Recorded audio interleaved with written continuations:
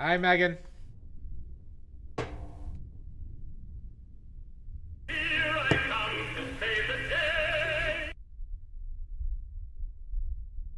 Megan, you get a point.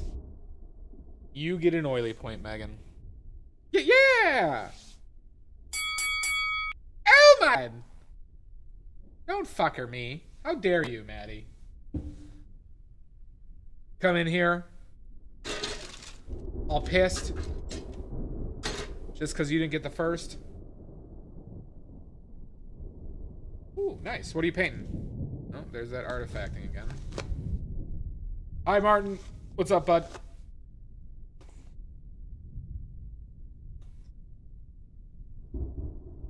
No, Megan, you gotta stay. You gotta stay, Megan.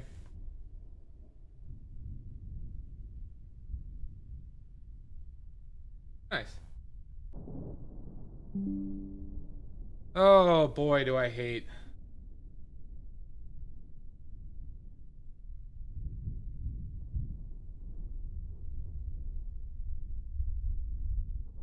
Do I hate everything? Is this like a restream issue?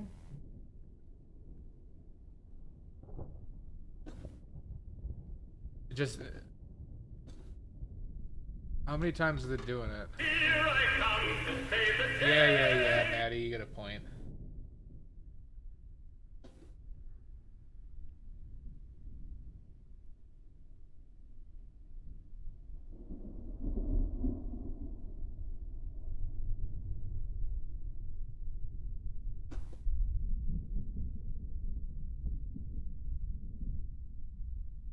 Me too, Maddie. It's really frustrating because it's one of those things. I'm not doing anything different, but yet I'm getting. Nope, I haven't. Could be I'm trying to stream too high of a bitrate, maybe. Let's see.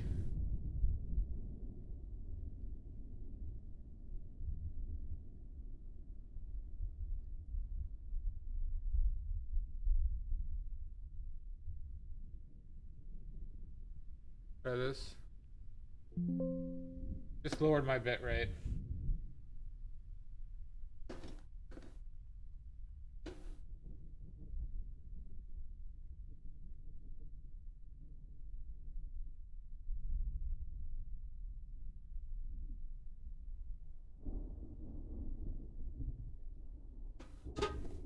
Oh.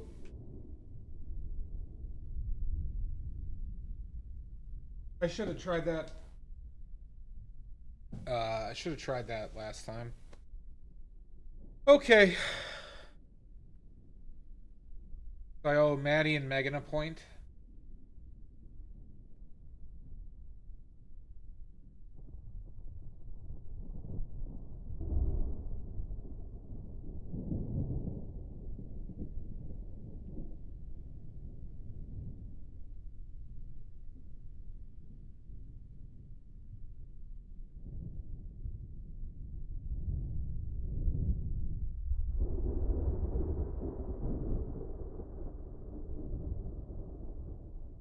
So we're only making 2. And then we're making some more impasto medium. So this was a color, you know how I do the Zorn palette, Maddie? They call this lemon ochre, which is a yellow ochre, which I think is going to have less red in it than the yellow ochre I use. It's from Italy, not Virginia. So the yellow ochre I use is from Blue Ridge. It has a higher iron content and definitely has a good amount of red in it. I'm hoping this will have less red in it so I can make better greens, or darker yellows, I should say, which will appear more green with the Zorn palette. And if that's the case, the Zorn palette, this will open up the Zorn palette significantly if this has less red. But we're going to compare them side by side once I'm done making it. Hi, Garmin. Oh, thank you. Yeah, Twitch is being a dick. But I lowered my bit rate, so we'll see. So, we also have Phthalo Blue.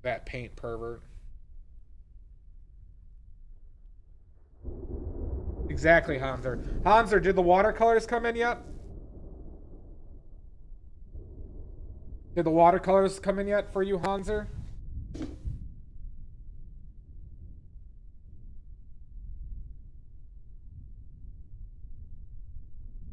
Okay. So I got my mask on, everybody. Go check, Hanser. They should be in. They're in a black, like a black padded mailer. A black padded mailer. Alright, so we're going to make impasto medium. We got our big ass tube. We might need more than one. We're using chalk, silica, bentonite, and oil. And linseed oil. I got a backup bag of chalk here. So let's start making it, huh? We don't need a molar for this. We need palette knives. The question is, do I need to clean off my palette knives? I need dos deuces. You really are turning into me, Maddie, and I'm here for it.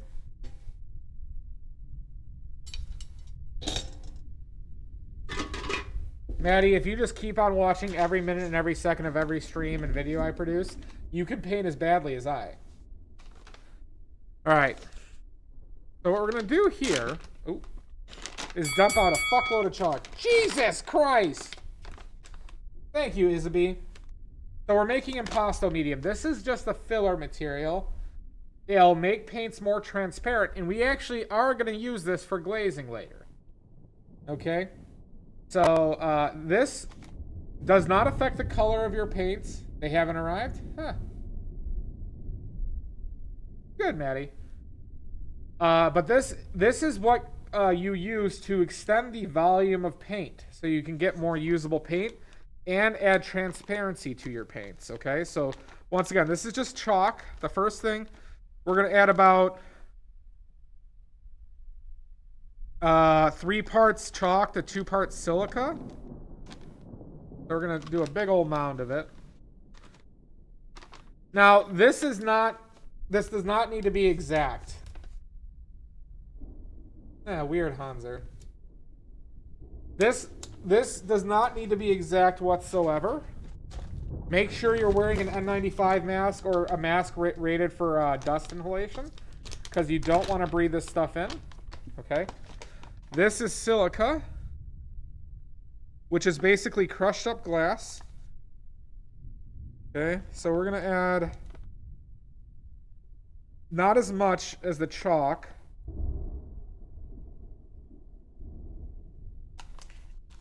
But a little less than the amount of chalk that we had. Ooh, hot damn, green bag. Poo poo pee pee. I'm going to add a little bit more chalk. I added a little bit too much silica, I think.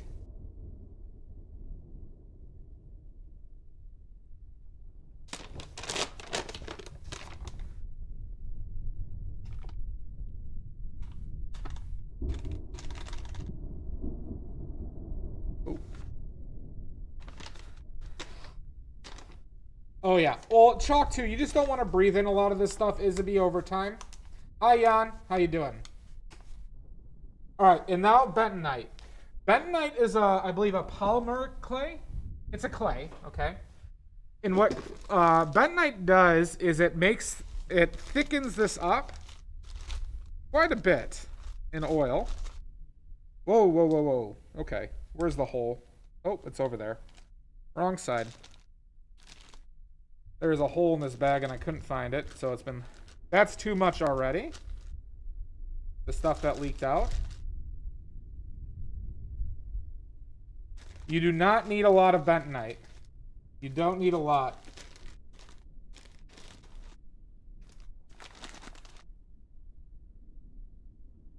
Okay. I'm making a goddamn mess. So what we're gonna do is see how much we have from the stuff that's fallen off, and we'll remove some because this is too much already. Bentonite goes a long way.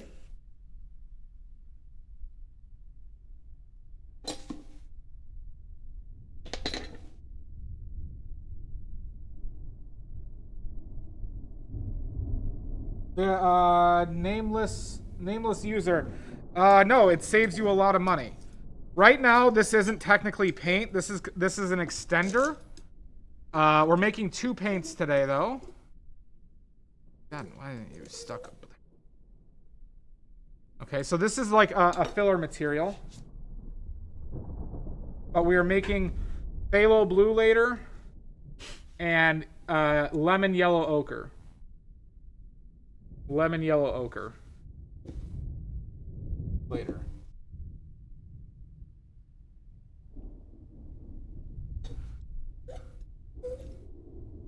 All right, so let's. All right, so see how much bentonite we have here? We don't need this much. For this amount, we are going to remove probably 1/3 of it. That's about all you need, okay? Now we're just going to roughly mix this all up.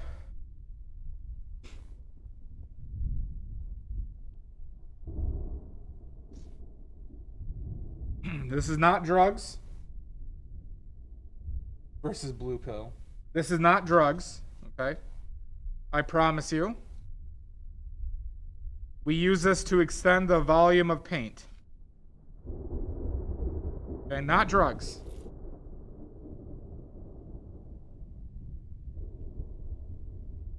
I have been lifting weights and doing cocaine all day! No, no, no. Nameless user, by making your own oil paint, you save roughly, you could save as much as 80%. You are not Cotton Ferret. By making your own paints, a lot of paints you'll save as much as 80%. And you'll get higher quality stuff. You'll get higher quality stuff. Son of a bitch! Alright, so this is the oil that we use. We're using aged refined linseed oil. Okay, for this. And we're gonna pour that in. And we're gonna start mixing. We don't need to mold this. We don't need to mold this. We just need to make sure that there is a proper amount of oil to chalk and silica. Because we're not gonna snort it. God damn it, Salt. So we're just going to mix this around until we get a thick paste. Until we get a thick, a THICCC paste. I have been lifting weights and doing cocaine all day! No, we haven't been, Salt. What's the benefit to oil versus anything else? A lot, nameless user. It's more archival than acrylic. So it's more durable and rigid of a bond to the pigment. It could physically hold more pigment. Acrylics require water to make the medium itself. So the amount of pigments that acrylic can hold as a function of the medium is less. Those are the major reasons.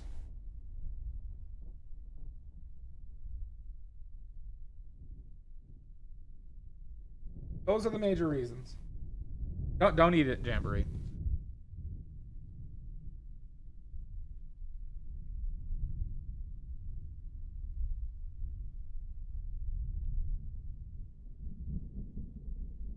Where's this?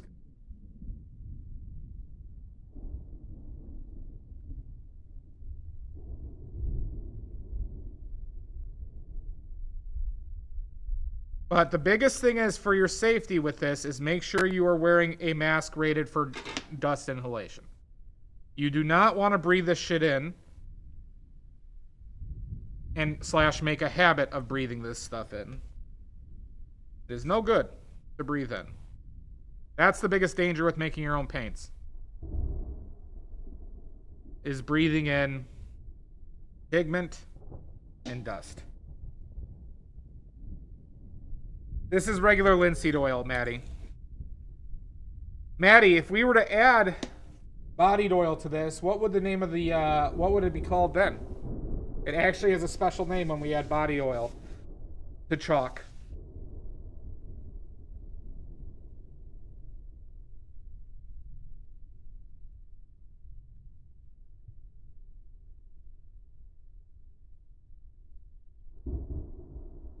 It is called Velasquez medium. Over the famous painter. He used to mix chalk and stand oil. And he'd use that to extend his paints and make his brush strokes smoother.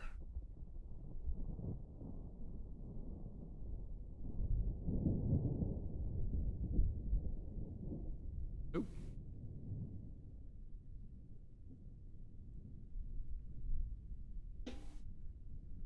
Yep, Velasquez medium. You got it.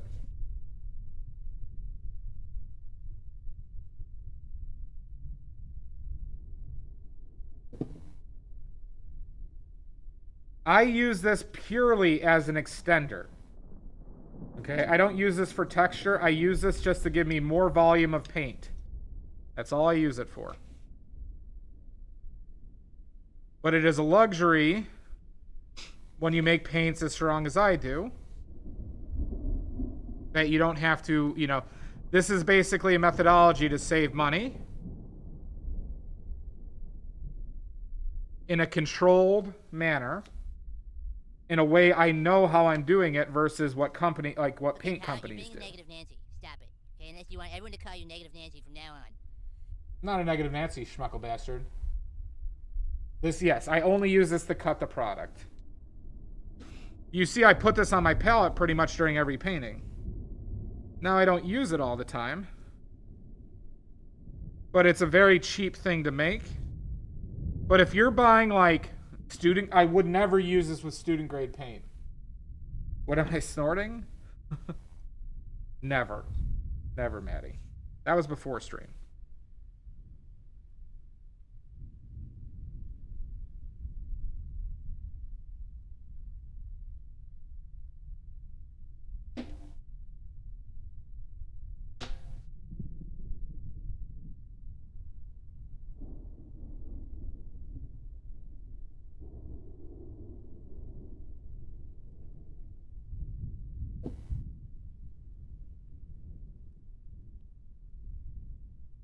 Yes, please. If you're not subbed to my YouTube, I would greatly appreciate it if you did sub. I'm very close to being monetized. And if you could also open up a tab to watch the stream through YouTube, I would really appreciate it.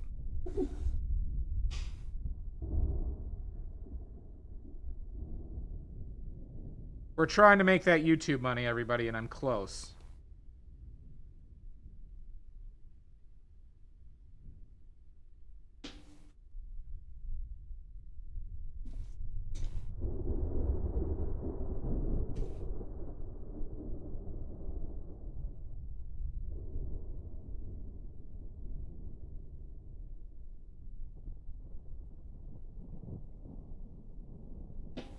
Blood.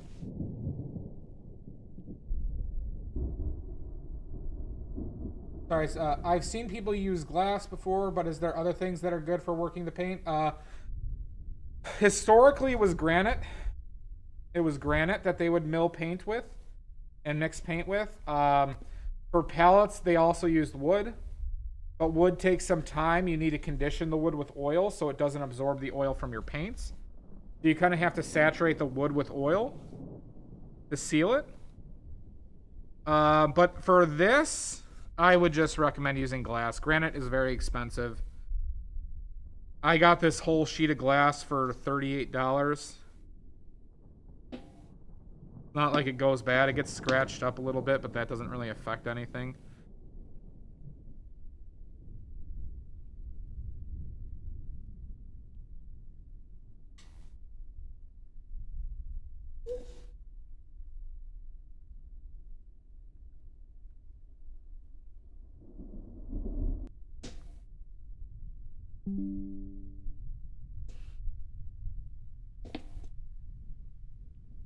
Oh, did it just happen again?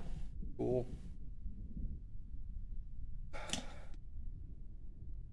Refresh, everybody. Refresh the Twitch. The glass isn't gray, Hanser. I painted the table underneath the glass. I painted the table underneath the glass gray. Here I come to save the day. Hanser, you get a point. Hanser, I painted the table underneath the glass this gray.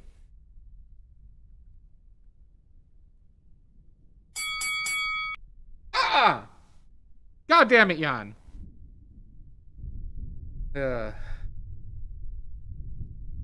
I'm really frustrated by what's going on with my connection.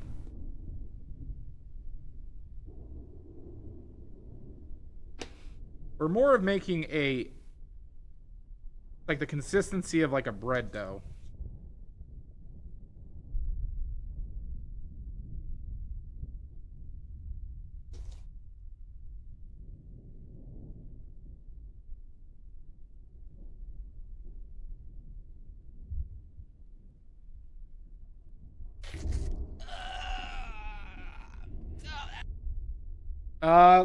Hanser, I'm gonna do that for you, but not until I take off my mask. I'm not gonna do it at this exact moment. There is still dust around.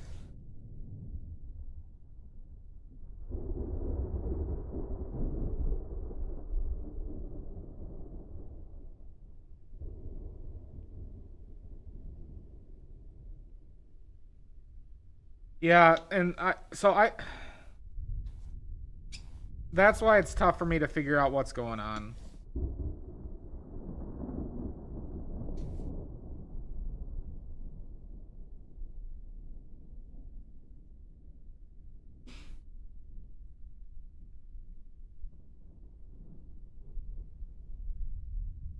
But boy, is it, it's annoying. Boy, is it very annoying. What kind of cake is this, Poison Jackal? This is called Impasto Medium. Thank you, Isaby. We don't eat this. This is just chalk, linseed oil, silica, ground silica, which is basically a glass. Well, it is glass. Ground to a very fine powder, and bentonite clay. It's a heroin cake. It is not.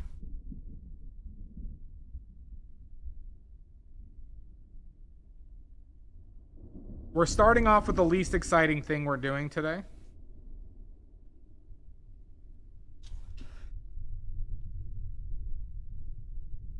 Oh, did I? Fantastic. I do not. They are bendy, Jackal, but you just, you know, I've broken four of these on, the nameless subscriber. I am. Thank you. I have cut my finger with these bad boys, too. Like, pretty bad. It cut through my glove. I didn't realize it, and I took off my glove, and there was a ton of blood inside. Well, it's because I'm just so strong and manly, Jackal.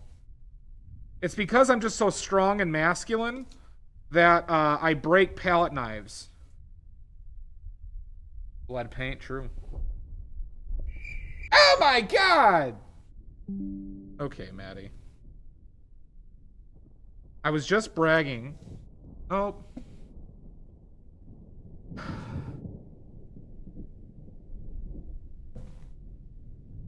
Fucker, Twitch.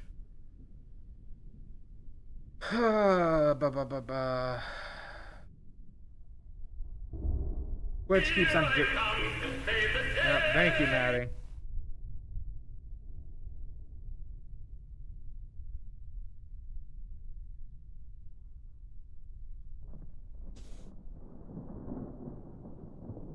Maddie, was that 3 for you already today?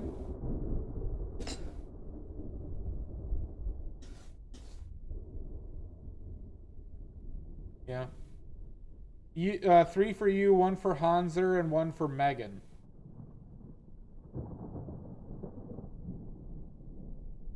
God, I love it.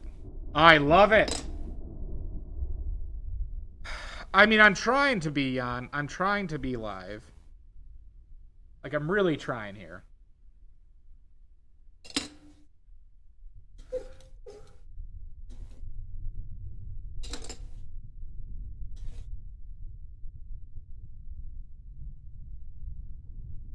But, not getting very lucky here, huh? Doesn't seem like it anymore, Jan, does it?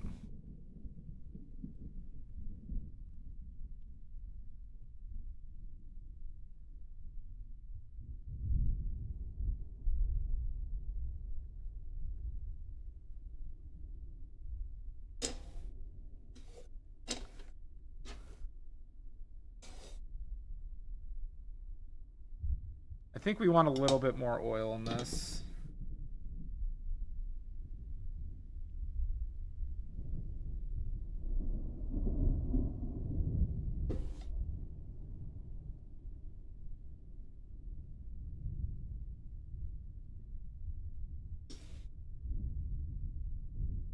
Made a lot of this. So yeah, this doesn't need to be mold. You can't really mold this. I've tried. So we just leave it as is. Well, thank you, Poison Jackal. I be smoking. That's true. The YouTube is very stable. Quit playing with your dinghy. I will not.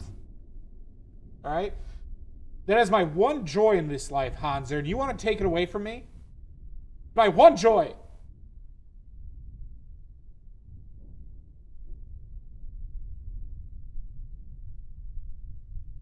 Yes. Okay, all right. At least you're honest.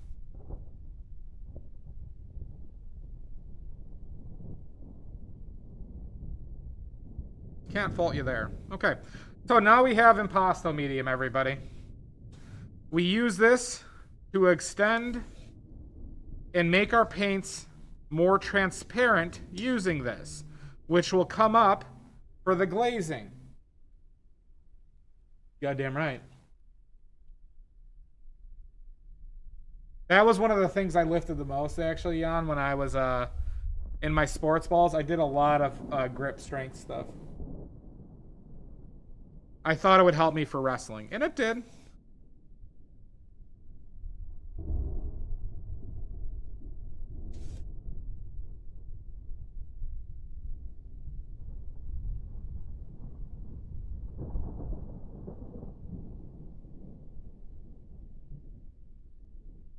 Wink. All right.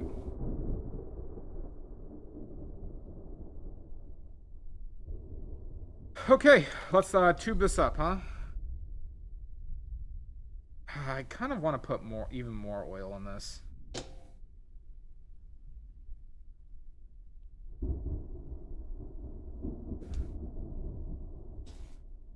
But it just kind of like soaks it up and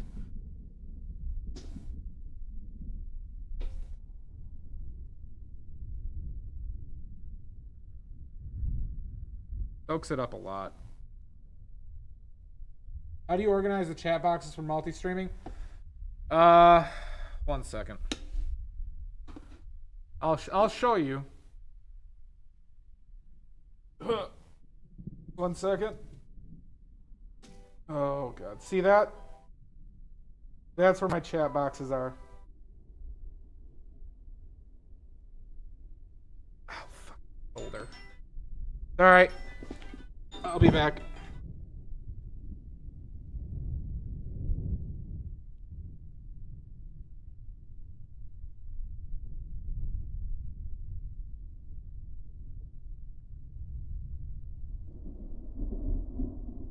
On my box. All right. Hold on, everybody. I gotta mute for a second. My ma just called. I want to make sure everything's all right. Don't you look at my box. You're a bloody mess. I'm not a bloody mess. Oh, Mizu. Oh yeah, do your true. Here, Hanser.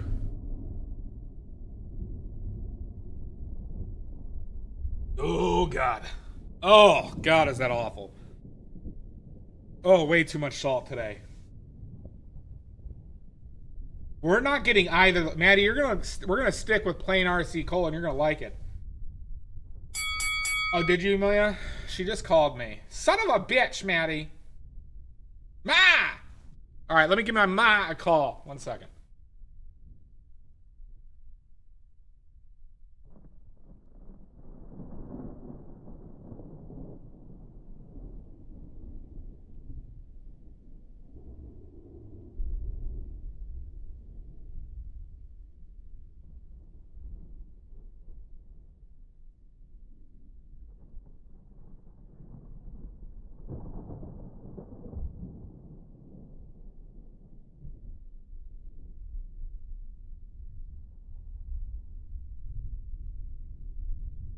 Oh my god.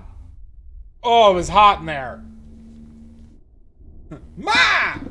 I'm streaming. I told her I was streaming too.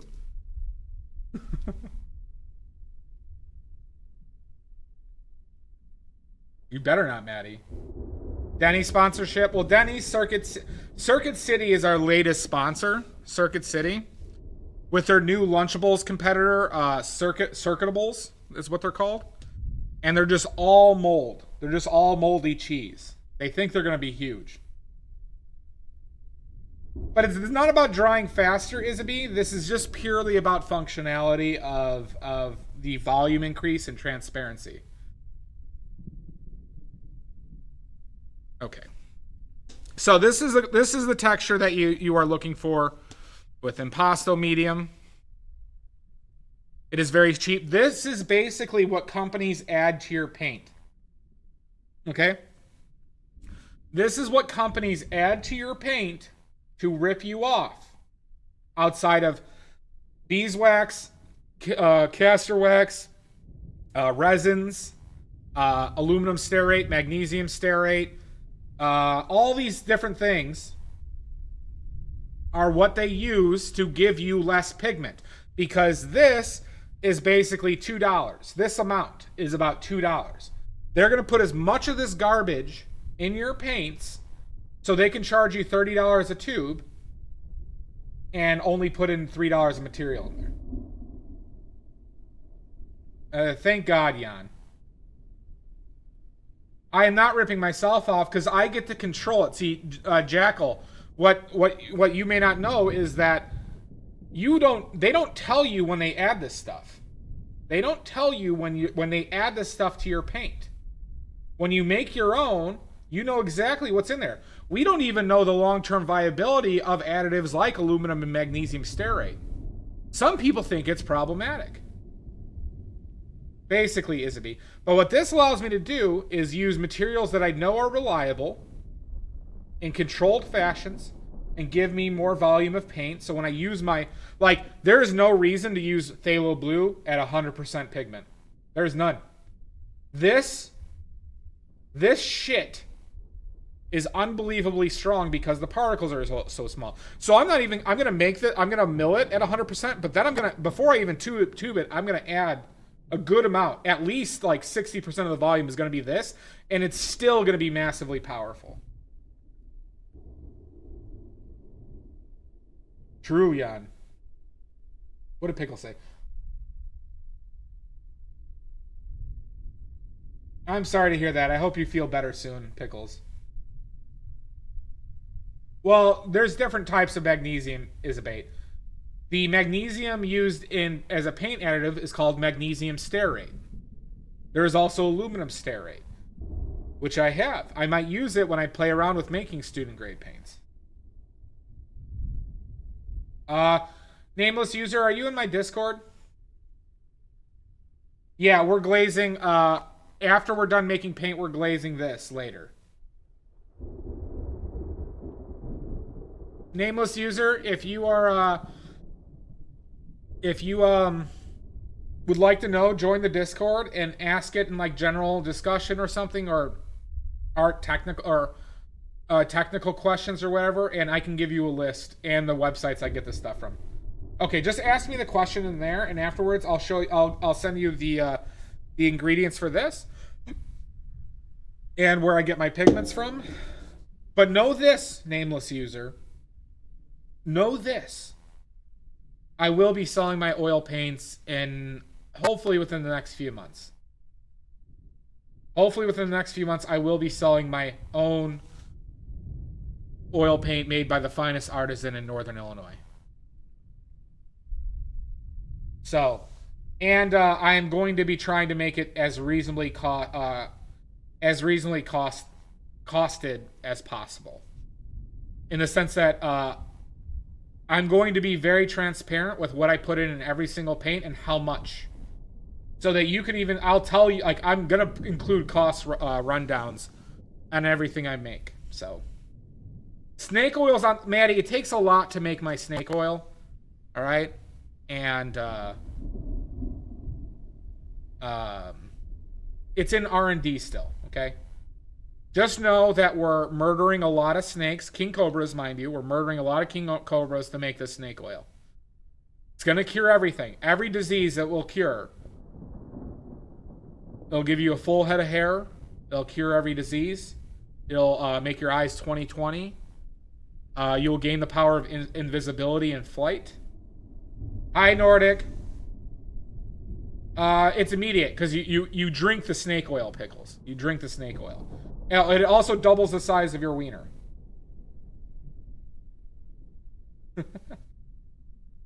No, I can still play Omizu. No, way better than the Rhino Horn, Emilia. Way better. Oh, fantastic, Nordic. Glad to hear. That last painting we did was Nordic's choice. Hi, Uncle Trash. How you doing, bud? All right, let's tube this up, huh? 2 pangolin scales, way better, Emilia. Way better. Like I said, the snake oil I have in development right now will cure cancer. It cures lupus, fibromyalgia, gives you a new head of hair, doubles the size of your wiener, gives you the power of flight and invisibility. It's unbelievable stuff. I'm doing well, Uncle. Doing well. Oh, that sucks. That sucks, Nork. But I'm glad you're feeling better. All right, so now we're just going to jam this down the back of this tube to store, okay? We don't ask, we just do this, okay? We just do this.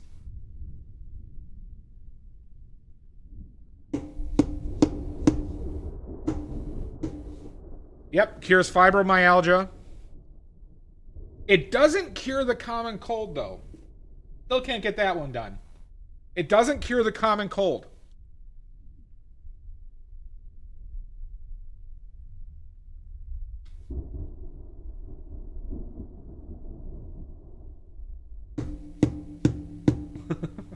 All right, good perverting, Uncle Trash. Hi, Liarna.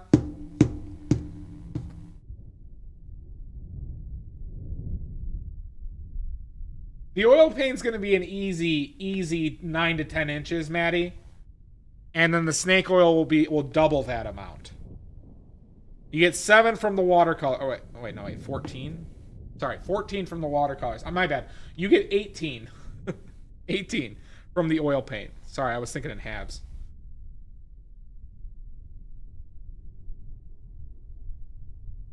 And then you could double it with the snake oil.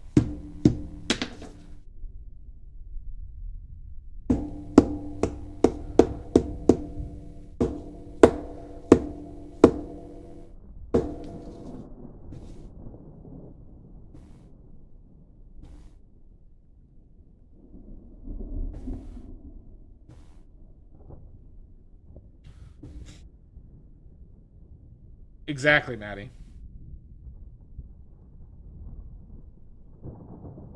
Jan, do you want me to make some for you, bud?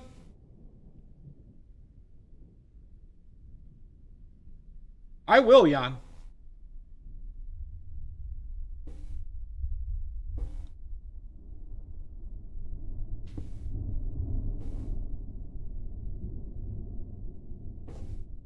If you're serious, shoot me a message. I'll estimate the cost for you. Oh, easy. Easy 8 hours, nameless user. Easy 8 hours.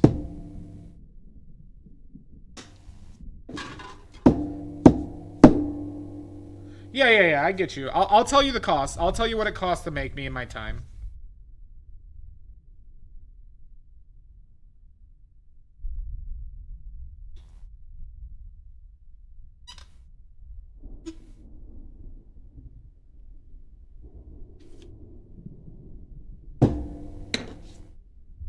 Yep. That's what it's a good use for it.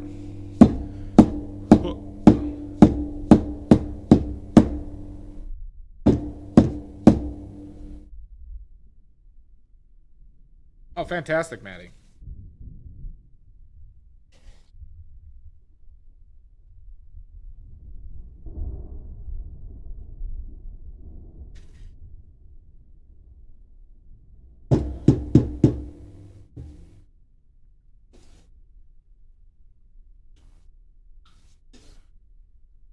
Oh, everybody, also, just so you know, for trivia, we are going to be playing with your dinghy. Never, Hanser.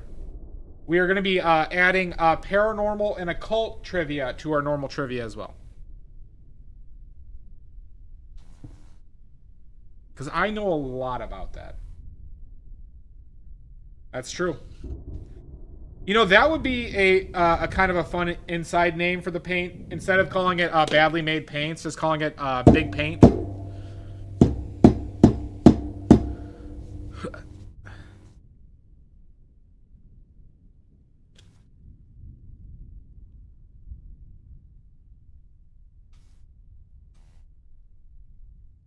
But the big issue, like, you know, Amiza, though, the big issue with paint and paint companies is none of them want to tell you what they're putting in their shit. Like, it's a real issue. It's a real goddamn problem that how there is no accountability or transparency within paint companies.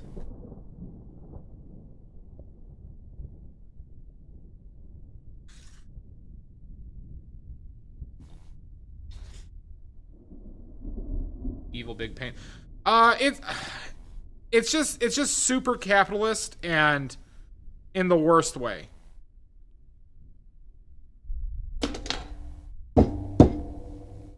Very short-sighted.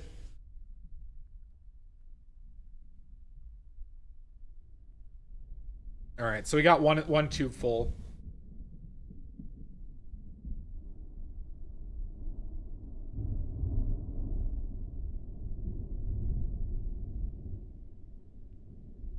Nordic, that's going to be some rough night poos. Nordic, those are going to be some rough night poos you're going to have. So I would say try one. I'd say try one. But if you want to have a night of poos, spicy poos, then go for it. Get tubular. I don't know that one, Uncle Trash, but it'd be more like, what was the name of the cemetery in the United Kingdom where there was a supposed vampire to the point that there was a multi-year investigation and hunts for? We are making paints. We are currently making Impasto medium. Twitch is being a real fucker, Mud, still. I lowered my bit. Oh, it just happened again.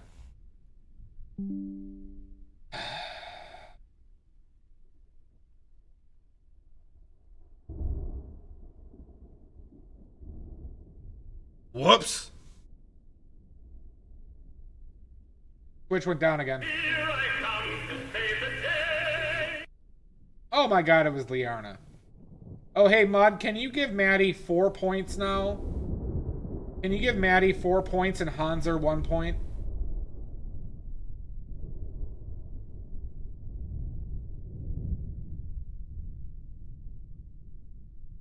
Will this fit in one of these? Probably not.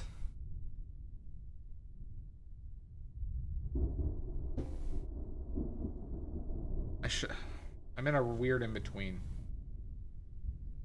I'm in the in-between, everybody. Got a plan.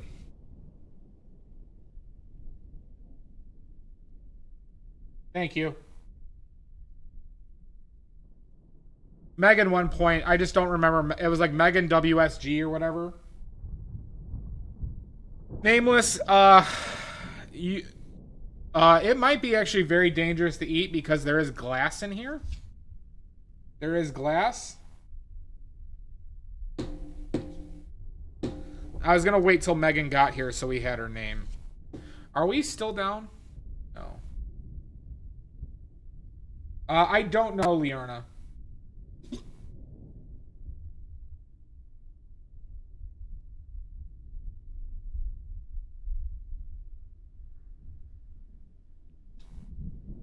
Jam this right down in there.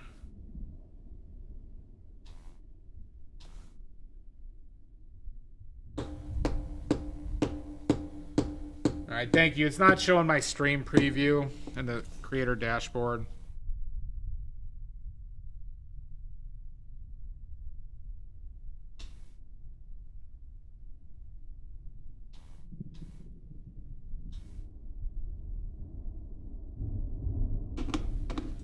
It is Twitch shenanigans.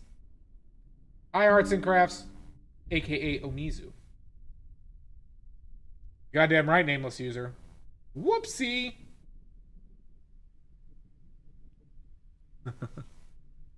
I won't, quote Choff. Motherfucker.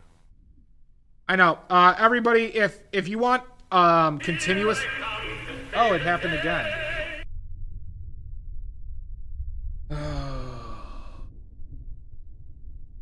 Go to YouTube. Go to YouTube.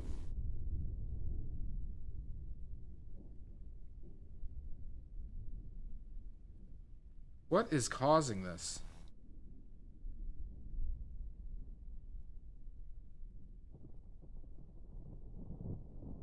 Did my Wi-Fi get worse or something? But YouTube works fine. I lowered my bitrate.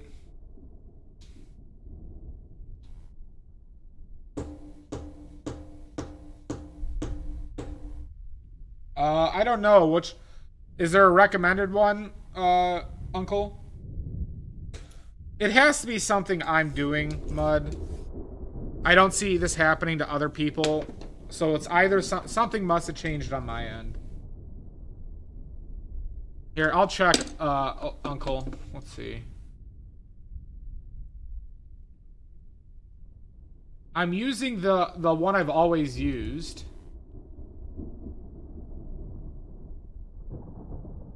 Wait, where's the codec?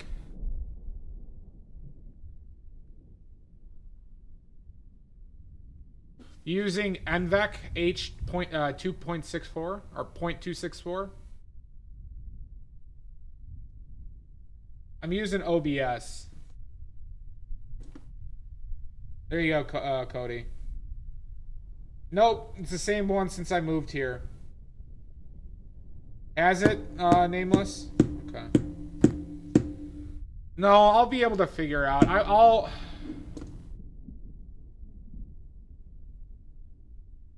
Oh, software X264? Okay. We're gonna try that.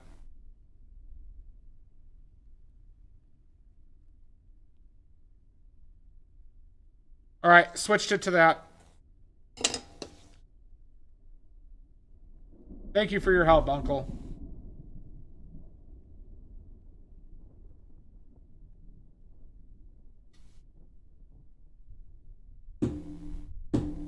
Sorry for all the bullshit. I really got on the North Koreans' bad side recently, so I imagine this is a North Korean attack. I just had to say some stuff during dinner. I just had to say that stuff at dinner. In front of Kim Jong-un. But he was not supposed to be there. I did not invite him. Yeah, YouTube is constant. Like, YouTube is not crashing, Twitch is. Or the connection from YouTube doesn't require a refresh.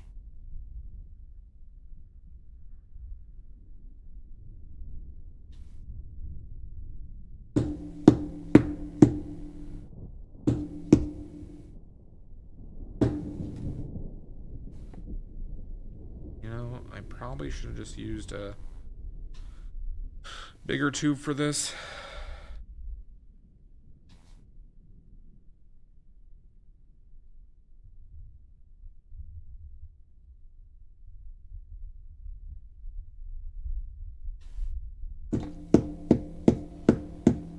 Jan, how many tubes of this do you think you'd want?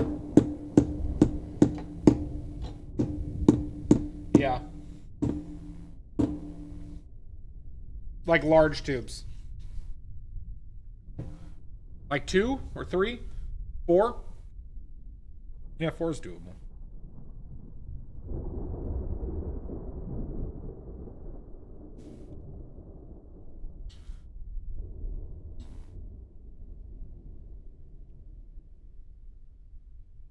I would do that, Jan. If you brought up, if you sent a can that size, we could do that. That might be easier.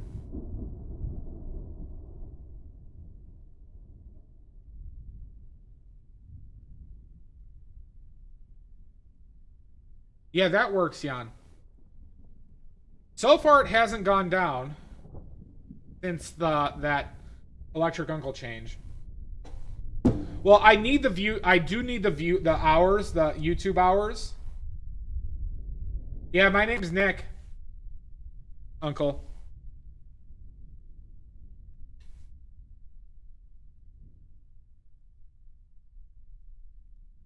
My middle name is Ivan. Hi, Uncle. Well, we just have to, Mud. JK. It's called Rolling Hills, Jan. Right now, we got one large one and one small one, and I might fill up another small one. There can only be one. Oh my god! God damn it, Maddie. Is that already your third fight today, or is that still only your second?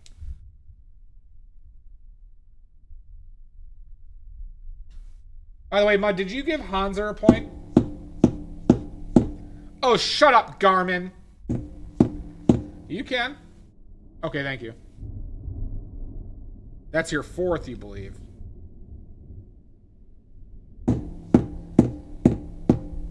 Oh, yeah, I do remember that.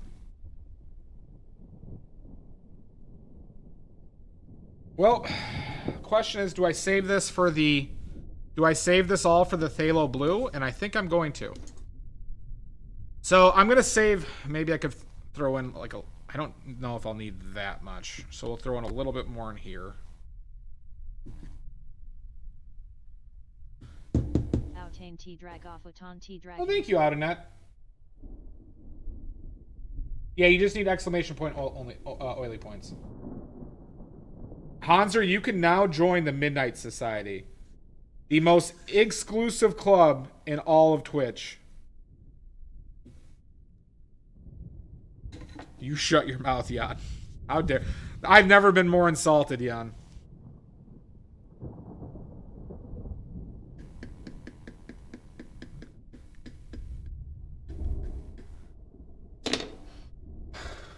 Thank you, Maddie.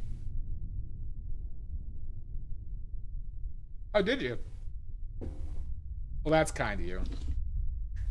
All right, so we're going to save this. We're going to save this for our Phthalo Blue, everybody. We're going to save that for our Phthalo Blue making. Before you forget. Ooh, hot damn. 7 in a row out in it.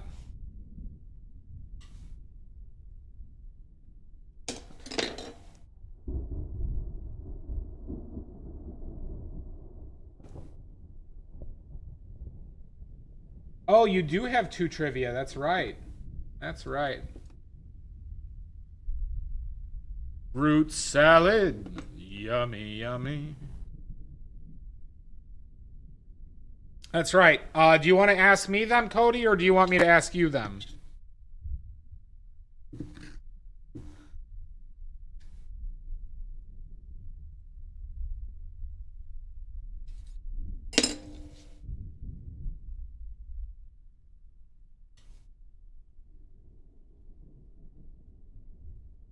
All right, let's close these fuckers up, huh?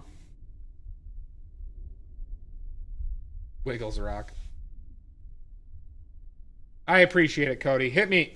I've never got one of these wrong, though, Cody, so...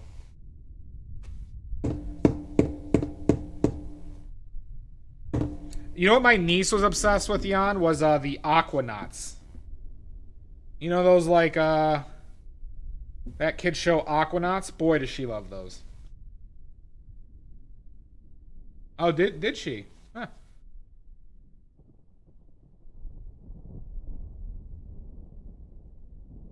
What was the only sculpture Michelangelo ever signed? Oh, Jesus Christ.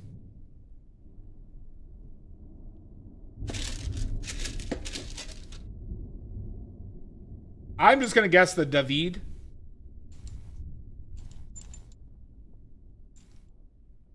Because I don't know the name of another one of his sculptures. Alright, so we're just going to crimp this shut, everybody.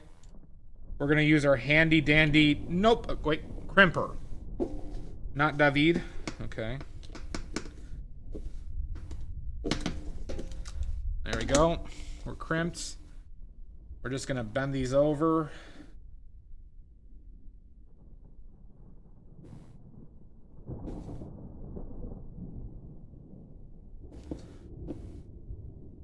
What's in it? I can't think of another one of his sculptures by name. Cody, you got me. What is it? And then we're just gonna squeeze the shit out of it.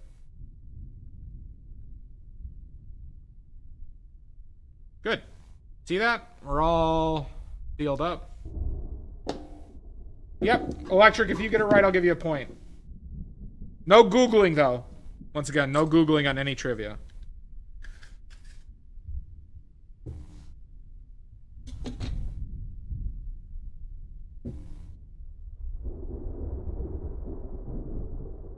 Root salad. Yummy, yummy. Oh, okay. Uno, you get a point. I mean, Uncle, you get a point. Uncle, you get a point.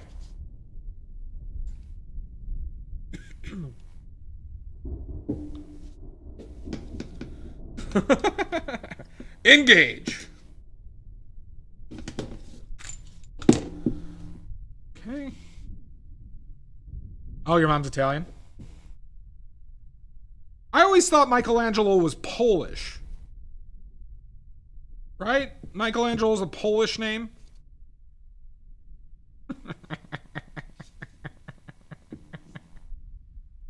Right? That sounds right to me.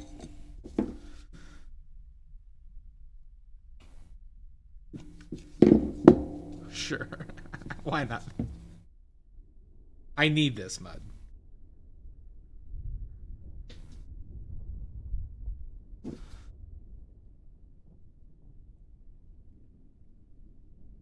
All right.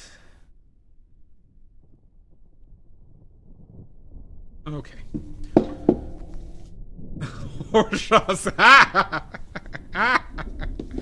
So that was a joke.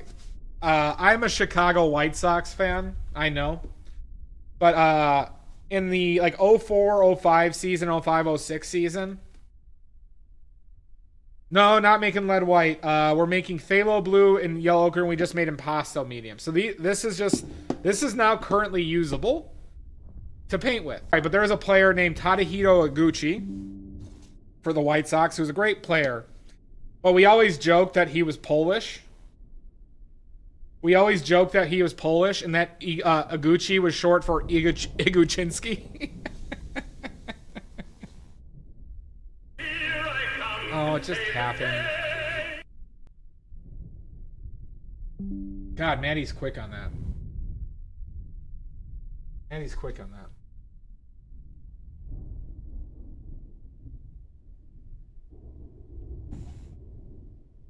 All right, one second. I'm going to grab more oil.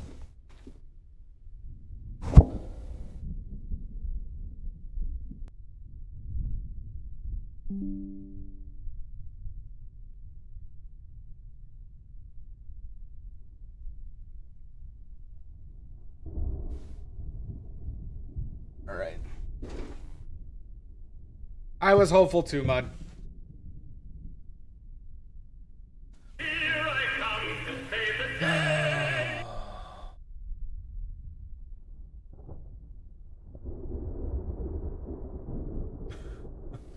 These points are getting thrown around like hand jobs. By the way, we owe a point to Maddie, Mud, and Electric Uncle Trash. No, it's okay, Mud. It helps. Honestly, Mud, it helps me know that it went down.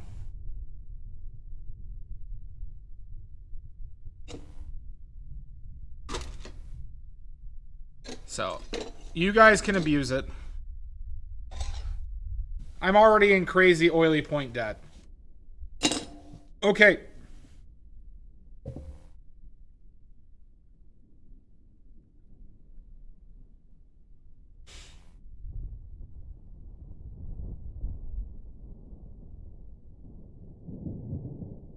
But it's been fine before. I've been dual streaming for over a year, Cody. So unless something changed that I was unaware of, I'd be surprised.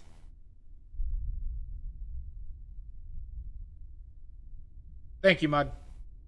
That's what I would think too, Maddie.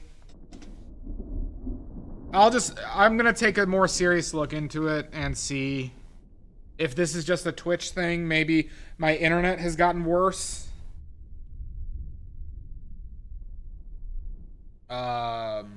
Maybe it has something to do with the extra monitor yeah. So. Alright, everybody, time to make a very difficult paint to make by hand. I don't recommend making this paint by hand. Okay? We're putting on our N95 mask. And that color is phthalo blue. Do we know why I don't recommend? Do we know why I don't recommend making this by hand?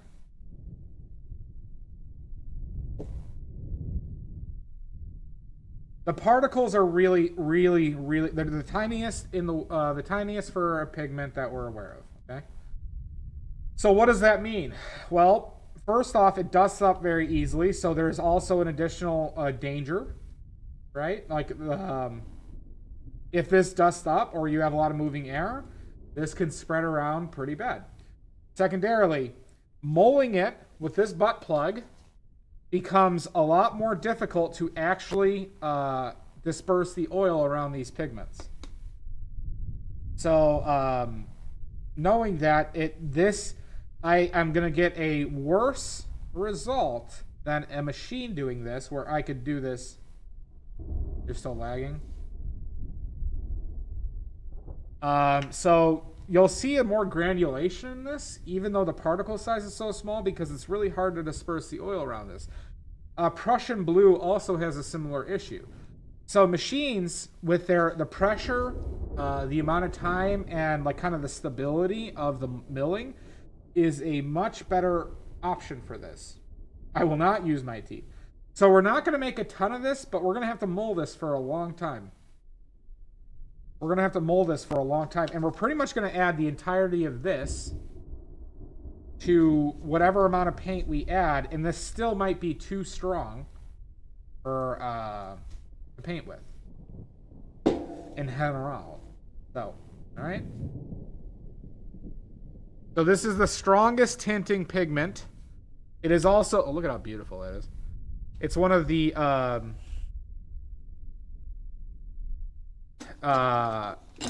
it's transparent. It's extremely light fast. Extremely weather fast. Don't eat it. But you see how, like, it spreads out just from that little drop. So I'm going to be very careful.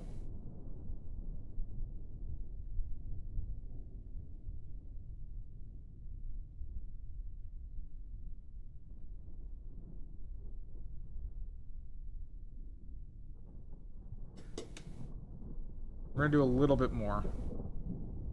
All right. This is all that we're going to make for that amount.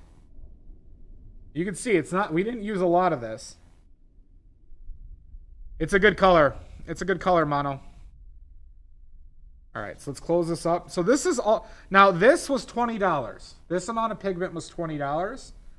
But considering how strong it is, you get a hell of a value from it. No, Mono, this would it would never come out of your nasal cavity, or your it would never get out of your nasal cavity. You'd be sneezing blue for the rest of your life.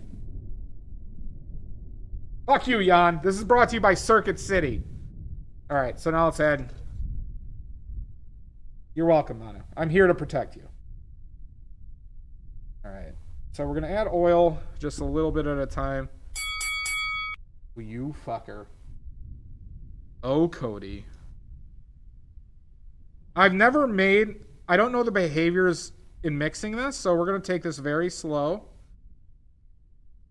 It uses a good amount of oil by weight, but I didn't use a lot of weight. Where is this? This is phthalo blue, Joanna.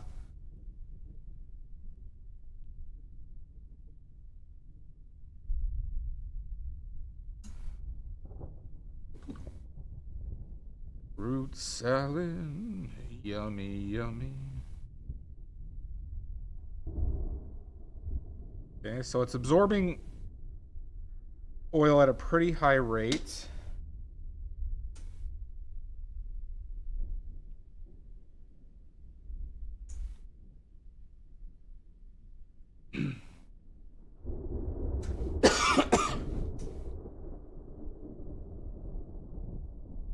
Yeah, you got another trivia.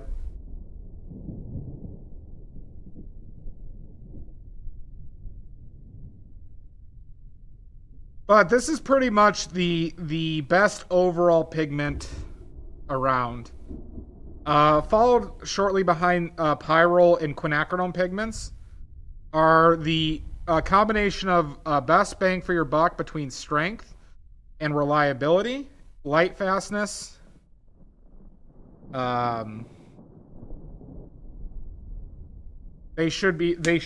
ought to be a part of your palette.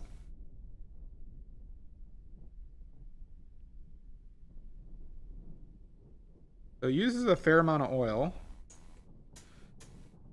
which I did hear about, but I was trying to be careful.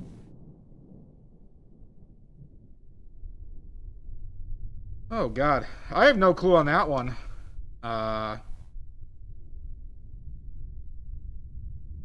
You know, I do think I've heard it somewhere, but I don't have any inkling of what that name is.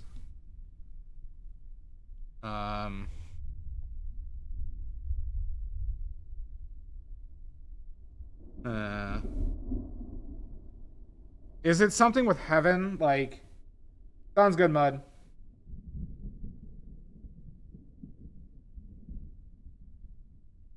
Okay. So, like something the gates of heaven, maybe? I think Genesis chapter... Oh, in the beginning? No.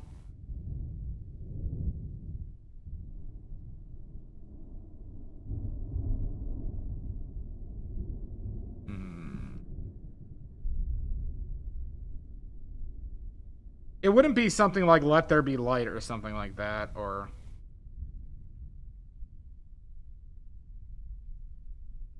Okay, so we got oil mixed in. But you see how granular this is? Not officially, no. Okay. See how, like, that's because the particles are that small and the oil is not dispersed well around that. Okay?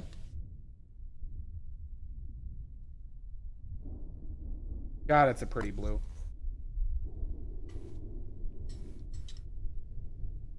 So, now we're going to take our butt plug. What other... Well, you know, there's a lot of... I might play around with different types of phthalos. There was one particularly. Yeah, this is my butt plug, Jan. It doubles as a paint muller. Notice the flared base, right? Alright, so now we're going to use our butt plug. And we're going to work in circles. And we're going to have to do this more than any other paint we've done this for, because the particle size is that small.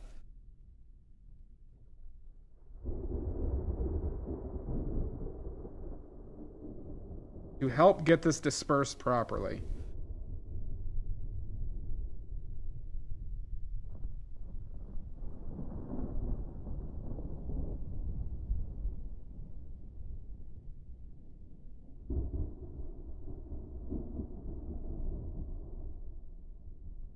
And hopefully it will become glossier and glossier the more we do this.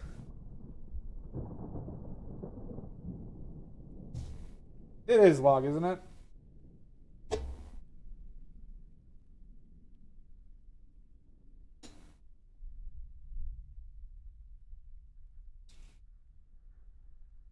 So every once in a while, what we're going to do is we're going to get all the extra phthalo from our butt plug and mix it all together to make this dispersion as homogeneous as possible. But once again, I don't recommend, and look at how it stains, by the way. This is because it is so strong and transparent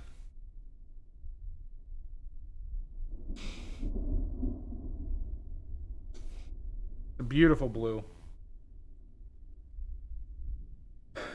Lapis is a lot different.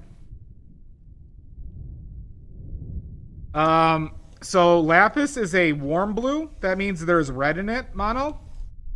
This is a cold blue.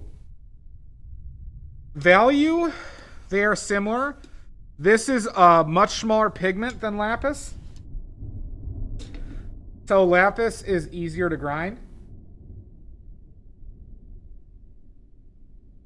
Cost, Maddie. I was actively trying to keep the watercolor palette cheap. Because when I originally chose those colors, I was not thinking about selling them. But I might include a phthalo in the future, Maddie.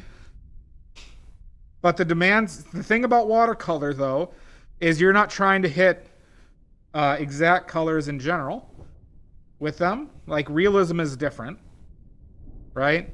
So, natural earth colors make a lot more sense in certain contexts with watercolors.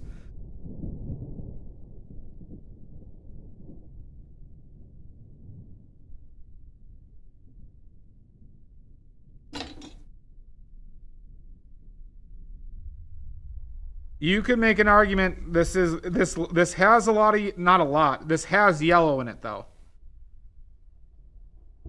So whoever said this was a nice green, not as wrong as you think. It definitely is blue dominant though, obviously. But there is yellow in this. It's not, it doesn't have any purple in it. It does not have red in it.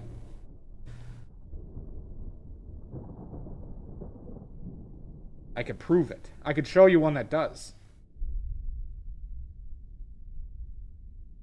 It's most likely because of your monitor, Tanarim. It's most likely because of your monitor.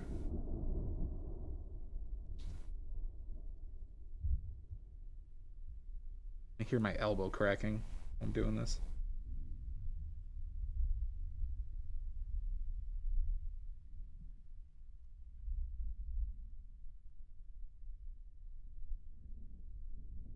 Purple. Could be that, Tanarim. Favorite painting? It's a John Singer Sargent painting. It's not officially named Sargent's Muse, but if you search Sargent's Muse online log, you can see that's my favorite painting.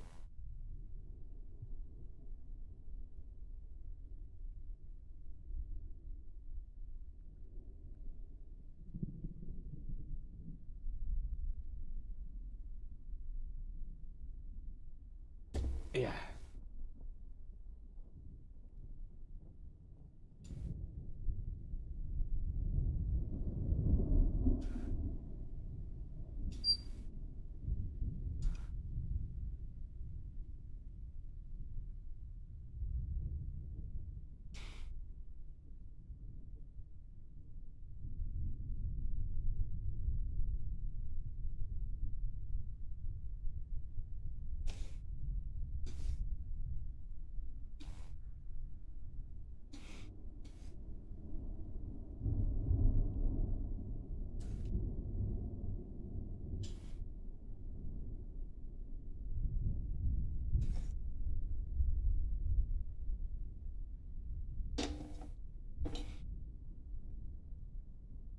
Isn't it? Oh yeah, I could take off my mask now.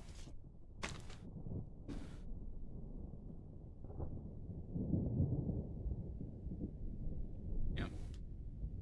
I mean, I can show you a demonstration, Tanarim, on how I know this has a lot of yellow in it, or more leans yellow instead of red. I'll do that if you're around, Tanarim, I will do that demonstration once we start the glazing portion of this stream.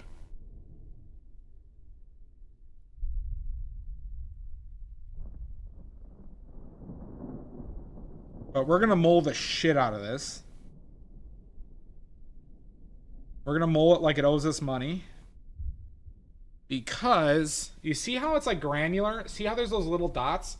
That's pigment that has not had oil dispersed properly around it yet. That's why this is so tough to make on your own.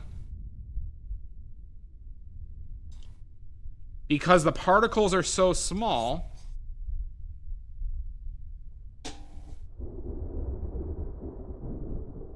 Hanser were glazing paint. I believe they are, Maddie, but I'm not positive. One thing that would tell me is this version, this pigment number of phthalo blue is the most common between companies. So I'm guessing that this one might be somewhat special in that universe of paints.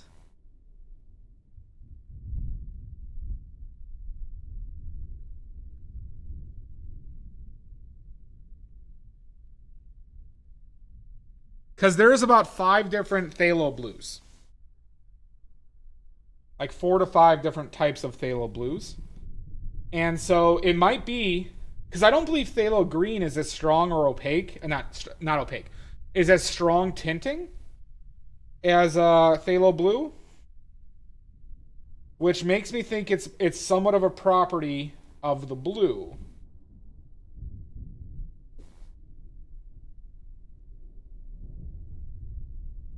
Right? Because maybe it turns this blue because of the particle size itself.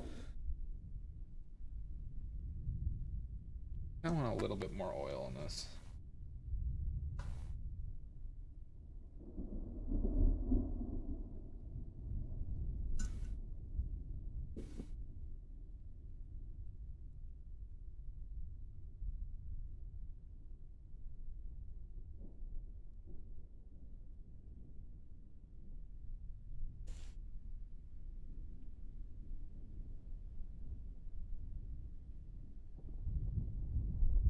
If we just like really just go to town on one part of it.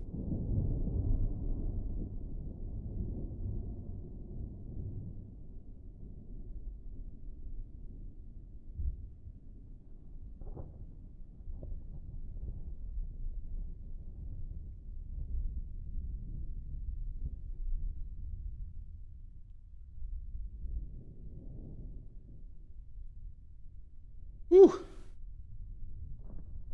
This is a workout, everybody.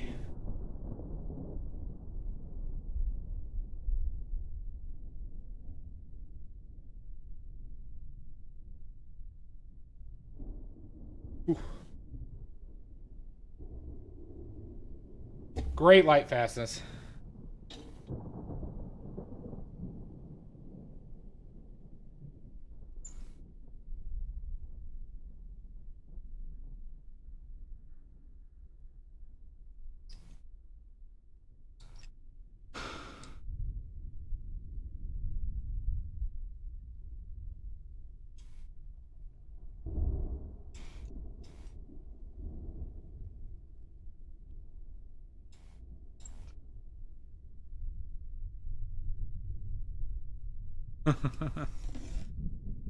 True, Mono. True. So let's mix this up again. Hopefully we get glossier and glossier. Ooh, that... Alright, we do have some gloss on it.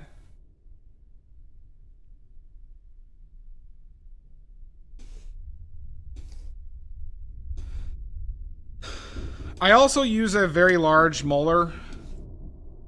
I made sure to get the largest one I could find because I thought it would help me in scenarios like this. Yeah, we're getting,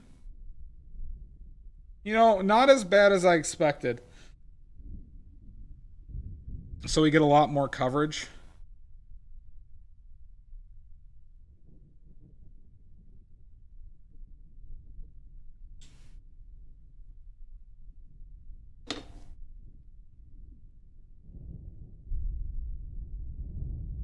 Well, Hans or one known as they don't have to tell you if they add zinc or not. Have a good one. Thank you, Fools Fox. I appreciate it, bud. What question, Maddie? Sorry, I missed your question, Poison Jackal. Hold on. Where is it? Where was your question? Sure you get asked. Oh, sorry if they're bored you this question, but how'd you learn so much about pigments and paint? Is that what led you to start mixing your own paint? Poison Jackal, you there? Hi, Sashi. You ready? Ooh, fantastic. Are you sitting down, Poison Jackal? Fire the nuclear weapons. Oh my god! Silver grains! Are you sitting down though, Poison Jackal? This is a very controversial answer. Welcome in, Silver Grains. True, true. Give us those sweet, delicious links. Silver Grains is a new friend over here, everybody. Does a lot with photography. You should check out their stream, and I better see those goddamn links. All right, you sits? All right, good. All right. Welcome at Silver Grains. Thank you, Mono. All right. So, give me those sweet, delicious links. All right, how I got started into my paint mania. All right. Good. Everybody, go follow Silver Grains Insta or else. I've been following Silver Grains for at least 30 years. And so should you. Okay. So my paint mania started. Well, I started painting in October 2021. Okay. I used oil paints borrowed from my family, old oil paints. So there were a bunch of Winton, there was Gamblin, there was some Winsor and Newton, and I bought paints from the store, kind of like everybody else. I didn't know about color mixing that much. Was actively working on it and learning it. Blah blah blah. So there is a specific tube of paint I bought. It was cadmium yellow light hue from Utrecht. Okay.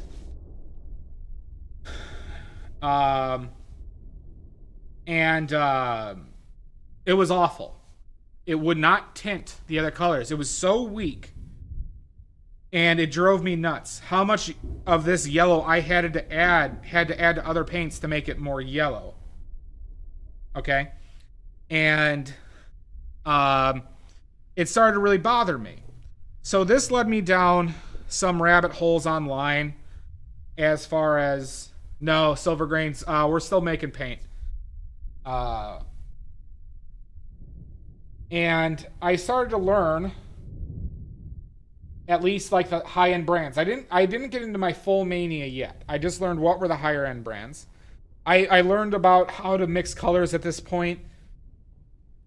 And so then I started using higher-end paints. I was using Williamsburg, Michael Harding, Old Holland, primarily. I was testing between those brands. And then I noticed that, like, wait, burnt umbers, every burnt umber from every company is different. Like, the color is different. And that didn't make sense to me. I'm like, well, why is that happening? And so then I started looking, well, what actually goes into paint? And I learned that, oh, umbers are mined from the ground and their color varies by mineral content. And then I'm like, oh shit, well, how many burnt umbers are there? And I saw on Natural Pigments website, there's about 12 different burnt umbers that they offer. 12 different ones. There's some from Cyprus, Nicosia, different parts in Italy, different parts of France, different parts of the United States. There's one from Spain. There are all these different hues of it. And then that's when I started making my paint, because I wanted to have the burnt umber that I liked and wanted. So I actually made 6 or 7 different burnt umbers. I ended up giving a lot of those to Babe Ross, actually, the ones I don't use. Then the paint making went into getting more knowledge of the different colors and what's around them. This was also spurned by some really bad tubes of ultramarine blue. One of the worst tubes of professional grade paint I've ever used was French ultramarine blue from Williamsburg. Yeah, well, raw umbers, there's just as many different. So with the ultramarine blues, varied greatly, because now we have a synthetic pigment that is more expensive than umbers. The color's the same, but the additives and the fillers that they add varies greatly. So, like, I bought Old Holland ultramarine blue was fucking dog shit. Michael Harding's was better, but it still had its issues. And then I used my Mary Piro's, which was only pigment and oil. And I'm like, oh shit, this is what ultramarine blue is. So then it got more into like the synthetic ones of like, oh, there's a whole world of like different colors available to me. And I can control what's in them. And you're telling me it's less expensive. It was a win-win-win. Yeah, Old Holland too.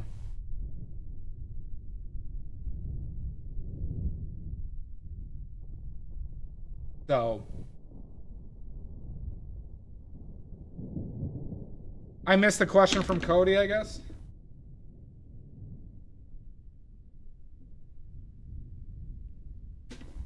And thank you, BT. We're making blue. So now, you see how much glossier this has gotten? It's still not as glossy as I want it, but I don't know if we'll be able to get it better. Gotcha. Okay, I wasn't sure if it was another one. I couldn't answer that. You get a point.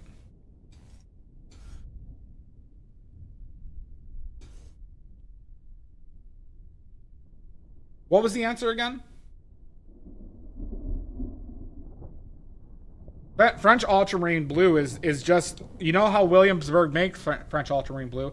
They take a blue and a purple and they add it together and they add like a fuck ton of filler. So it's a worse blue than ultramarine blue, and it has no tinting strength. It was awful. Separation of light and dark. That was the name of the Michelangelo paint? Oh. Or the Sistine Chapel?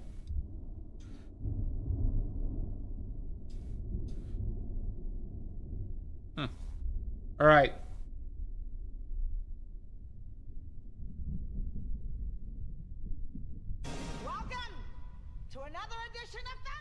Jesus Christ!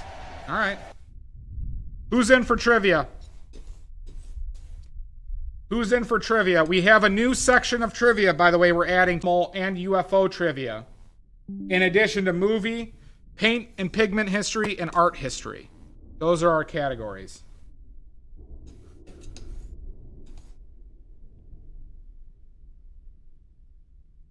Nope, I'm about to do so right now, Poison Jackal. So now we're going to add... Did I crash again? Motherfucker.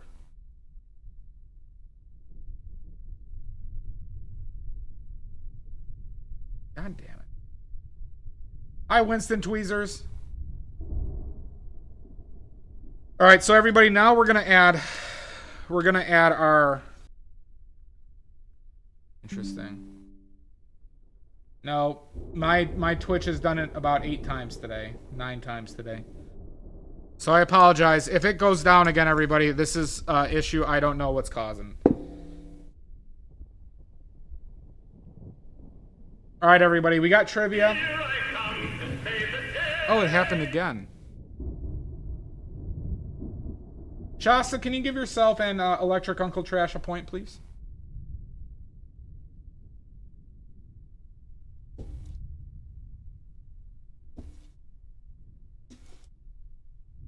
So now you're going to see how powerful this phthalo blue is. Because look at this. I'm not even adding the big hunk to this.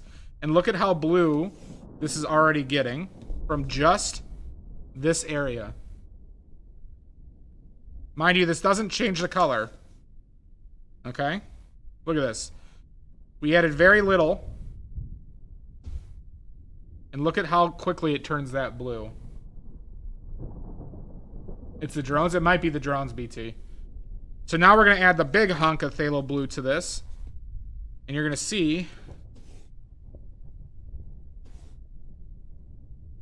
how powerful phthalo blue is.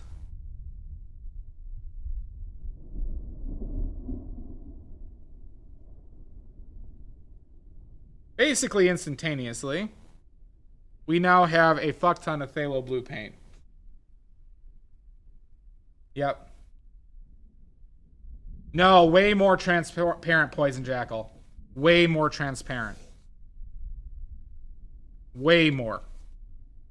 Impasto medium makes things more transparent. It does not make things more opaque. Chalk, silica, and bentonite are not opaque. They are transparent. They are... The reason why they appear white is because of light refraction.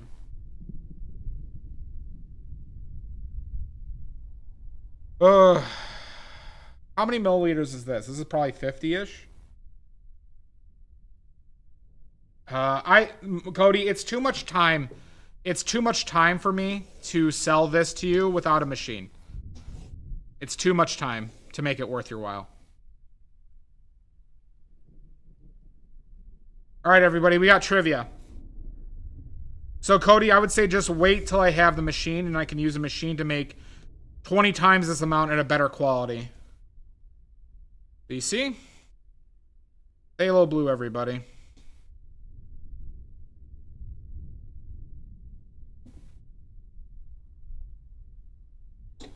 All right, welcome back. Okay. This might be, I think this is more than 50 mils, to be honest.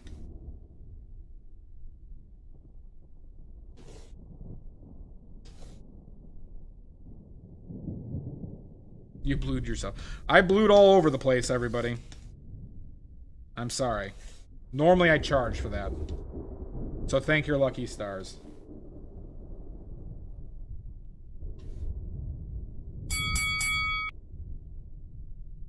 Oh my god! God damn it, Maddie. It's probably gonna be around $1,500, BT. So if anybody has an extra $1,500 for a machine, who really wants me to make paint for them. But I'd also need other supplies. I need like a printer for labels. I need to buy the tubes. I need to buy more pigment. I need to buy a machine to crimp. It's not something you can put on a throne.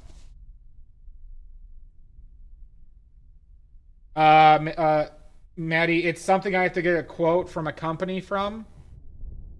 Like you can't, like, there's not like a buy now except for eBay for machines that I can't use. There's a specific machine that will fit on my desk. It's like this size, where I can make about 10 to 20 times this amount of paint at once.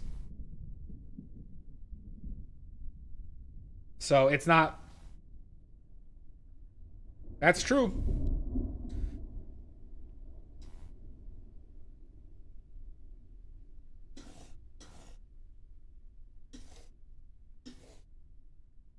Okay. All right, how much paint do I have here? I hope this will fit in a 50 mil. All right, so we got our tube. Let's just jam this paint up the back of it.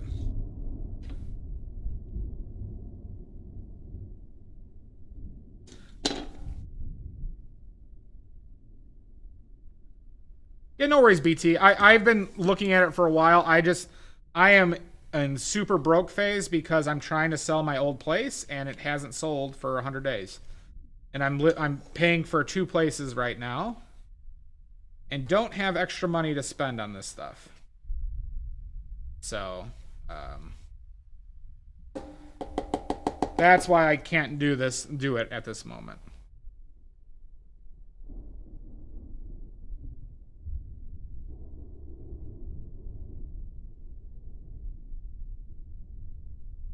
Yeah, trivia. I'm sorry. Okay. We're going to start off with a paranormal supernatural one. And let's go with...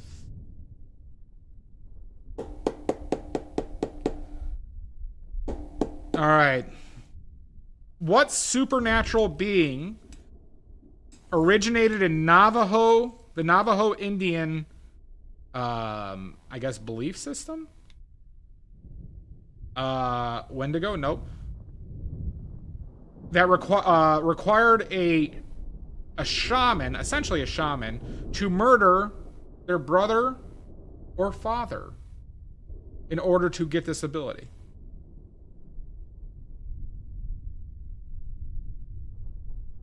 Still widely believed today. Phoenix? Nope.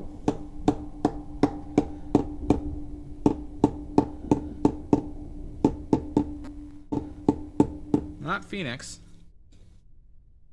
There it is. Pickles gets it right. Skinwalkers. Yeah, I can't really either. At the moment. Pickles, you get a point. Skinwalkers. Skinwalkers originated in Navajo mythology, I guess. It required basically a person to murder essentially a close family member in order to get this. That's why they were looked down and so feared. And they could apparently shapeshift, and in addition to other types of like magics that they believed in. There you go. Eating is not something I have heard, but I don't doubt that they dabbled in that as well. I know that they would keep the ashes for stuff as well. All right, next question.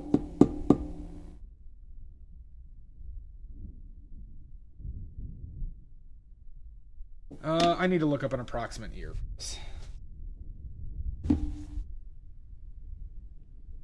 Because we're going to ask a question about a year. 1 second.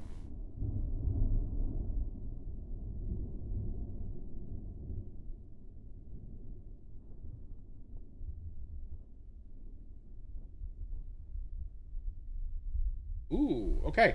What year was Phthalo Blue first sold in? What year was Phthalo Blue first sold in?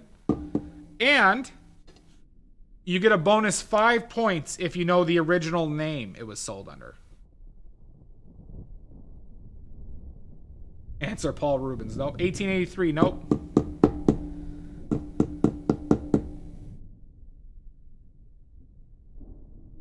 I can't see through there. 1935 is actually correct. Hot damn, Uncle Trash.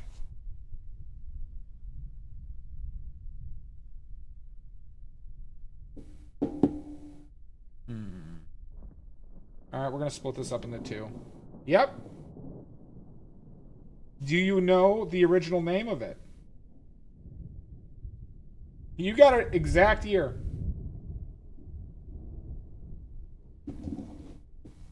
It went under the original name as Monastral Blue. Monastral Blue. Like monastery. Monastral Blue, maybe.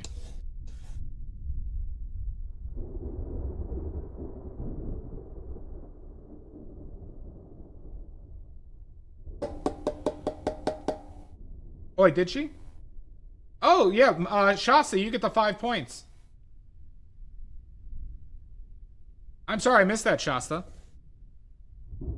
Damn, how'd you know that?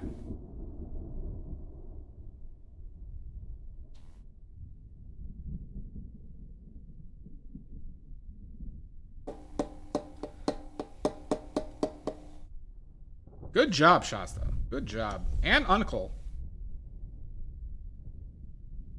All right, next question.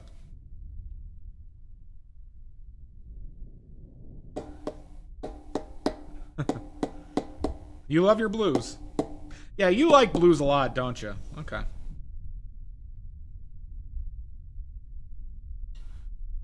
All right, regulars, I ask you to let the newbies suffer on this one for a little bit, okay? All right. No, because I don't think you've heard this one before.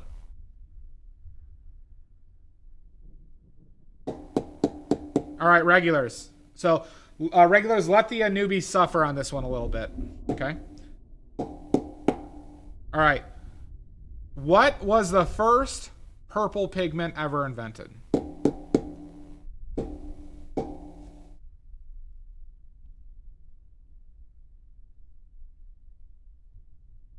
Incorrect, Cody. Incorrect.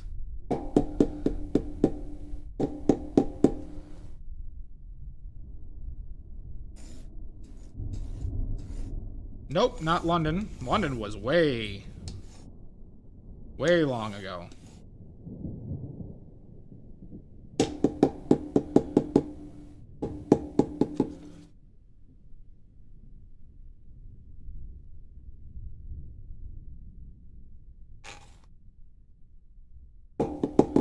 Iris purple, nope. Your mom, shut up, Natty.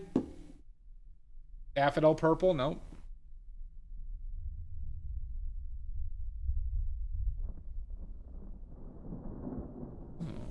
A lot of you on the sides here.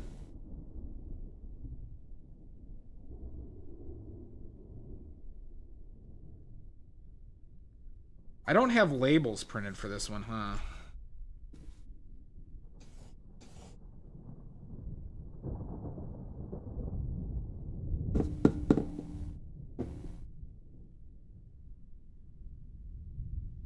Uncle Trash, you are correct. Han purple is correct.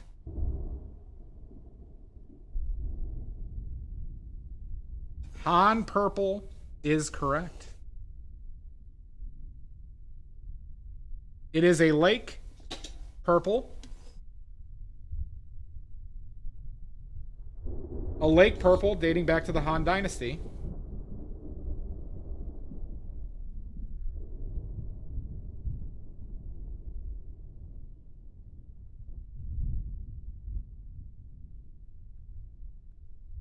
No, BT, it was Han purple. A lake purple dating back to the Han Dynasty in China.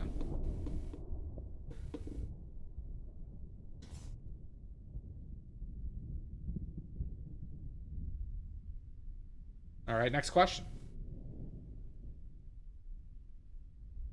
Not synthetic. There were purple ochres and purple natural earth colors, but Han Dynasty, dude, was like 1000 BC.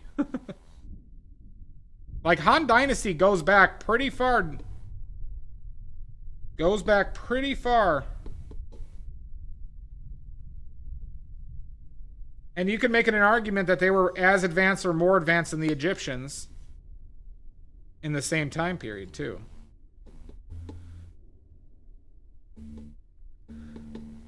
All right, next question. Sean purple. Let's see. God, I can't see how deep this goes.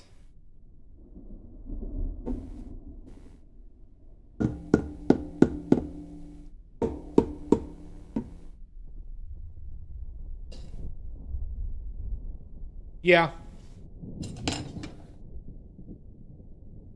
They, the Han Dynasty did a lot of cool shit. Technologically, I'm not saying that they were like a, you know. But, they definitely get overlooked in the West. Boy, is this messy. Okay. Alright, next question. Next question will be...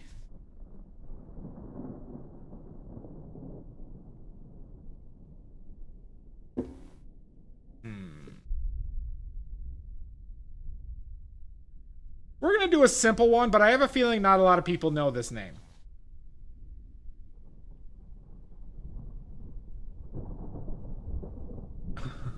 Who played Spock in the original Star Trek TV show?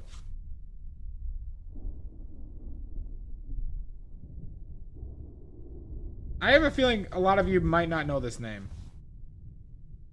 Who played Spock in the original Star Trek TV show?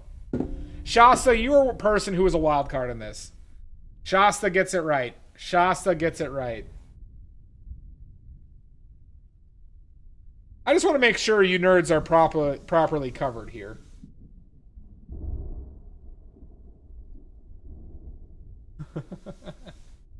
Wild card. Shasta, you are, if anything, you are a wild card.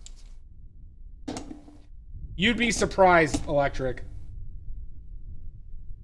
Oh, really? I did not know that, BT. Oh, you're nerds. If you're watching my stream, you are a nerd. Yeah, we're gonna wait for ads. Sorry, the repeating, the canceling out fucks with the ads a lot. So I apologize, everybody.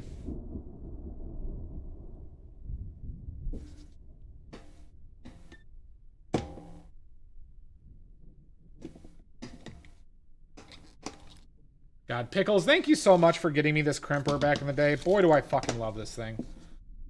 Leonard Nimoy. Pickles, that was so sweet of you.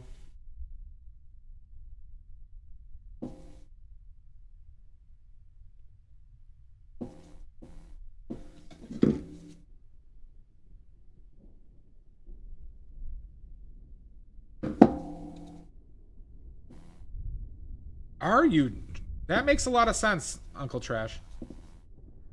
I'm gonna use some of your paints today, though, Jan.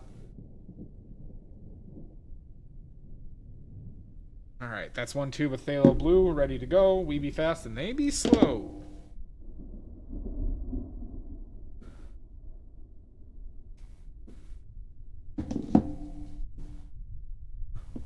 God, I hate that palette knife, Jan.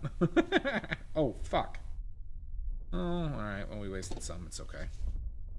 Honestly, this is probably one of the biggest cost-saving paints if you put the chalk in there. I made this amount of paint for probably $5 worth of materials. I made this amount of phthalo blue for $5. Just FYI, this is probably one of the highest cost-saving paints out there. And it might be too strong as well. We might get to, like, water it down even more.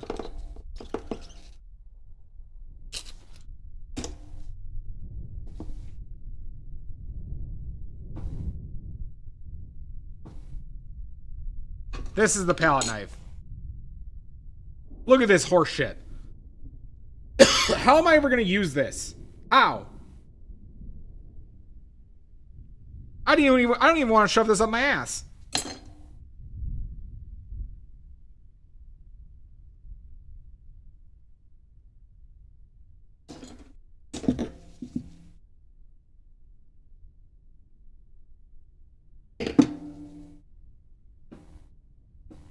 Good carpenter doesn't blame his tools. Oh, shut up.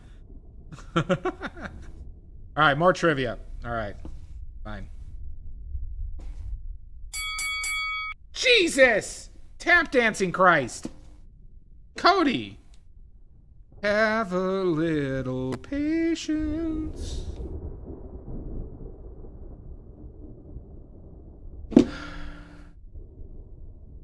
Ooh, we're gonna do some music trivia.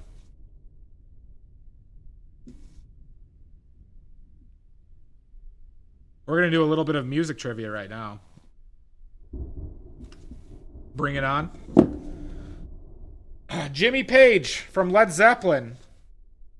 Led Zeppelin was not Jimmy Page's first band. What was Jimmy Page's first band?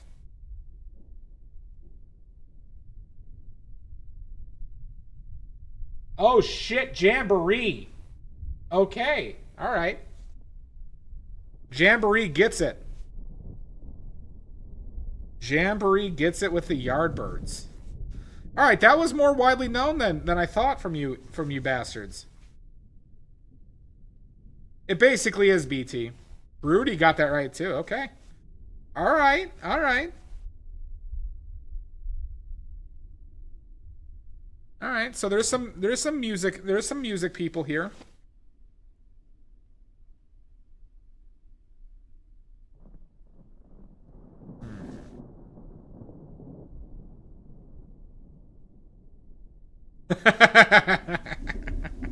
True, uncle. True. All right, so we got our phthalo blue made. Now we got to clean this up. This is going to be a bitch and a half to clean. All right, next question. What was the name of the fifth Beatle? It's for Nick's for. Oh my God. Yoko Ono, Pete Best, Silvergrains. Silvergrains with the point. Pete Best is correct. How you doing, Dark Wolf? We all wanted a Jamboree, Silvergrains, and electric Uncle Trash. Little late, Broody. I'm sorry. Ah, woo! Is it a full moon? I'm sorry, Jan. I did. It came in after Amizu. It came in after. You know what? Broody. Broody, I'll give you a point because there might be a lag on the chats between the two. There might be lag on the chats between the two that I can't tell the difference. Ooh, fantastic pickles. What color is next? We have lemon ochre. Lemon ochre is next, Mono. All right, next question. Next question. Look at that. Ah, woo! Werewolves in London.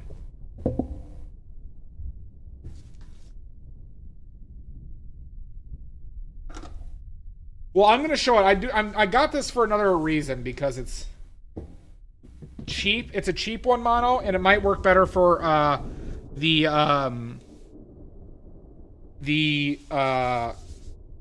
Zorn palette exercises that I do. And my next painting might be a Zorn palette painting, everybody, because I want to try out this new color. That's Phthalo Blue's color, everybody. It should have less red in it, Mono. It should have less red in it. So it should be more neutral yellow instead of an orangey yellow, which my normal yellow ochre is. No, you can redeem whenever you want. There's no rush to the redeem, Cody. It is purely up to you. If you figure out something you want to do, I haven't deducted the points from you. So you could wait years if you wanted to. It's not like the points get erased. The points are permanent.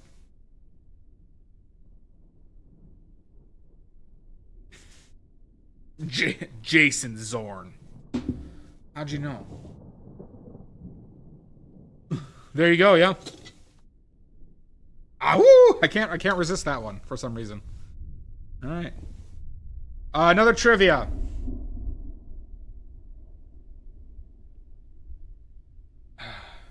Wait, what was the first one? American Werewolf in London? Was the first one, or was it Paris? American Werewolf in Paris. Which was the first one, everybody? Oh, that sucks, Shasta. It was Paris? All right, who directed American Werewolf in Paris? Who directed it?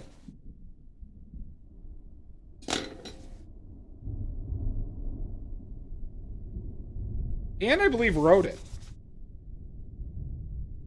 Danny DeVito? Nope. Joe Mama?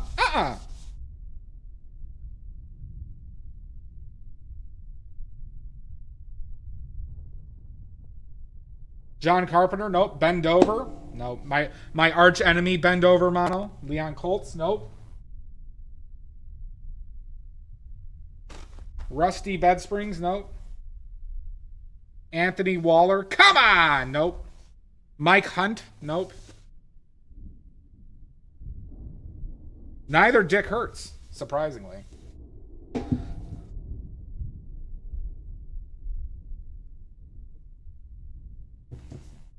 Yeah, I bet. It sucks that you have to wait a bit, though. But they were also slow to ship my package recently. Nope, not the guy who did Frankenhooker, Cody. This guy also directed the Blues Brothers. The guy who directed American Werewolf in Paris directed the Blues Brothers. And I believe wrote the Blues Brothers, too. Or just directed.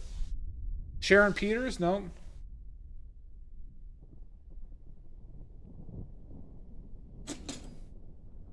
Ivan Reitman? Nope. Sam Raimi? Nope. Maybe it wasn't Blues. I thought he did Blues Brothers, too. Hold on. Check that on the Blues Brothers. I'm not positive anymore.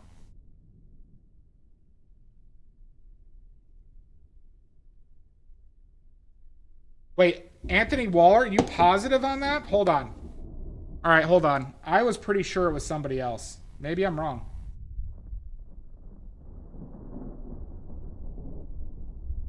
I could be wrong, Mike Hawk.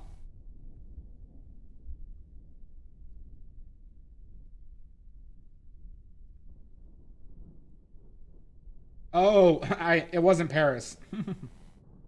Who directed American Werewolf in London?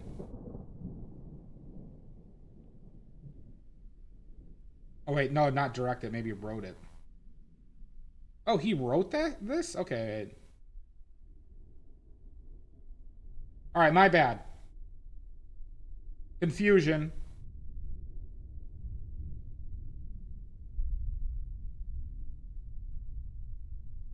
Wait, double checking. Hold on.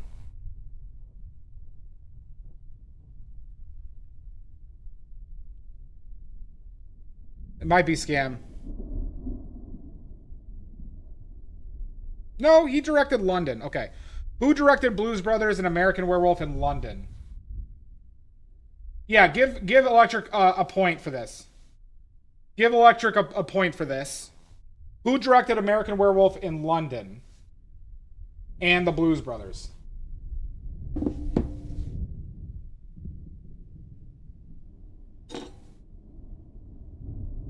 Thank you, Pickles. And thank you, Electric Uncle, for adding... Look at how much blue we're still getting off. For adding integrity to this trivia mess. He's a good director.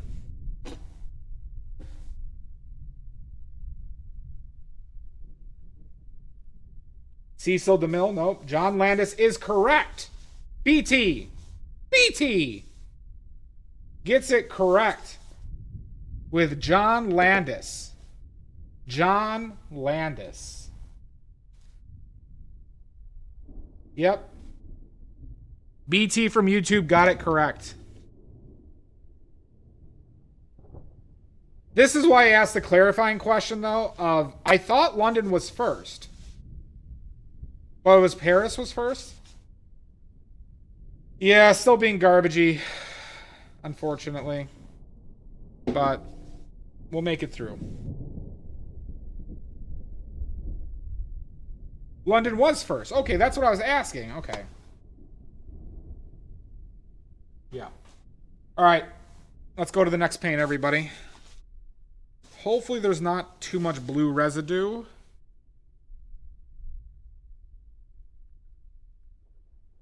We're still getting some. That's this. You have to be very clean about phthalo blue. Yeah, see, look at that. We still got...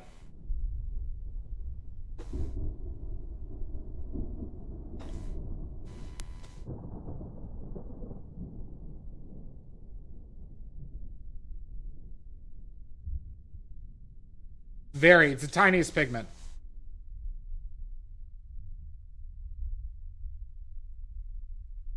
Tiny.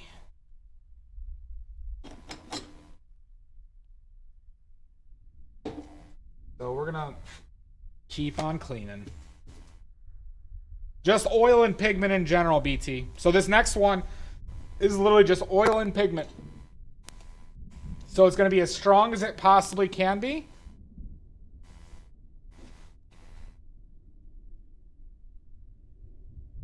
Oil and pigment. All right, more trivia, huh? All right. All right, I'm just... Look at that, that came off my fingers. Gotta wipe down everything.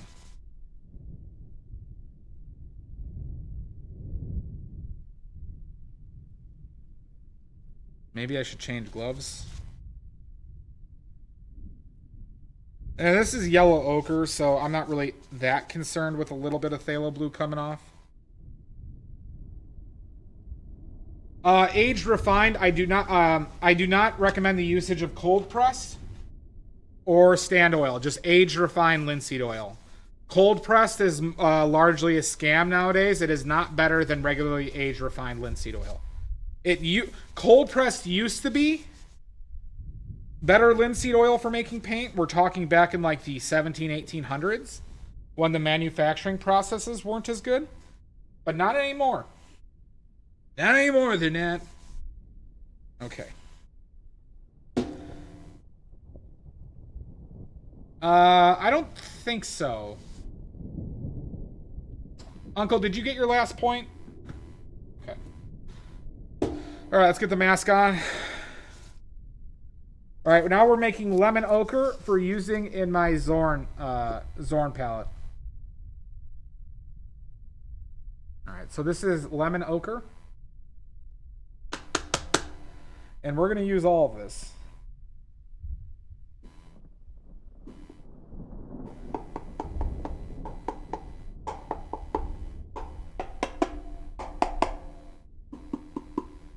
Okay.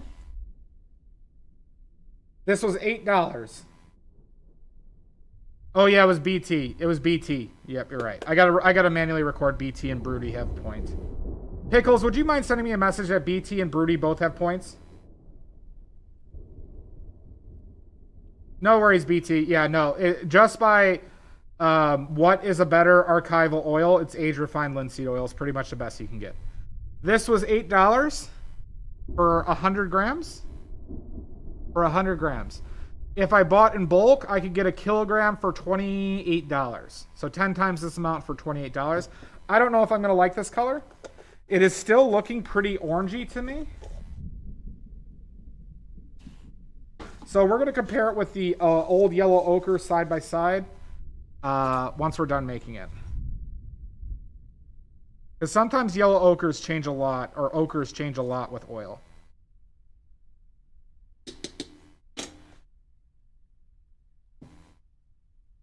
You're seeing it a little bit more desaturated than me, Mono, at the moment, but we'll see how this develops.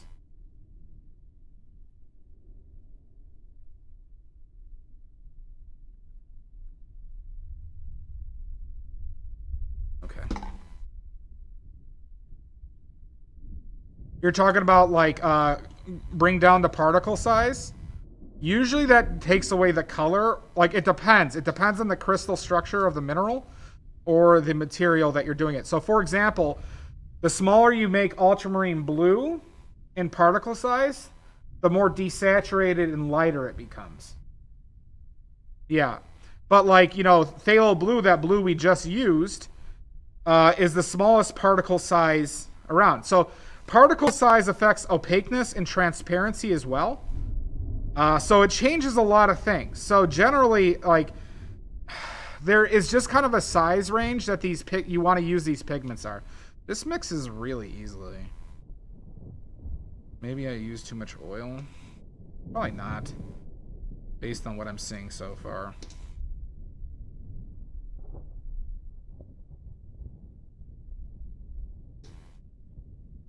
Werewolves in London.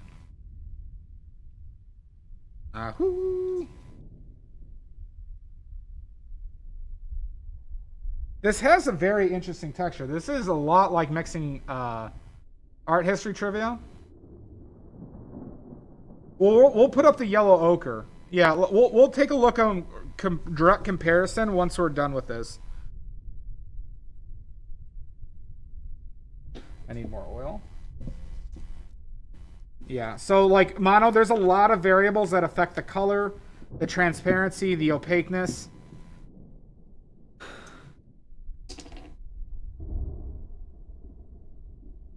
So for example, this yellow ochre is from Italy, when the yellow ochre I was using before was from Virginia.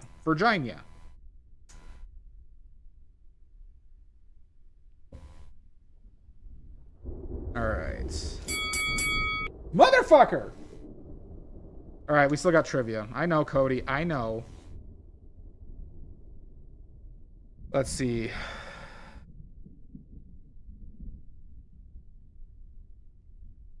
Let's go with...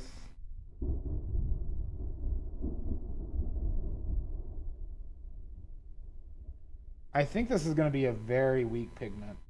Interesting. That actually might be better for the Zorn palette. Okay.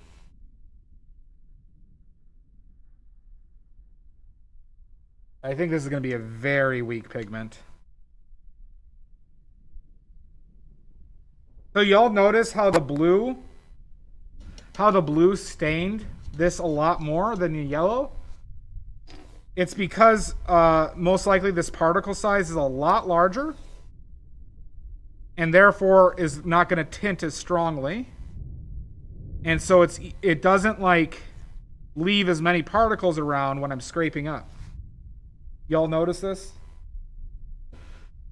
How it's not like staining the palette like the other one. That's an early inclination on how strong the pigment is. Generally, Cody, not always. Pope Innocent.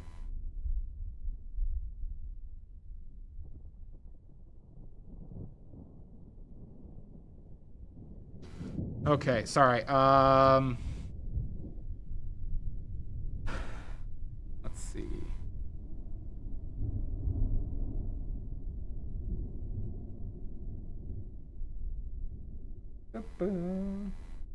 Wavelengths. It usually has to do with the crystal structure. The tinting strength has to deal with crystal structure, size of the pigment, light refraction properties. But the most weakest, I mean, kind of universally, the weakest tinting strength pigments are have large particles.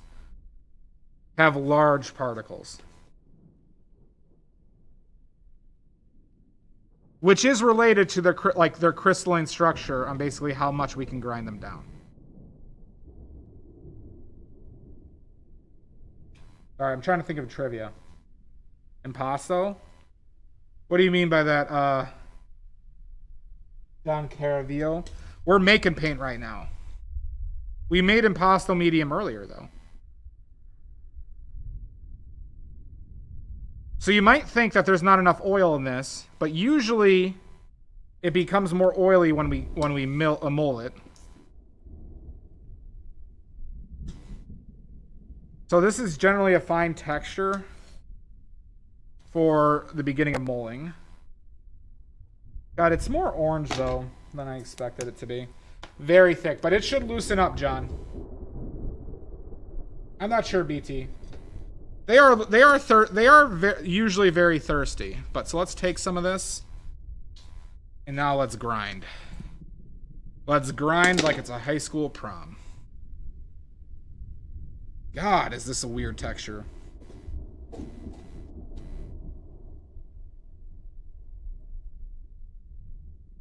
It would be fun with friends.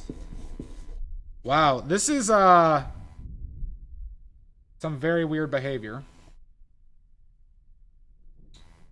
This is very odd behavior. Maybe I need more oil. I've never seen this behavior before.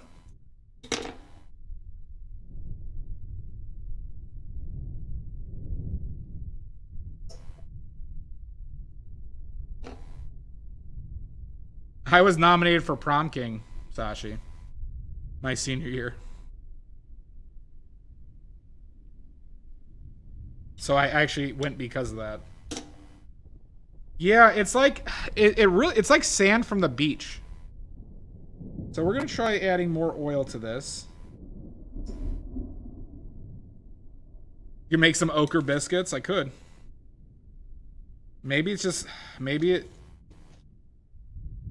it's just a function of oil.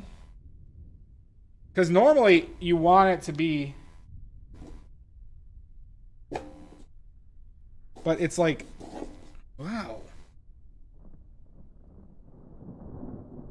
The fuck is this?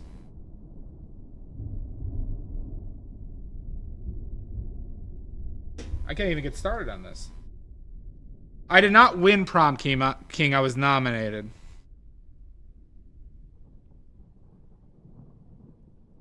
I was nominated.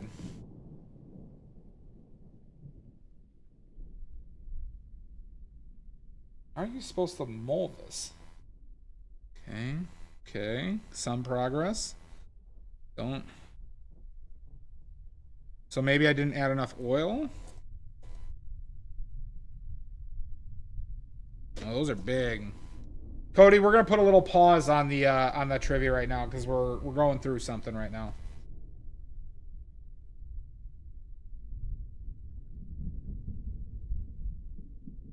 This is bizarre. Hi, Dia. It is looking like peanut butter. You hear the crunching? No. Soundgate. It's crunching and crackling.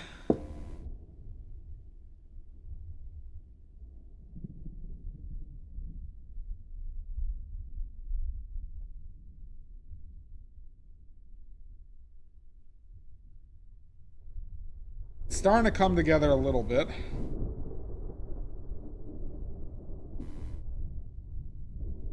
Come on. Come on. Stay with me. Stay with me. Stay with me. Don't clump up. Maybe this is I just need to add a bunch more oil to this. This is lemon ochre, yeah. Bad Memories of Prom? No. No. It was all short notice. I was actually surprised I was nominated. But I kind of knew everybody in high school because I was in everything. I was 3 sports every year. I was in 2 bands.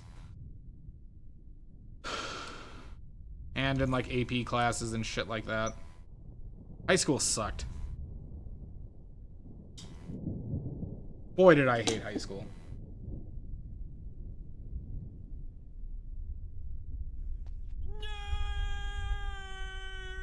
Shut up!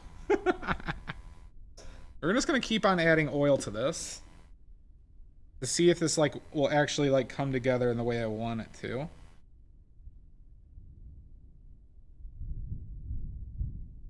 So maybe I was just lowballing the oil quite a bit, but it's definitely a unique behavior to other pigments, and I wonder what is different about lemon ochre that causes that. But I'm a little disappointed in this color from how I'm seeing it now. It does not, it might even be more orange than the fucking other yellow ochre I was using. A jock nerd, yeah, idea. I wrestled, played football, did track and rugby.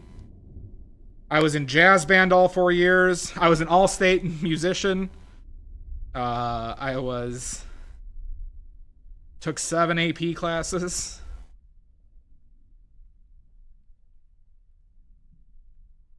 It was prison. It was prison.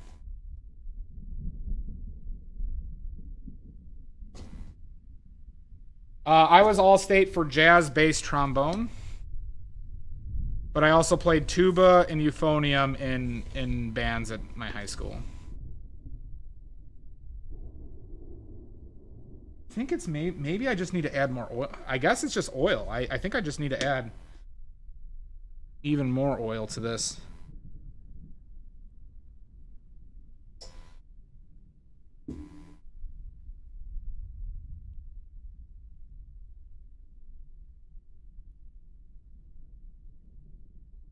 Is it just a super thirsty boy?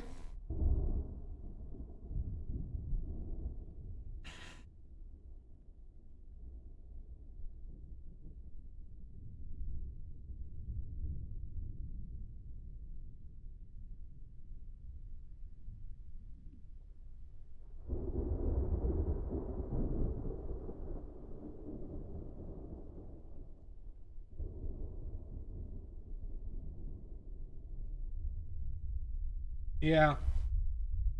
Well, that's basically the behavior, but you saw I did the premix, so I got it to a pace before I did this. Let's try the let's let this sit for a second.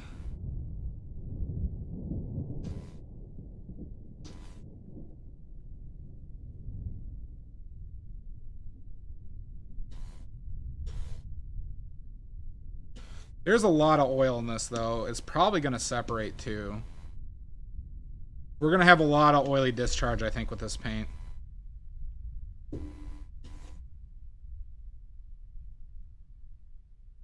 You know what we could do? Let's see what happens when we mix these two things.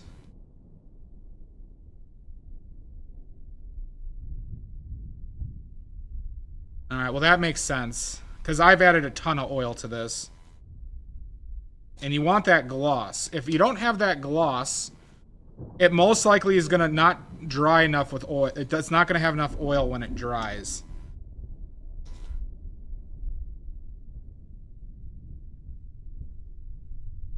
Yeah, so this, we just need to add more oil.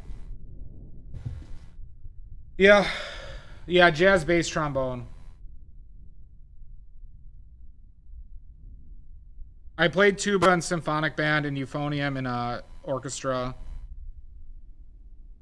for only a year. I marched with a tuba. I had to do marching band for 2 years. But I was in jazz band all 4 years. And I was a part of like a Midwest jazz band too.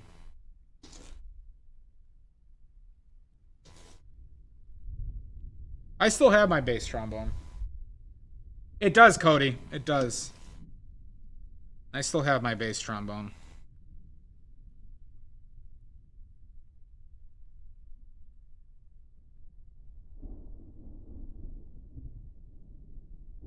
I do not. I do not. I mean, I could still do scales, I bet. I still could still do all that shit, but... it was never really a passion of mine. I was just, you know, not being a braggart, I was just really good at it.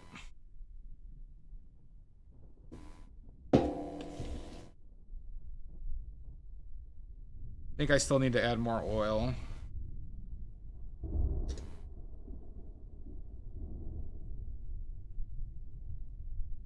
I played a rare instrument.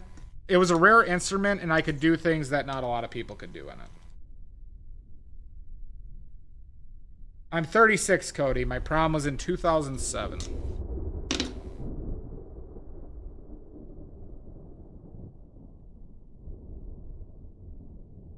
Did you march with a tuba, Maddie? I could do that, bud. So far, that hasn't been a problem, though. You were 3? Well, look at you, young Cody.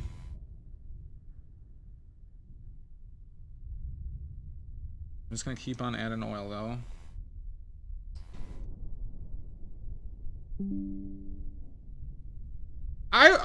When I first started playing instruments, I wanted to play saxophone a lot, but I didn't want to play clarinet for 2 years to get to saxophone. Then they always, because I'm a bigger guy, they tried to force me to play tuba. And I really wanted to play trumpet, but my mouth, like my lips, wouldn't work with it. So then they tried. Once again, they still tried to force me on tuba, and then out of spite, I basically picked trombone.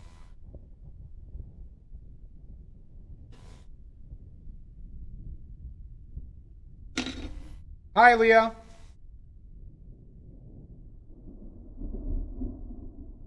Let's see.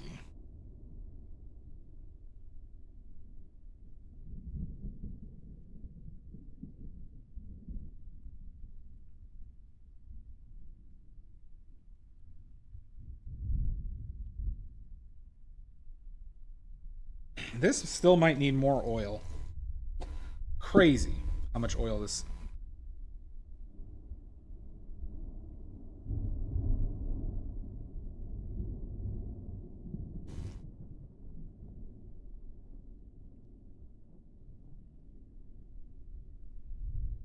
Crazy.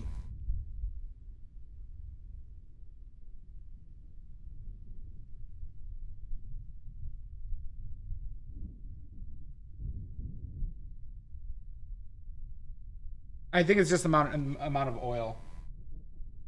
Well, sorry to hear that, Sashi.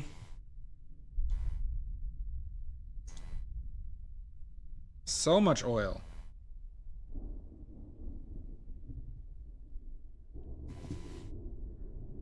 Bye-bye.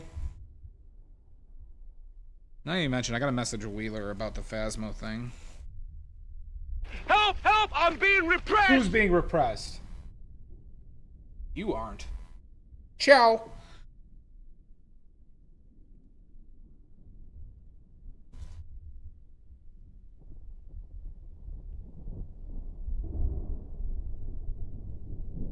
Yeah, come on, you fucker.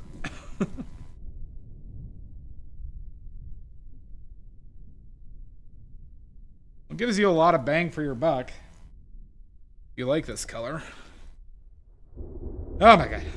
Come on.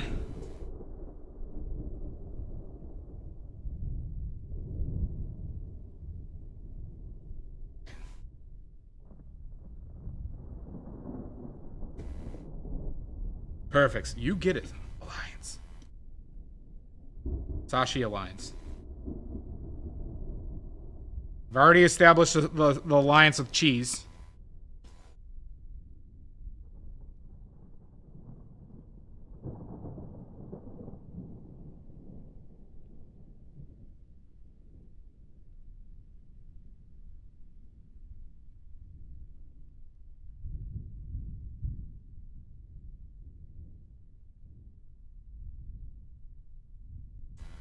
Yeah, I think this color is a dud, though.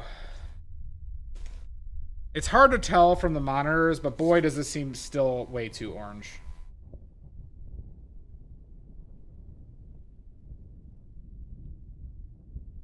But we'll put it side by side with the other yellow ochre. But I don't think I'm gonna have much interest in this color. It does look like baby poop a bit, huh? Oh, did we crash again? Did we crash again? When did we crash?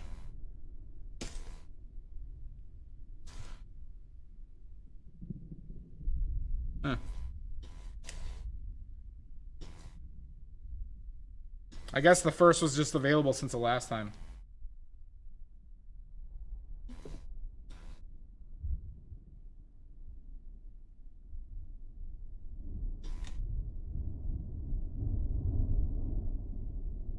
I mean, this looks just like the Blue Ridge Yellow Ochre. Yeah, it does, BT, doesn't it? This looks so much like the other Yellow Ochre, so this might have been just a waste. We'll see. I was excited. I thought this was going to be a... I want to ask you a bunch of questions, and I want to have them much better answered Yellow immediately. Ochre.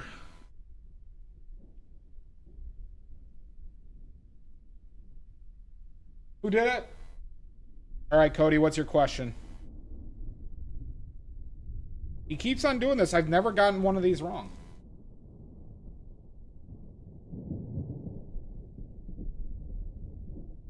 I'm still seeing some granularity in this.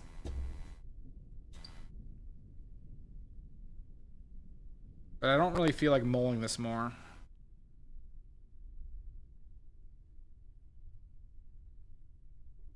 But I probably should. Did it happen 3 minutes ago? No, it didn't. Oh, wait, hold on. Sorry, it might have.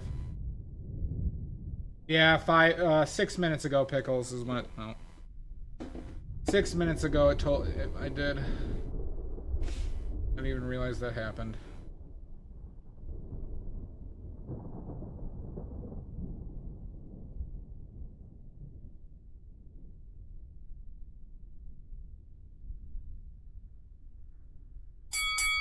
Motherfucker!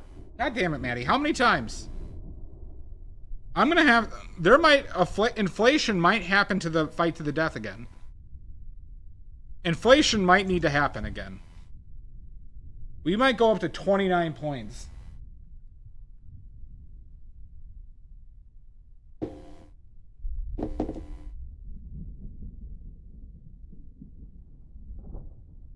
Ooh.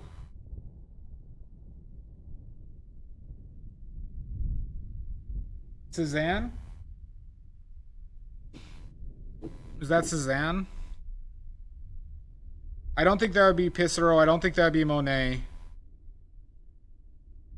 That might be Renoir. Renoir? It's not Monet. I don't think that would be Kai Bot. Kai Bot, though, did use Alizarin, I'm pretty sure. It was Renoir? Yeah. So Monet would have a purple in there. And it had, like, cadmiums didn't start till I believe the 1880s. So it had to be somebody from the, like, kind of later portions.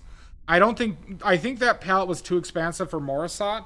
Cassatt would have used, well, Cassatt might not even be, you know, depending on your question, be considered an impressionist. Cassatt would have had Prussian blue in there. Now, I am surprised that they didn't, Renoir didn't have synthetic ultramarine, or a dark blue, or Prussian blue.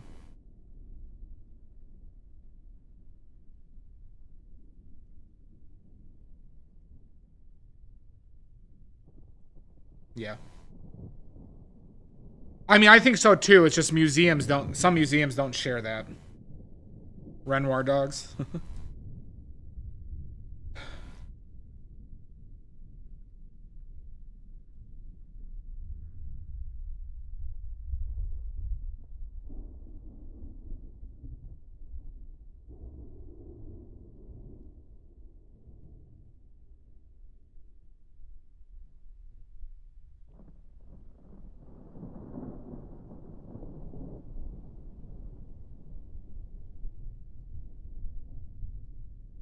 This is a very weird pigment. Now that the peanut butter fiasco is over, I'll ask some here or there. Let me think of them first.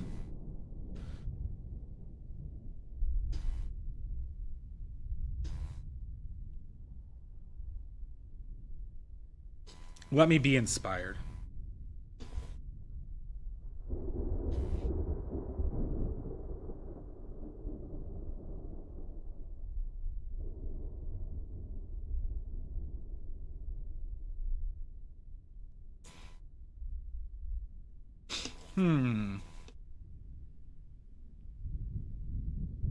There's still some granularity,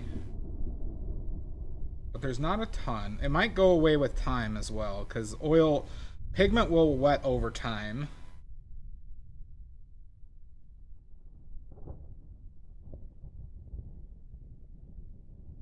So you see the kind of the granularity in here? Here.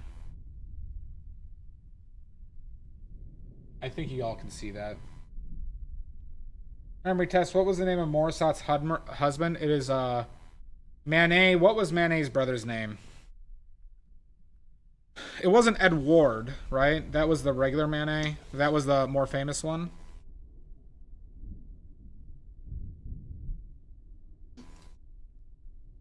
I forget what the other Manet brother was. First name was.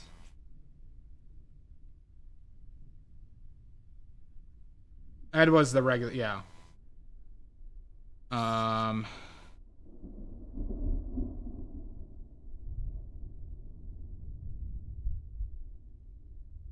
Yeah, I don't remember his first name.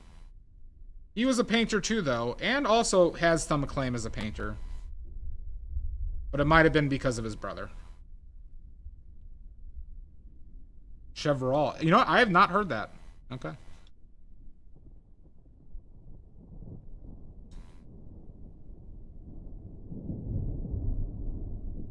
Chevreul. Eugene. Oh, wait. Okay, I thought you said his first name. Yeah, Eugene, I have heard that. I have heard Eugene. Never mind. I thought you were saying Chevreul is first name. Eugene. Yep. I've heard that.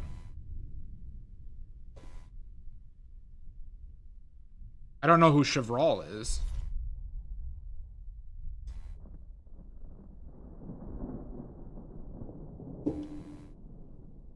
Alright, we're going to tube this up. And then we'll compare it to the other yellow ochre we have. And see how it's going to be basically the same, and I just wasted money and time.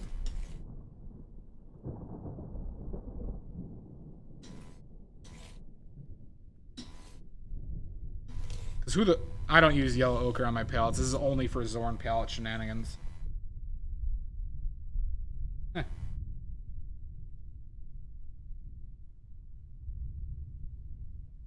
I'm curious on how that is pronounced, because I probably have heard it. I just, by seeing it in writing, it doesn't strike a bell with me.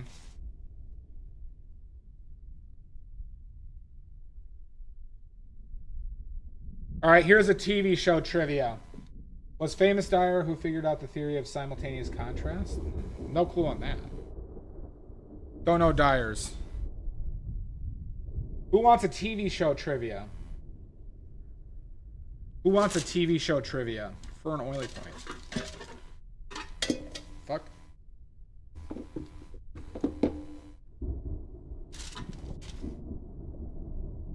Let's just use up a big fucking tube. Probably get up to there. Is it worth? No. Just use 2 smaller tubes. Yeah, where is everybody?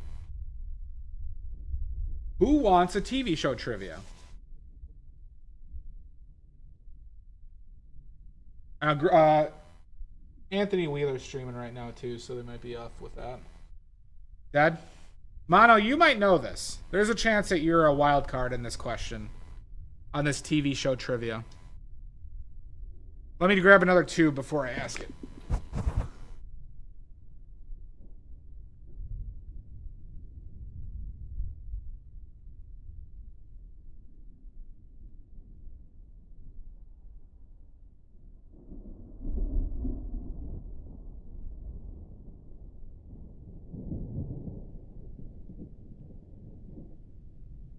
All right.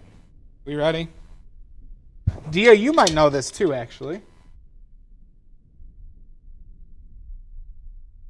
No worries, Maddie.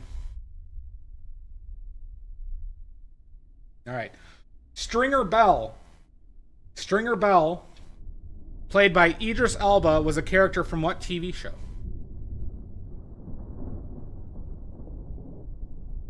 Oh shit, all right, Jamboree's on it. Like a hawk. Damn, all right.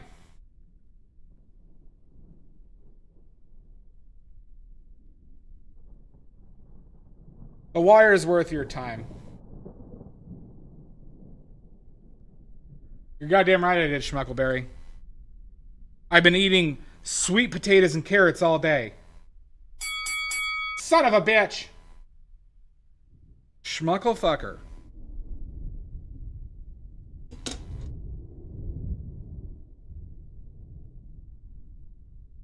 Wire is really great. The Wire is really worth your time. Like Mike Hawk. True. All right. Let's see.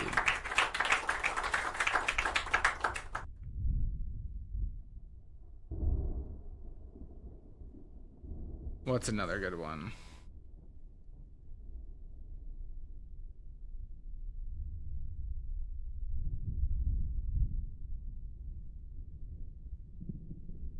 All right. I think this is correct. I apologize if this is wrong, but I'm pretty sure I'm correct on this. Who did the voice of the evil killer doll Chucky in the original film? I believe in the first 3 films. He might have done more. Who did the voice for the evil doll Chucky?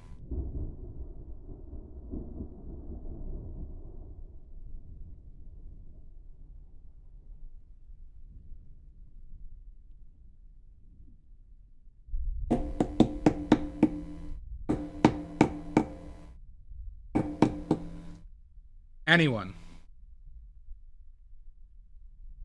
Anyone.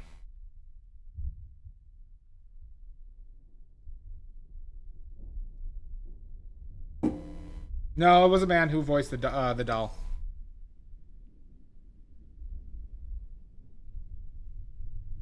Greenbag? No, Greenbag is just responsible for... Be right back. This actor was also in 2 of the Lord of the Rings films.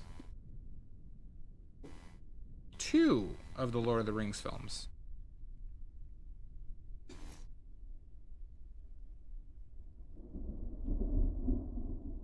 Viggo Mortensen? No, Viggo was in 3. Henry Winkler? Nope.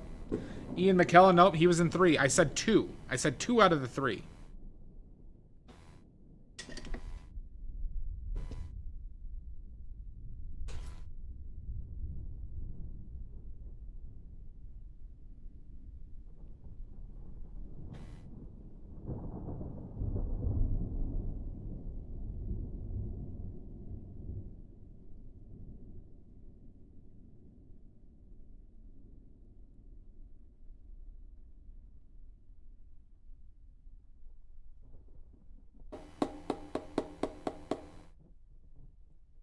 Guy who plays Gollum? Nope. It was not Gollum.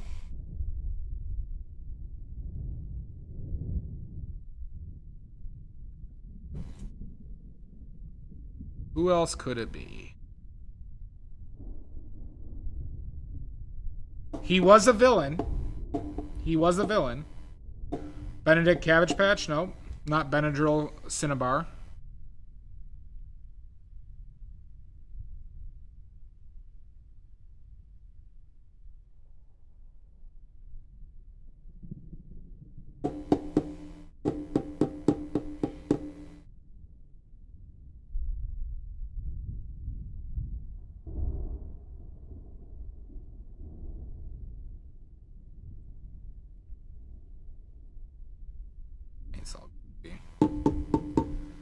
The town mayor?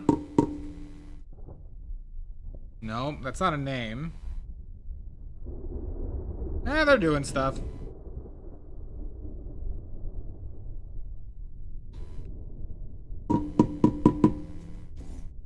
It's alright.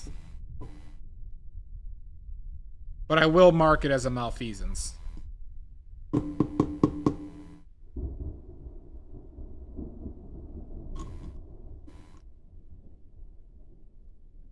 Cheech? Nope. Umizu, I think you'll know this name. Cody, I don't think you have a shot of even knowing the name. Benedict Cabbage Patch? Nope. Already been guessed. Oh, we also have ads right now, too. Who did the voice of the Chucky doll, of Chucky from the original Child's Play movies?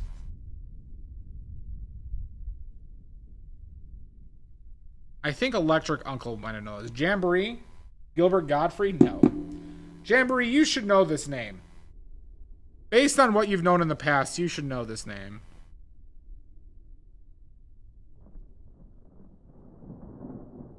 I'll tell you the character even. I'll tell you the character. If you can know their name. Engelbert Humperdinck? Nope. It's the person who played Grima Wormtongue. The person who played Grima Wormtongue.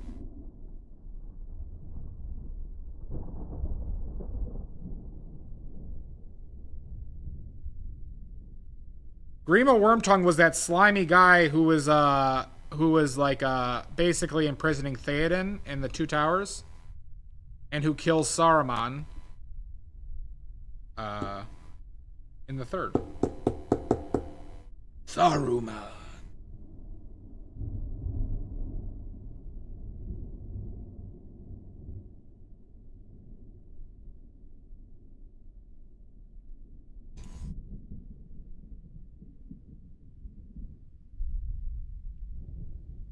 You never watched Lord of the Rings? Those are wonderful films. I don't normally recommend a lot of like movies that I know people would watch, but that's one you should definitely make the time for.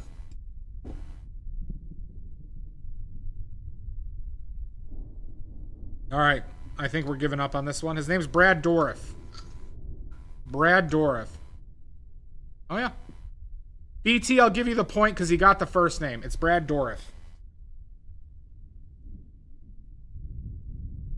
BT, you get another point. Because I am a generous streamer.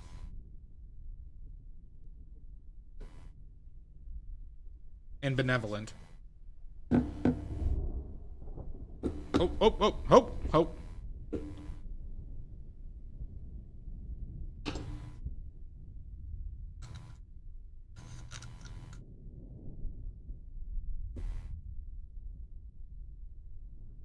Alexa knew that. No, Cody didn't get the point. Oh, wait, you were just checking your... Oh, sorry, I thought somebody was adding your points. BT... Fucker! Tommy going in. Exorcist 3 movie that I always rant and rave about. He's wonderful in that. Really good actor. He's been in plenty of other stuff, but those are the, you know.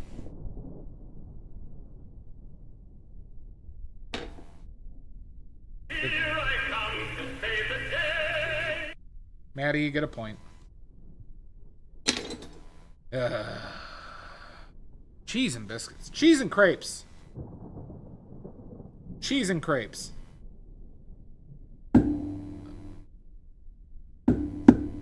Hi, Mike, Jack of all craps.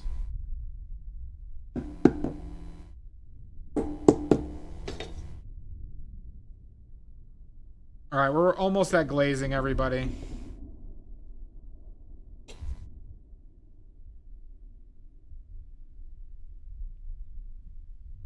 We're almost at the glazing portion. Alright. Well, I love constant technical difficulties that make streaming very difficult. I love it. I love it. And, yeah. Just really puts you in a great headspace. You know? Like, everything's gonna be alright.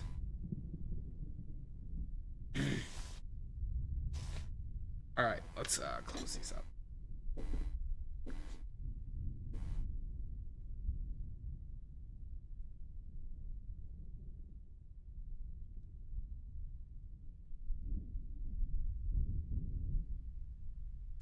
Okay. Don't you want somebody?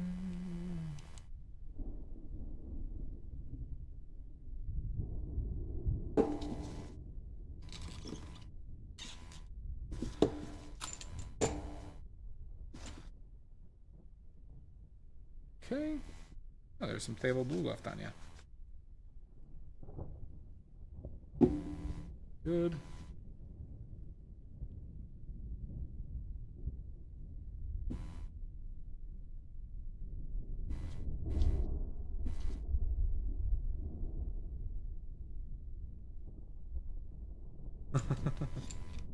No, it has to be something from my end. It's just... I'd like to understand what... I want to ask you a bunch of questions. I want to have them answered immediately. Alright, Cody, what is it? Cody keeps asking. I never get these wrong.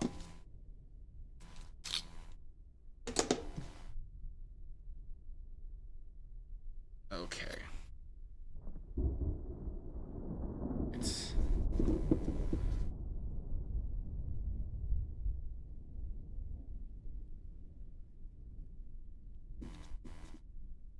What's the question?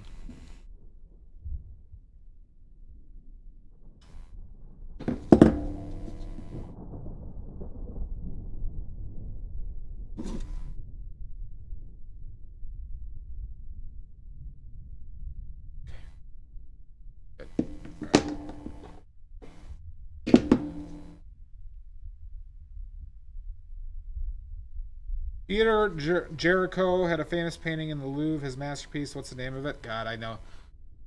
I don't know painting names. I know the name of the person. I'd probably know the painting if I saw it. I don't know. I have no clue on the name of it.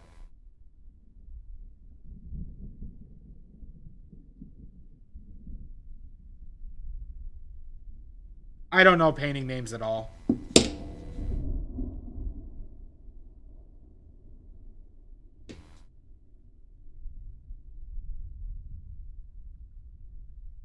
I have heard of Jericho, though. The Raft of... You know, I probably have seen that one. That rings several bells. Is that the dude, like, standing up with a shield? Or the head of Medusa? On a boat?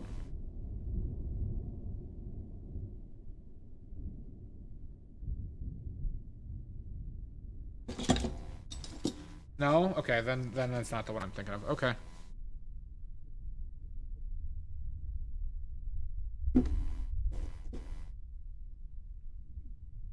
Alright. Now we gotta compare the two yellow ochres and see how much of a waste that was. Cody, you get a point. And you get a point.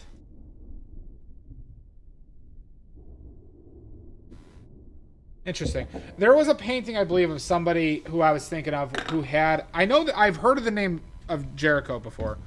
But, there's a painting of, like... I believe it's, Jason, you know, the Argonauts type thing. Of a dude standing on a boat holding the head of Medusa.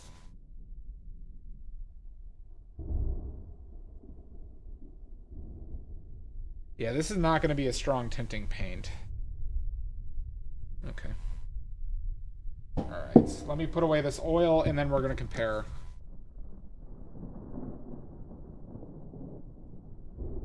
Fair enough, Cotton Ferret.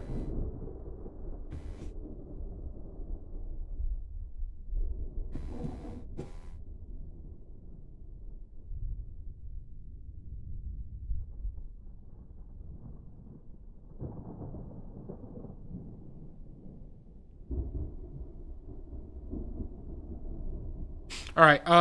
Okay. Let me put this oil away really for a second, and then we're gonna get compare these paints, and then we're gonna get out the paints for glazing, everybody. So let's switch. Go find my mouse. There you go. All right, we're gonna be glazing now, everybody.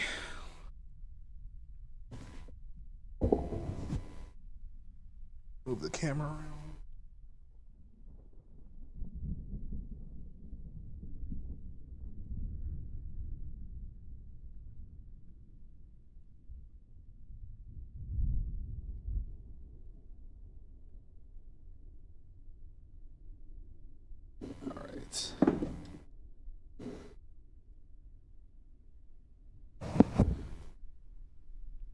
So, for glazing, Maddie, what type of paints work best for glazing?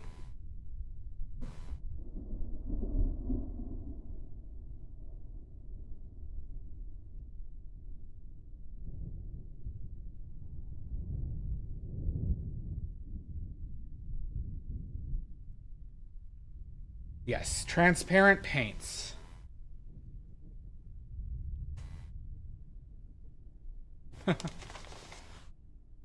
No, I said it after I saw the answer, Cotton Ferret.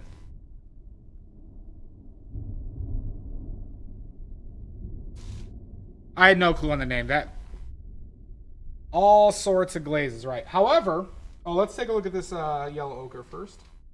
However, we have ways to make paints more transparent. Okay.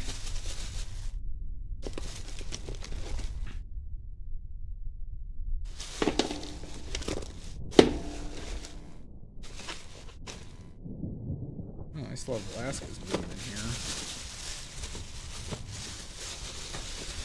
Where the fuck is my yellow ochre?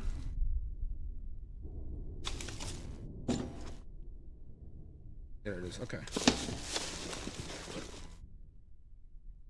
Oh, I had black spots in there. Okay. All right. So, yellow ochre comparison. No, we can use our impasto medium to make things more transparent. So here is the yellow ochre from before. This is the Blue Ridge yellow ochre. I should move it, which I shall.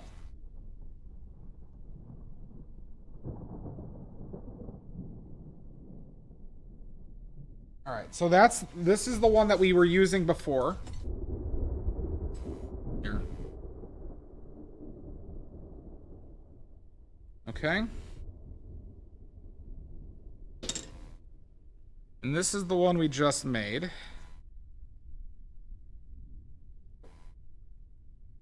A little bit too much, but... And they look very similar.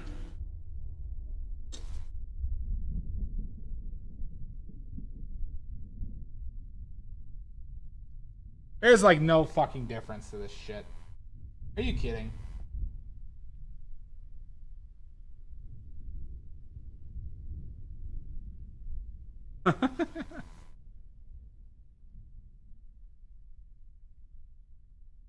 Oh, fuck you, yellow ochres. Oh my god. This one is a bit more vivid, I'd agree. But the color, the hue is very similar. I mean, we'd be really picking hairs to, like, find a difference. This one is more transparent, though.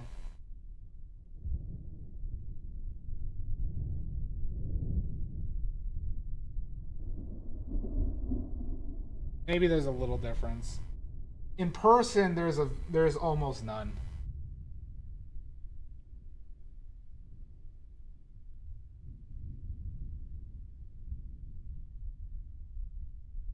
Like, this one is more granular. So yeah, definitely it'll be weaker tinting.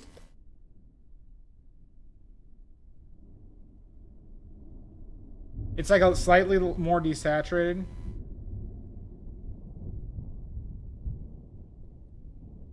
Yeah, I'd agree, Cody. Okay. Well, maybe I'll have to give it away to somebody. The lemon ochre. Because I have no reason to use this. I just have none. It would have to be definitively more yellow and have less red for me to want to use this. And I don't want it to be more transparent. I need opacity in these colors. But maybe I'll use it for glazing here.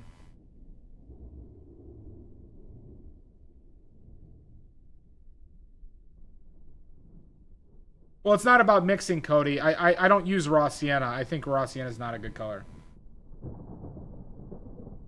Well, that in person... Here, let's put it on the other side.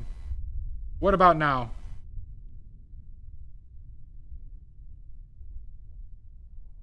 It's just more desaturated, though. It's still just as red. But you could be seeing... because it's transparent, you might be seeing the table underneath it. Doesn't it, Mono? See how much that changes things? Here, let's just... A little exercise for y'all. Here, take a look at this. Now look at them.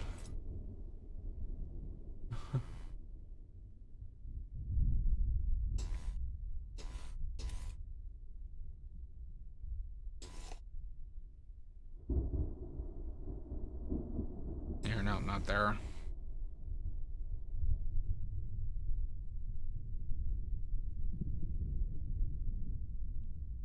Yeah. So, you know, we'll try out the lemon ochre for glazing today. Because we could probably use it for glazing this, some areas of this. Okay. All right, let's get our paints that we're going to use for glazing, okay? All right, well, we know. All right, so I brought out some colors you don't see me use a lot. And those are... Does this see a little okay? Yeah, that was okay. Yep. It's a tough thing to break through, Cody. Alright, so I have transparent yellow iron oxide. This is not a great color, but it is very transparent. Like the dress. That is all based on illusions. So this is a transparent yellow. So we're going to use that guy. Okay. You can kind of see the... Here, wait. We'll do a demonstration. So you see how transparent this is when you like move it across? Right? We have transparency.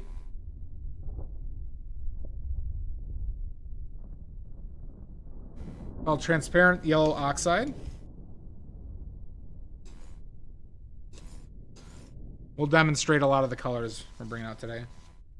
No, hematite is a different form of iron. Not all iron oxide. Iron oxide is different than hematite from iron, I believe. Or, hold on. I could be wrong on that. But point being is there are different types of iron oxides, BT, so that is not necessarily correct. Well, here, what's a good way to show you this? Here, I'm gonna go grab a scrap piece of paper. 1 second. 50 Shades of Poop tonight? Always, always, Dia.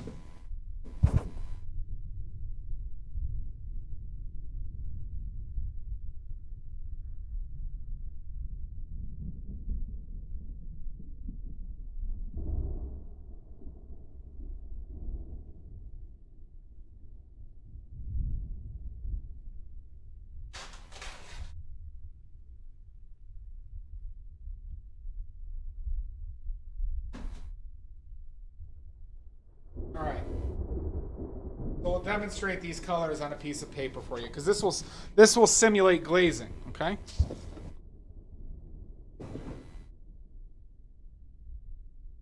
More like rust, yeah. More like rust. Okay. So, we'll use oil.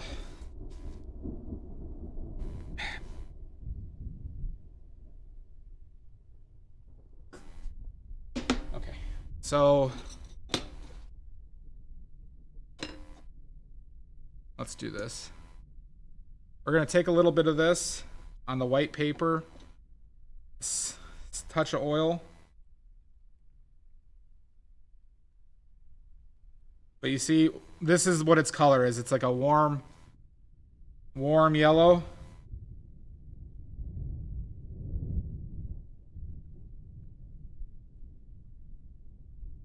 Right, that shows that color. That's this color. All right, more indicative, right? Now we have transparent red iron oxide.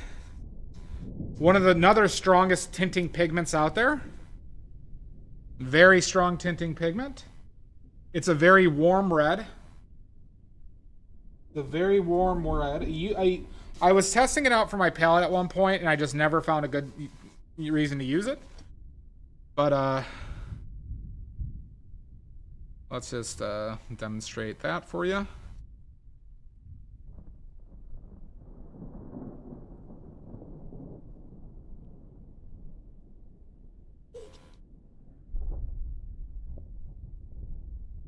All right, you see that? That's red iron oxide. Bloody poop. True. We're going to bring out some of this yellow ochre that we just saw. Because this one is more transparent.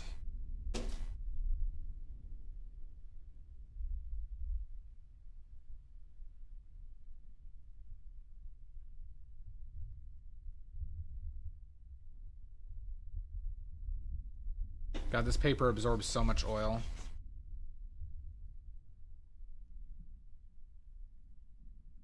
Right? So they're all transparent.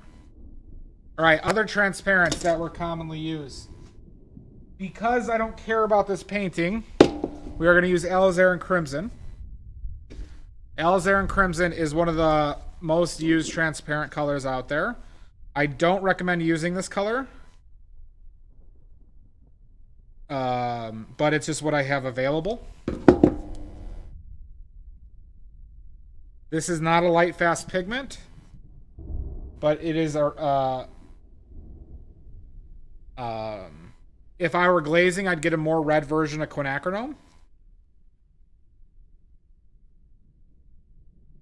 I have this because Jan gave it to me.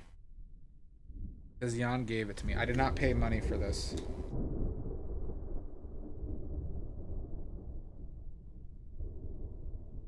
Just get the cap back on. All right, this is a cold red.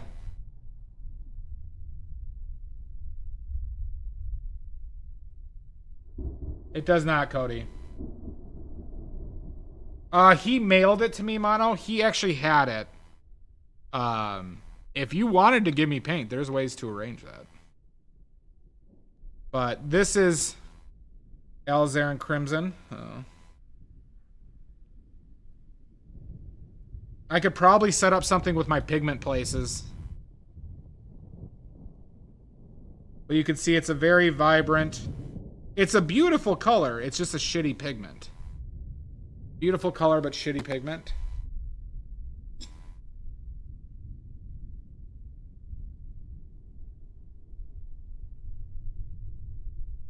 Yeah, I mean it's a great color, Mono. It would be on my palette if it was light fast, but it's not.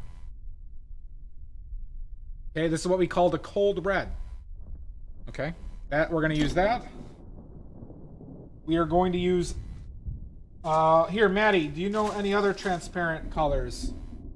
This is not light fast. That means it fades when it's exposed to light. So it becomes less of that color when it's exposed to light. Maddie, what are some other transparent colors we could use?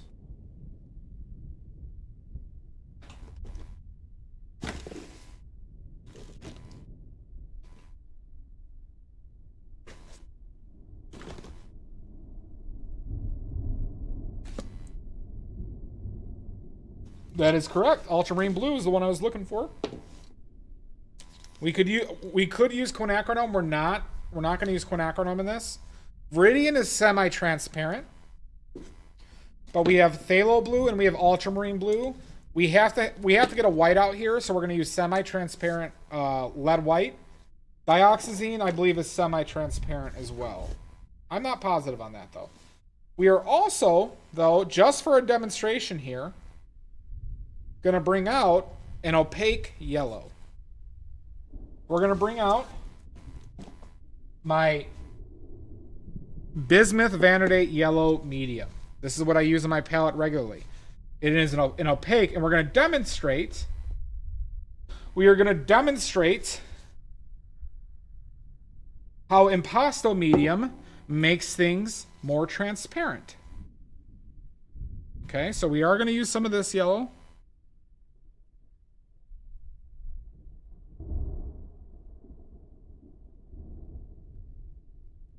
Prussian blue is transparent, but it's not light fast either. Okay, so we're going to use the impasto medium to make an opaque color. Less opaque and more transparent. I think it's Parisian green. The original color, though, is Prussian blue. Prussian green is not a standard color, Electric Uncle Trash. All right, so we're going to put out a little bit of the phthalo blue. Just because why not? We're going to test out the ones we just made and see how strong and vibrant it is. Russian violet and Persian indigo. I need to look up those colors and see what's in them. And we're going to do ultramarine blue. And this is pretty much all the colors we need. We could bring out... oh, you can't even see those. We could bring out some burnt umber, but we shouldn't need to. Maybe we should. Just to be...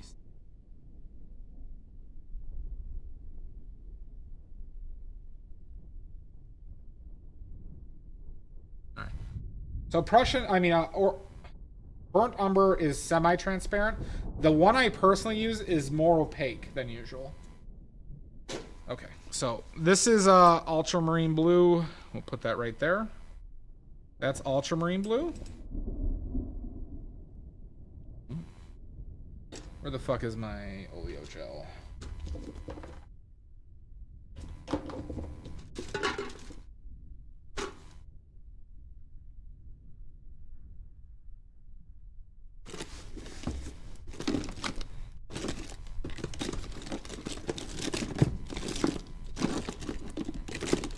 Oh, Mandy, when you came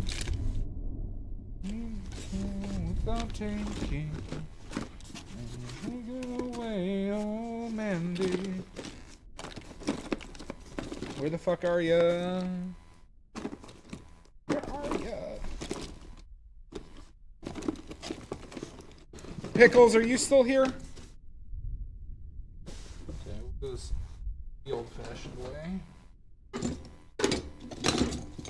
Pickles, are you still here? Alright, cool. I just want to make sure you were. You and Maddie were the ones that kind of wanted to see this the most. Alright. It's alright. We're just getting out some oleo gel. Oleo gels are going to be our main medium here. Okay. This is just a linseed-based gel. Open them back up, Mono. All right. And then we're going to bring out a bunch of our impasto medium.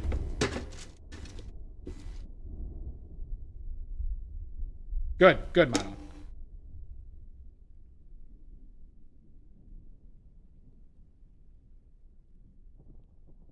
That right here. So this is the impasto medium we just made today.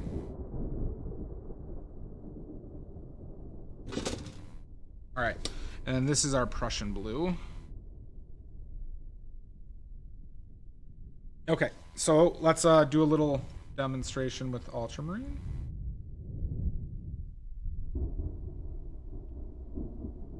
Okay, that's ultramarine blue, everybody.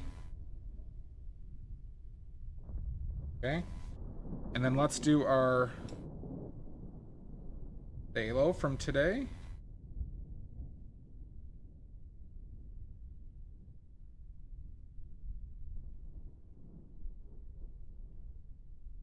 Okay, you see the difference between the two? Ultramarine is more purple. Right? Phthalo is a bit more yellow. You see that? Right. Okay. Alright, so this is the palette we're going to use today. Alright?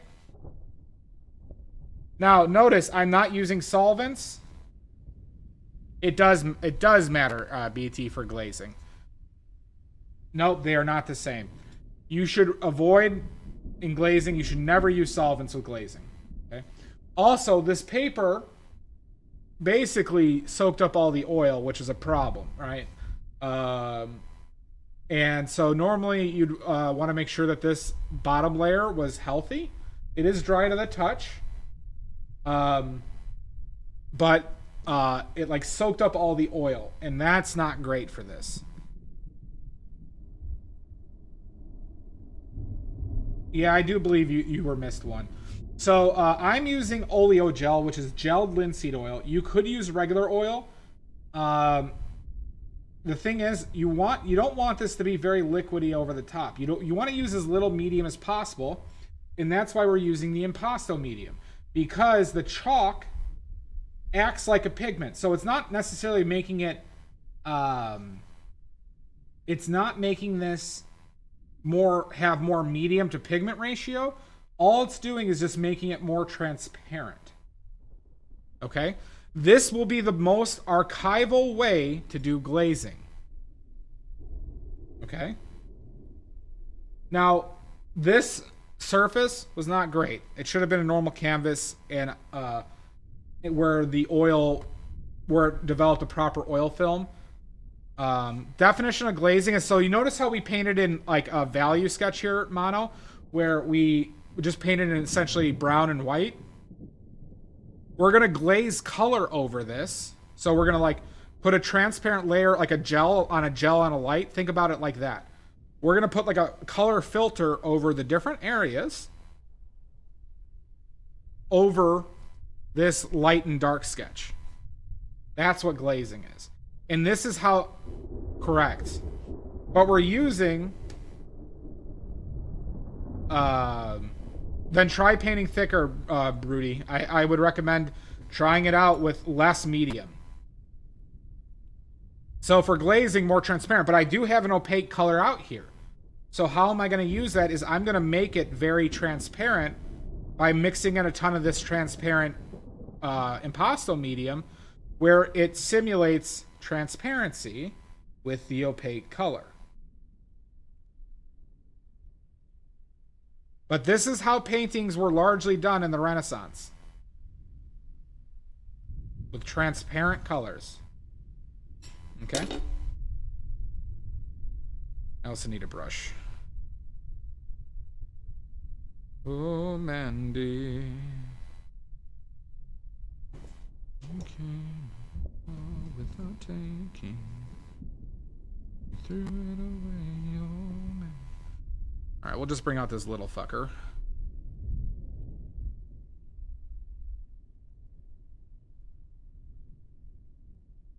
Alright.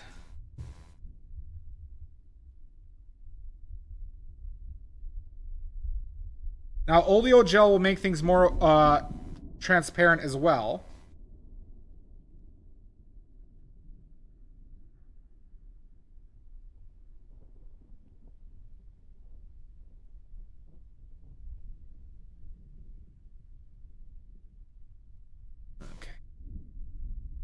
Exactly, Broody. Exactly.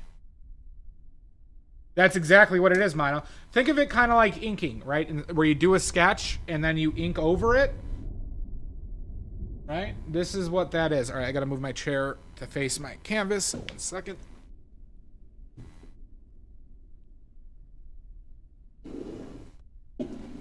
But there are some distinct advantages to painting like this. And it made sense in the Renaissance to do it like this because it was much safer. It was much safer than how I paint.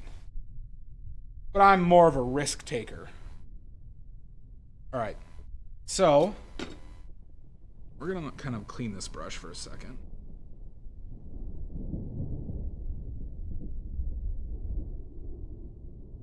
All right. So, I want to start off with the red parts. So what we're going to do is we're going to start off with the alizarin crimson with some oleo gel. We're going to take some of this yellow and a bit of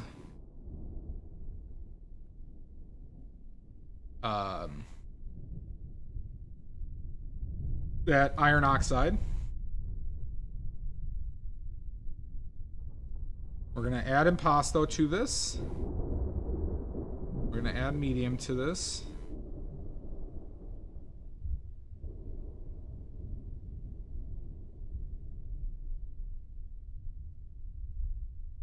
And now I've never done this, so there's a good chance this turns out like shit.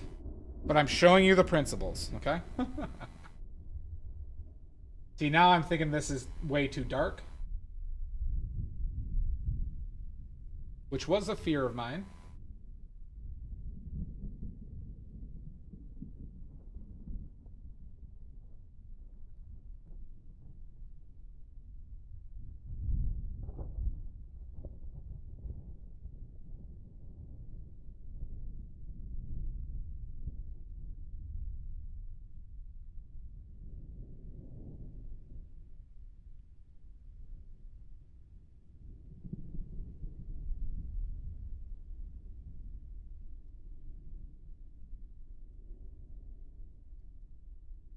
But we just introduced color. Okay.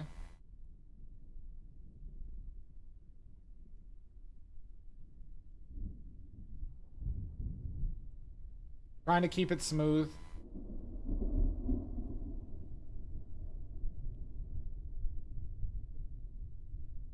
Oh, that's interesting, Shasta. That would be interesting.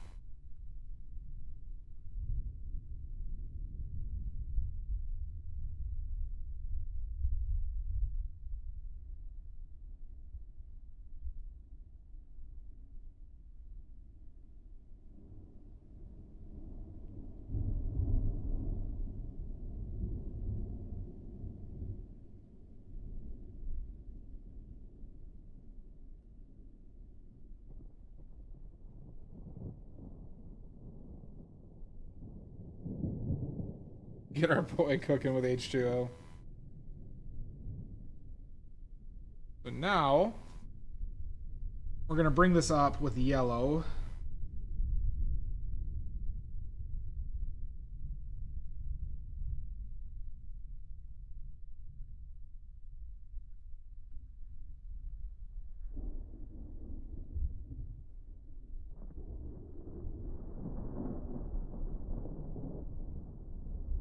Do a little bit more.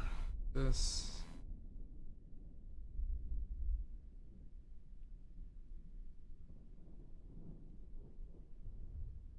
Is that the color we want?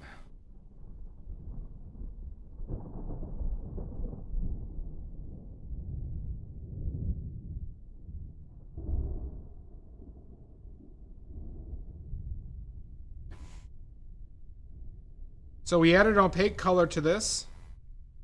We're going to add impasto.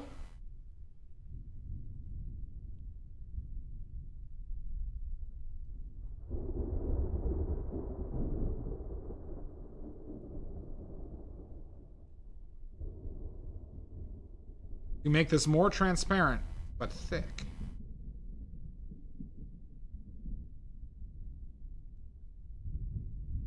But you see how thick this is, right? This is not like liquidy. This holds brush strokes. Right?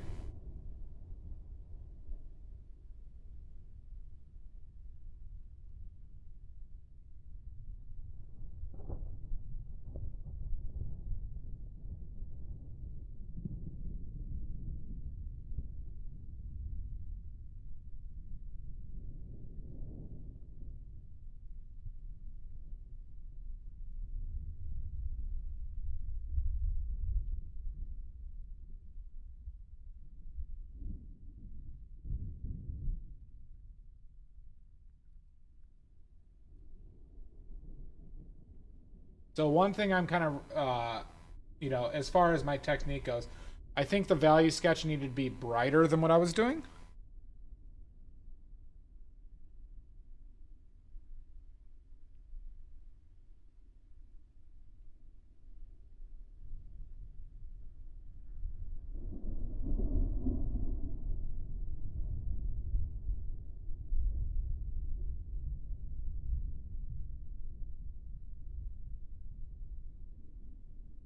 Hi, Burger.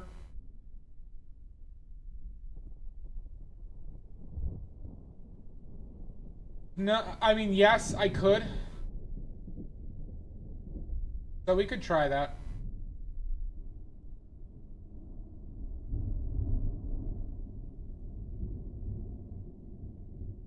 Here. Let's just try adding a fuck ton. Do a little bit.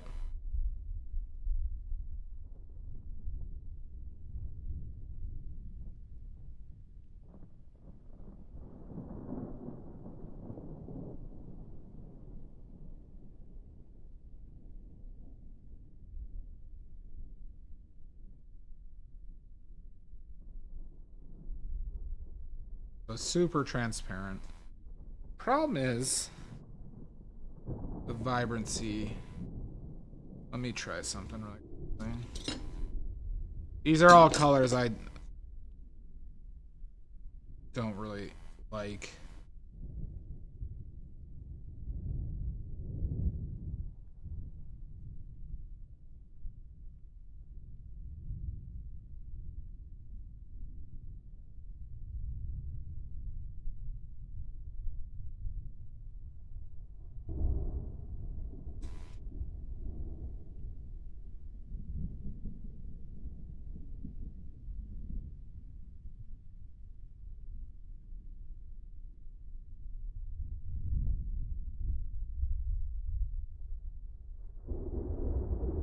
Yep.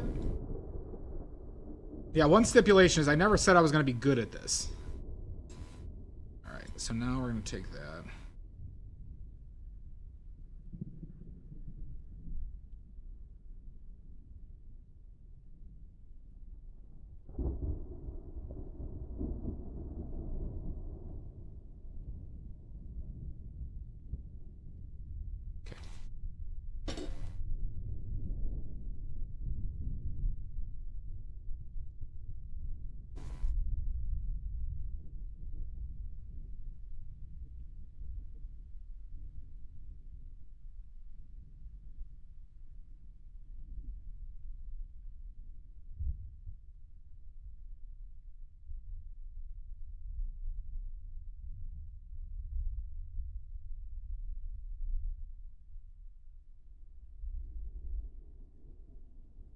Now, also, mind you, is I'm only going to do this in one layer.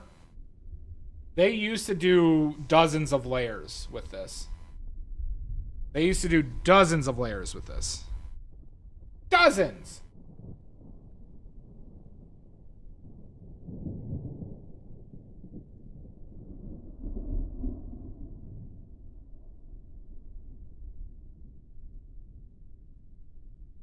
But I'm trying to spread.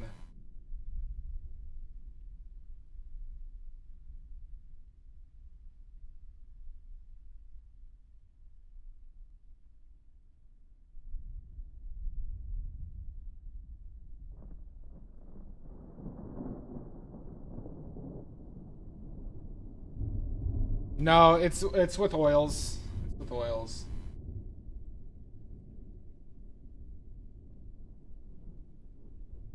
Now I'm doing the dark areas where you're not going to notice much of a difference with this.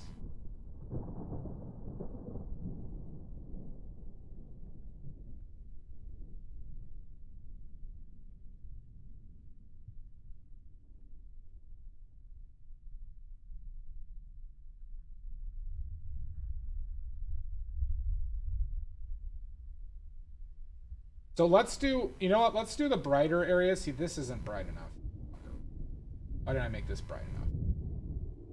We're going to do up here, just for the demonstration. So you can see what I mean.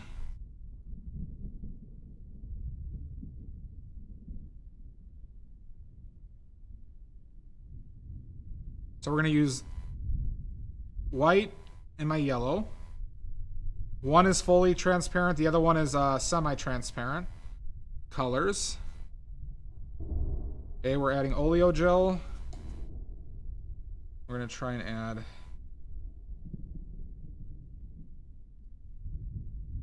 PLEIN.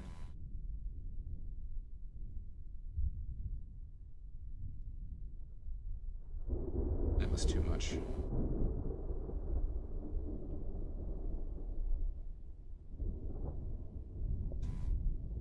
All right, so now we got a transparent yellow.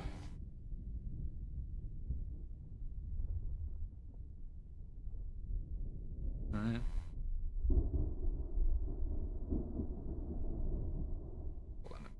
Doing too much. Sorry, I'm fighting how I paint normally. So I apologize. So here, we glaze it over the bright.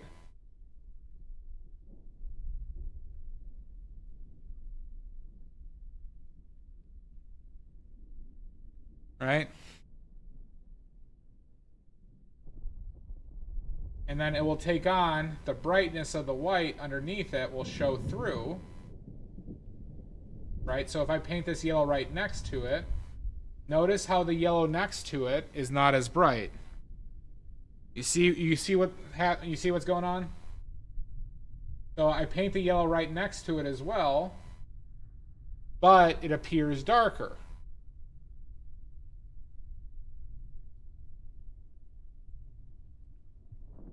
Does that make sense to you, Mono?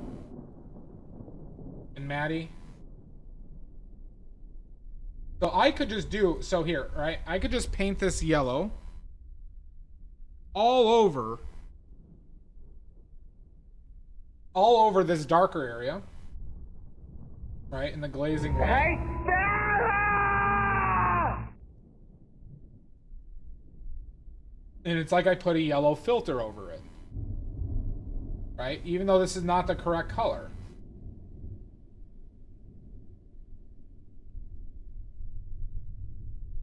Right? But we could layer on top of this yellow with transparent colors as well.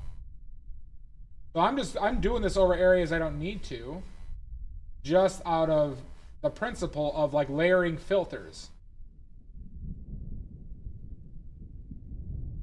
Right? So you see how, you know, this yellow now is just over that. That's the premise of all this. Now this yellow needs to be a...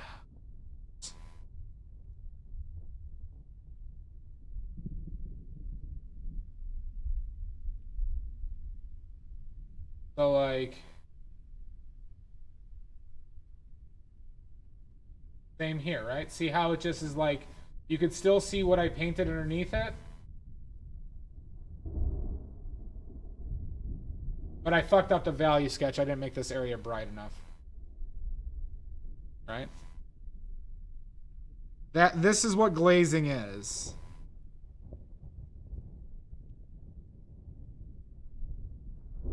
So now we want to like make these areas more warm.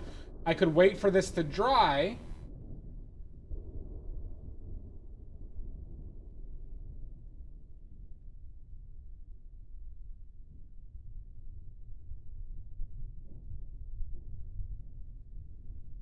And kind of go over it again, but these are areas that I wanted to hit with this color anyway. But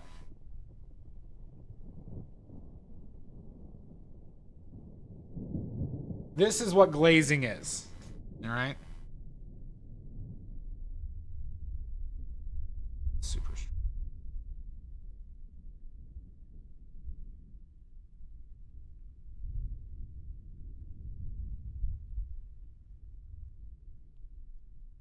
You do nothing.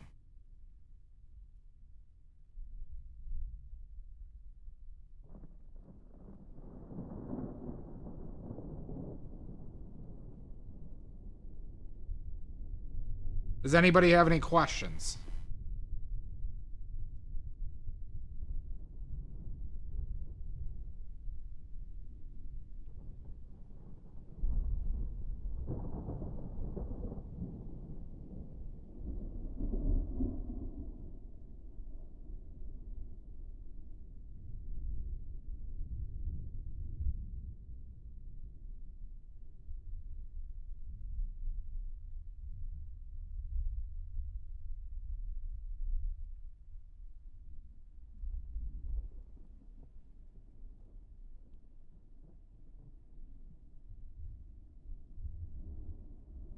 If you do it how I did it, Maddie, you can.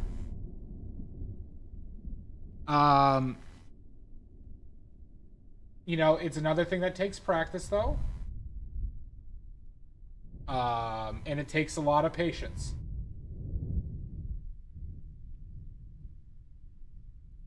And there's a lot of best practices aspects to it. But even though this is, like, not going to be a great one, there's a lot of aspects of, like, doing what is best for the health of this painting. You son of a bitch, Loud.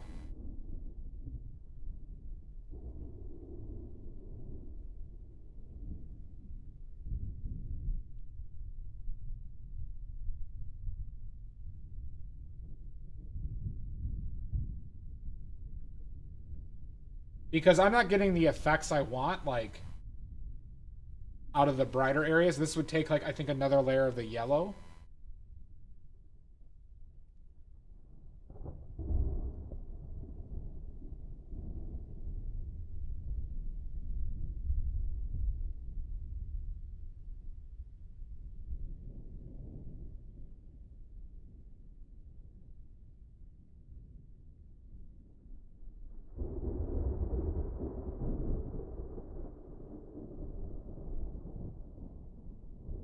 Oh, great. Well, glad you like them. Glad you like them. Buy my watercolors. Yeah, so my value sketch here is very poor. But it's okay.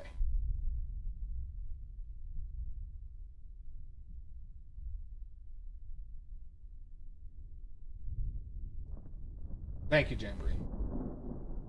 Like butter.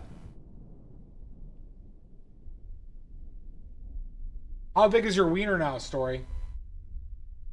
That's what everybody wants to know. Did you get the 14 inches as promised?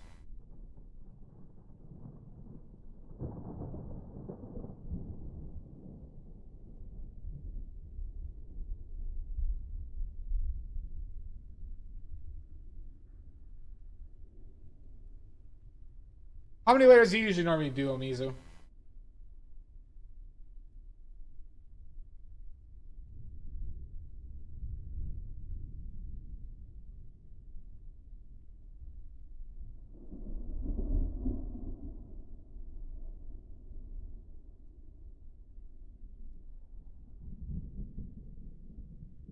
Fantastic story. Another satisfied customer.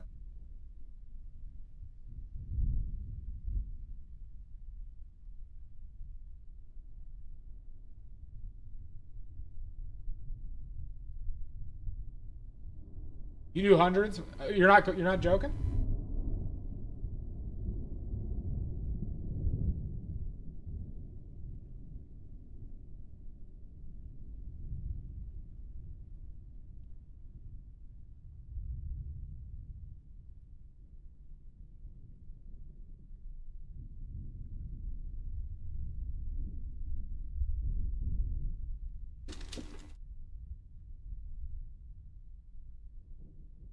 Thank you, Laura.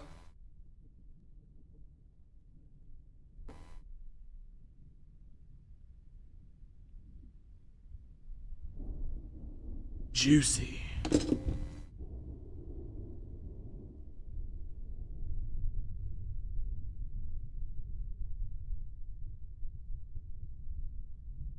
I think I needed to add more oil to this impasto medium.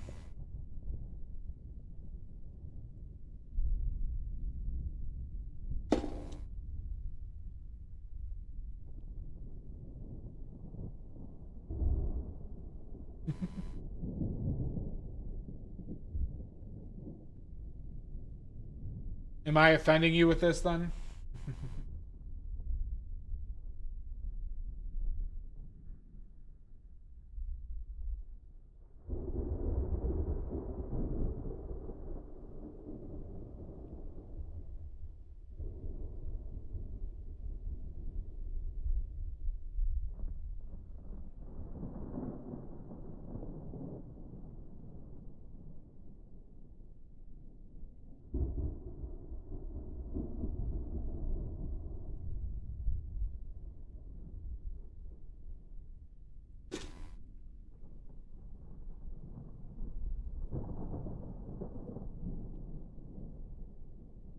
Now I am like painting a little bit how I normally paint, which shouldn't be the case, because I did a shitty value sketch down here, so.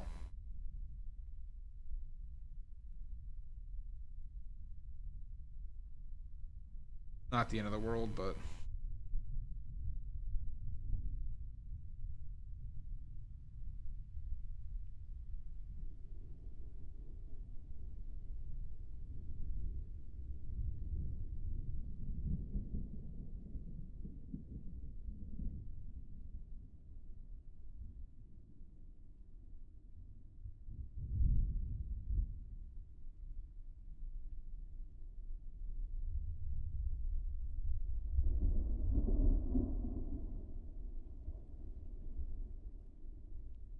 Things I did wrong. The paper isn't prepared. Like, the paper, I shouldn't have used this paper for this. I thought it was going to work better than it did.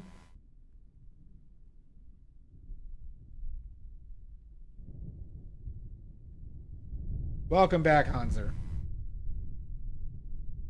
But.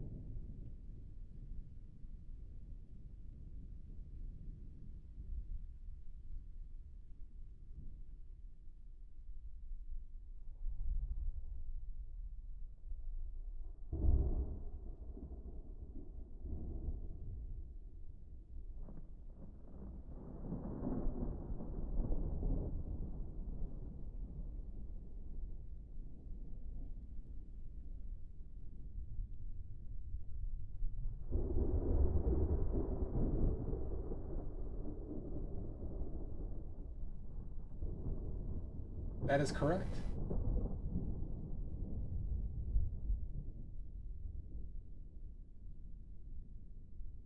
Now I'm like learning that my value sketch is pretty shitty for this, but my goal here was just to show principles of all this, not perfect execution.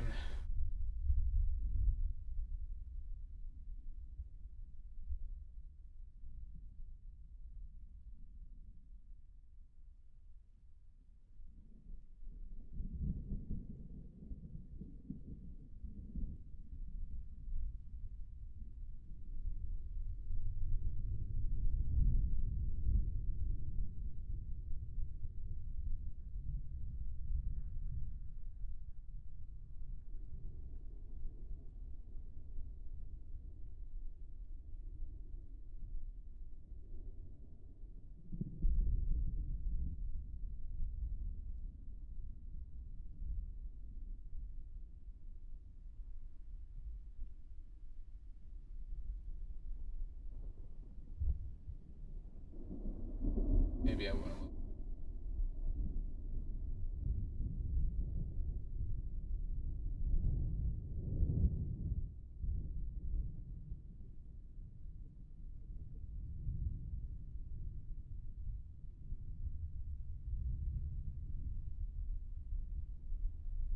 So at this point, you know, oddly enough, I think I'd want this to dry.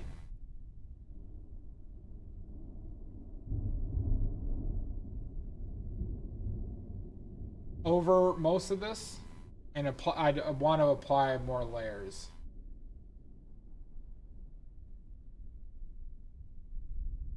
I just want to go in with a fucking just put in the color that it actually is.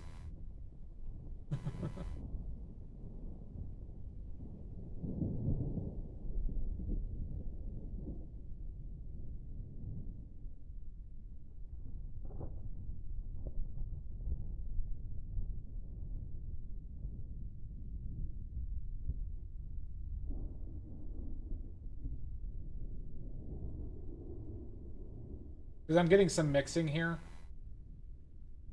which is not what I set out to do, but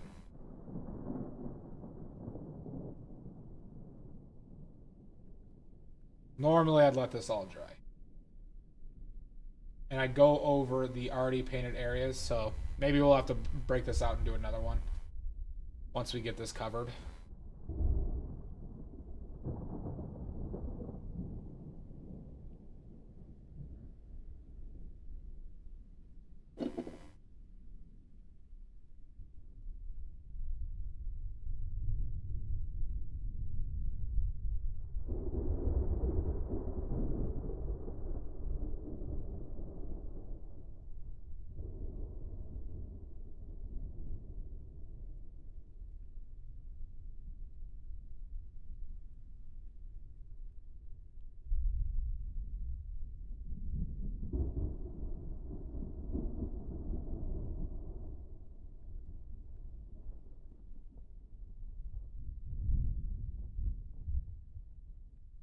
Thank you, Laura. Hey, this is the way I taught my, like, you know, I always kind of held it like this because I like the principles of like what people talked about when I was first starting to learn.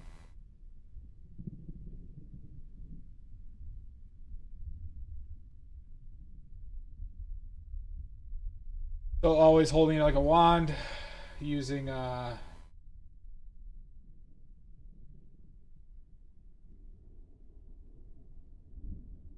kind of a floaty feel to it.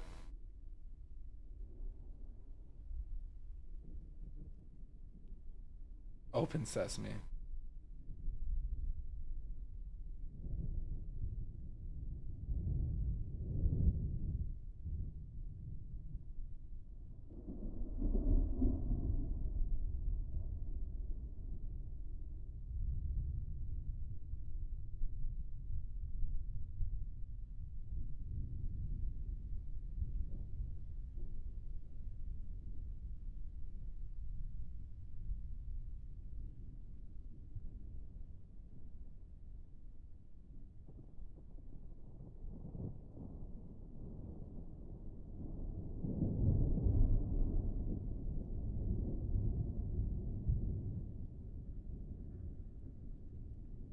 Yeah, because that vibrancy of the yellow is just not shown up.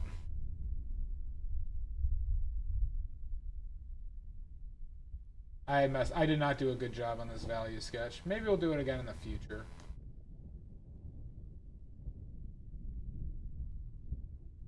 True. That is true, Anzer.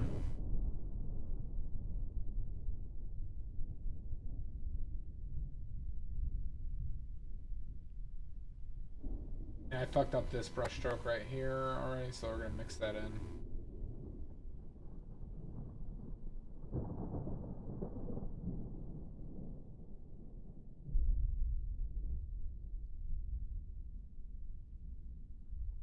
Okay, Kyle, you're being a negative Nancy. Stop it. Okay, unless you want everyone to call you negative Nancy from now on. How dare you, Seld?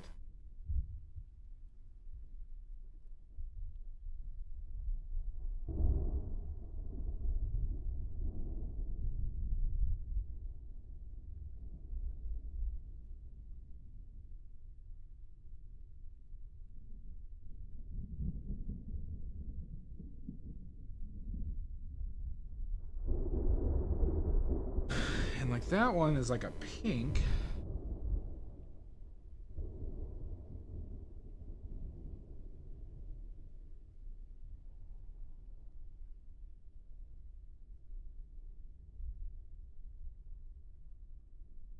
I think I went in with too much pigment there. And that was that paint is just super dry.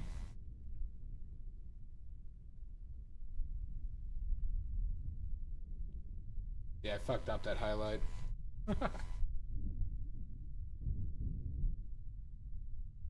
So what I'm gonna do,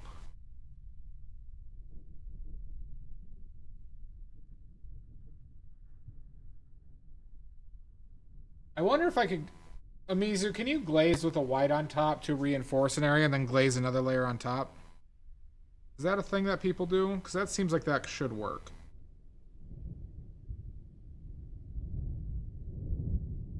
I hold it from the end.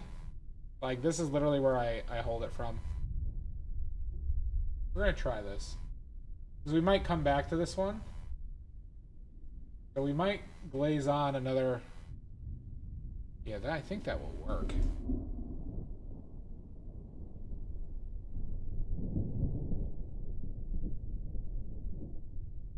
To build up the opacity that I needed. Yeah? Okay, so that's one thing I'm missing. Okay, cool. Alright, we figured it out. We're going to come back to this one once we're finished with what I want to do today.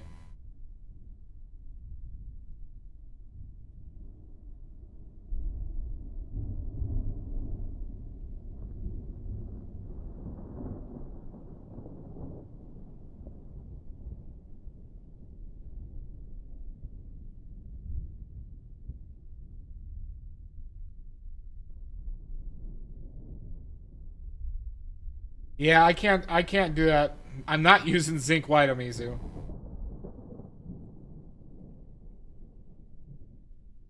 How dare you? Ball stick? Yeah, I just can't do it. I literally, like, I could not paint like this. Every one of my paintings, Broody, if you check out my Instagram, they're done like this. Every one of them.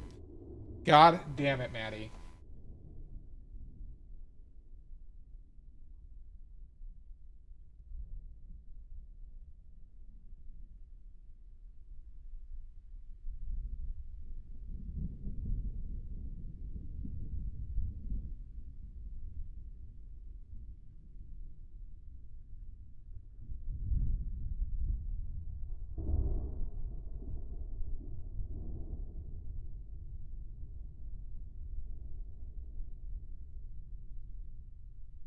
We're learning, because all this needs to be brighter.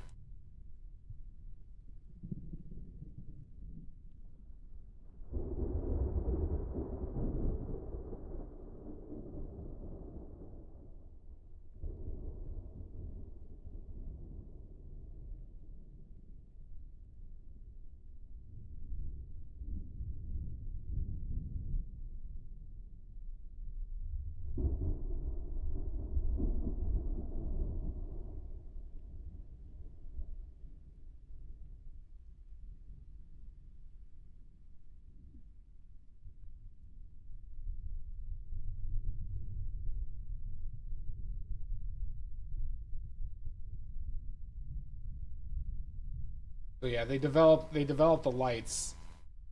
See, that makes so much sense to me now. Alright, even though I didn't want to do this in layers, we're going to be doing this in layers. So we're going to have to do a part 3. We're going to be doing a part 3, everybody. Have you used zinked white on its own? Yes, I have, Hanser. We used it in a painting.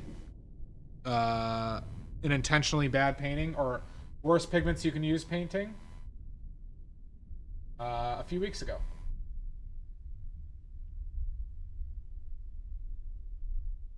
Oh no, a part 3. Yep, I'm sorry, Maddie. But you did this. You did this.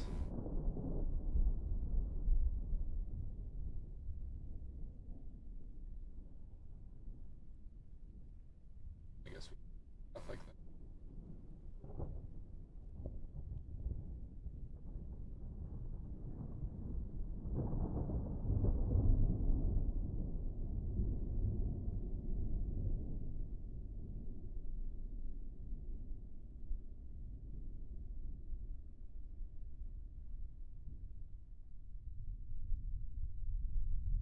Yeah, yes, actually. And we use dioxazine purple, Hanser, as well. You are a rat bastard. Exhausting.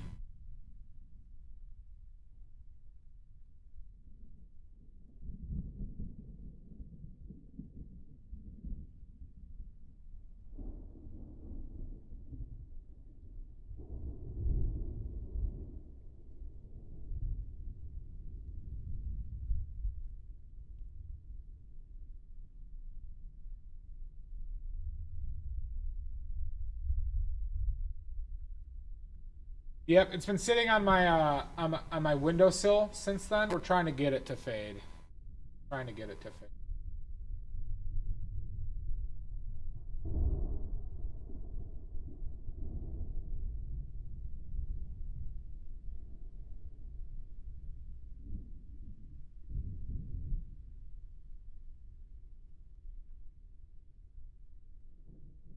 The thing that's interesting about glazing, though, is your individual brushstrokes matter so much less by design.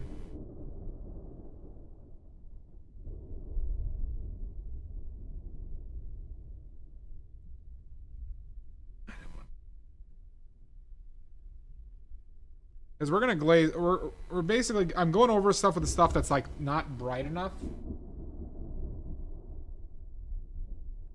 Just gonna go over with white.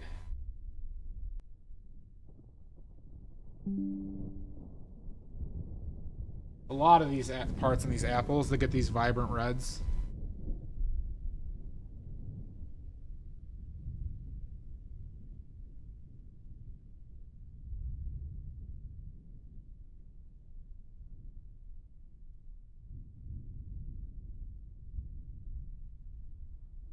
Oh, that's just wonderful. That's still, I don't think, bright enough.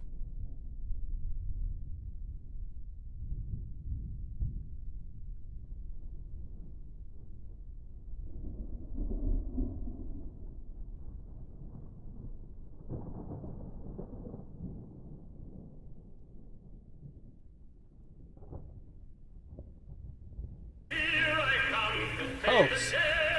Oh my god. 2 in a row. Oh my god, that's just awesome.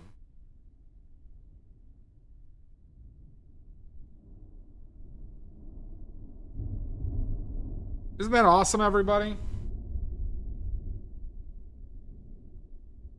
Oh, what a beautiful morning.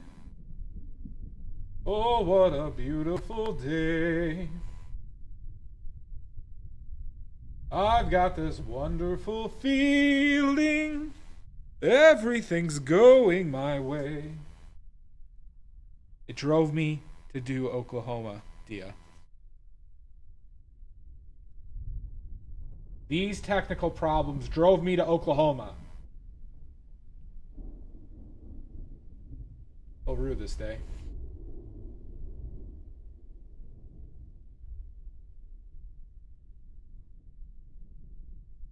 They'll rue this day. It is unfortunate.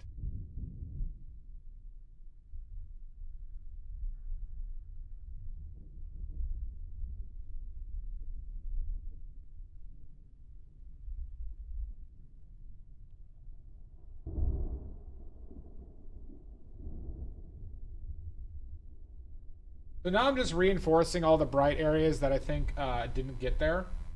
So I'm basically just been layering white on top of it. And I have been letting it mix, but I'm with like previous brush strokes. But I'm doing this because layering this on, I think will get the effects that I want. Welcome back, Cody. I saw Oklahoma in middle school, and this is something that.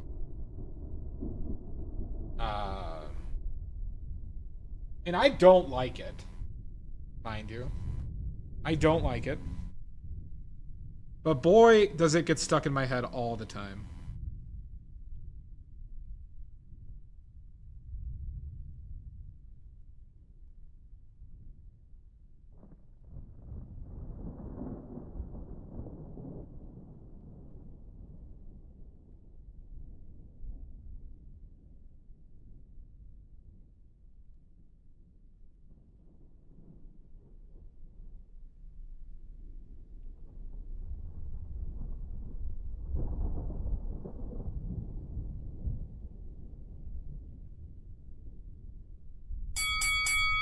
Son of a bitch, Tommy.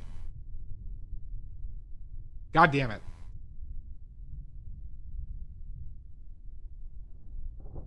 Thank you, Lord.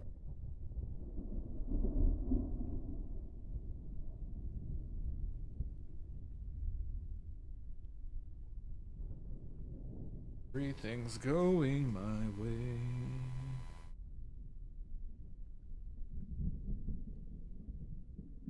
Do you?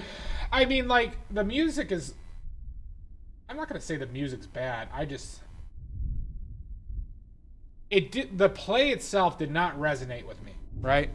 But for some reason, Beautiful Morning gets stuck in my head a ton. Same with America from West Side Story and Maria from West Side Story. Both those get stuck in my head all the time.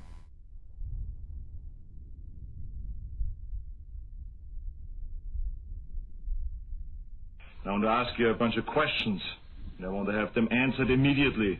Hit me, Cody. Kick a man while he's down.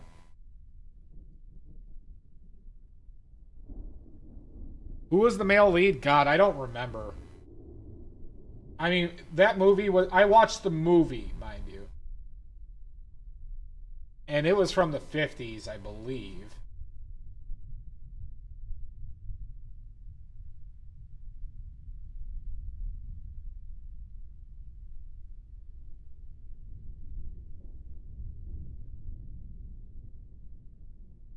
What genre?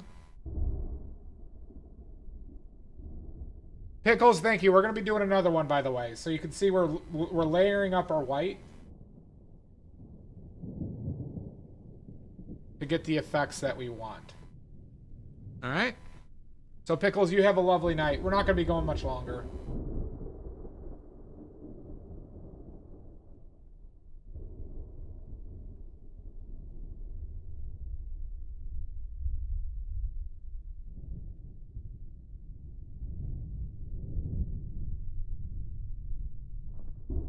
God, is glazing a pain in the balls. Who does this? Who does this? Amizo, you do this? You like this? I just want to put in my vibrant colors. Yeah, Cody, what's your question, by the way? You said what genre, but I didn't see a previous question.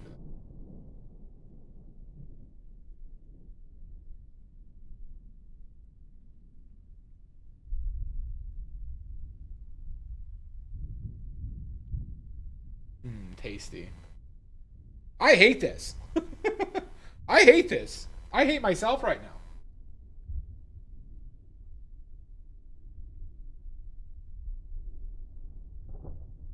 But this makes sense because they didn't have opaque whites back then, so it's like this what I'm doing now makes a lot of sense, that I'm basically just like mixing white into this over the areas I've even reglazed just to get the vibrancy I'll need in the future.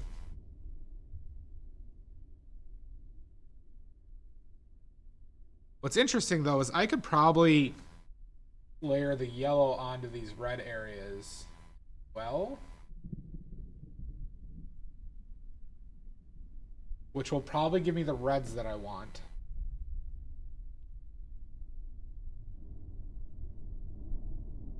Oh, what genre? Give me entertainment, movie or movie or TV or something like that. No, Amizu, I'm using lead white. I'm using what they used in the Renaissance.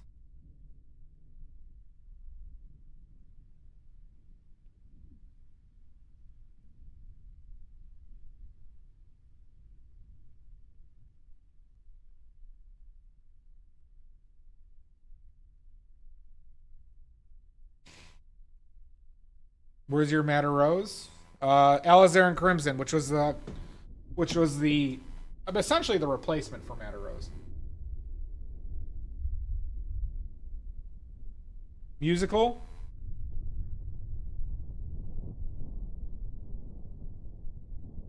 Well, thank you. We got to do another layer on this, Laura, but I appreciate it. Because I'm learning, like, I was curious because I was worried about the opacity of the lead white. And it's like, oh, so I'm just missing the concept of layering the white in multiple layers as well. Because this wasn't going to be vibrant enough in these areas, so I have to, like, reinforce with the layers, essentially. Like, layering the whites makes a lot of sense to me. Western. What 2005 movie had Josh Hutcherson and Kristen Stewart? Wasn't that said Josh Hutcherson and Kristen Stewart? I mean, it couldn't be Twilight, could it? I can't think of another Kristen Stewart film from that time period without that wasn't Twilight. Hutcherson? I originally read that as Joshua Jackson.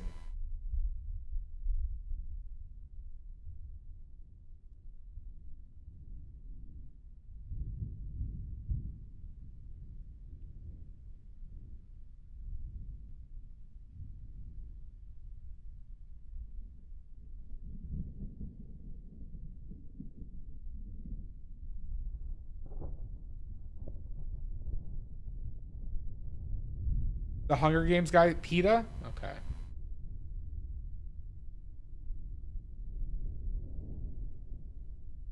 What other fucking films is Kristen Stewart in around then?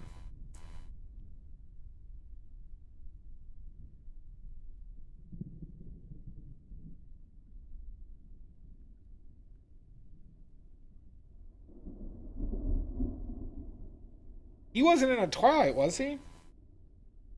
Was he in like New Moon or something? The greatest film of all time?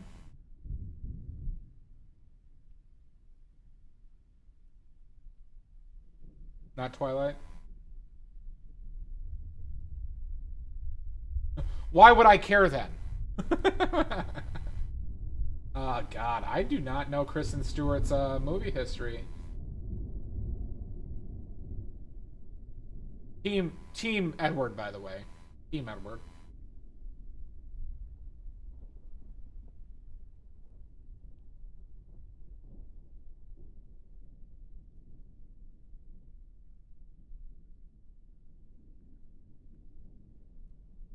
Sure. Yes, please. Yes, please.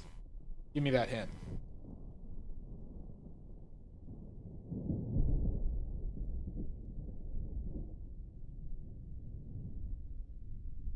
Oh, I think I know what movie you're talking about. Ooh, I don't know the name of this. I could see it in my head though.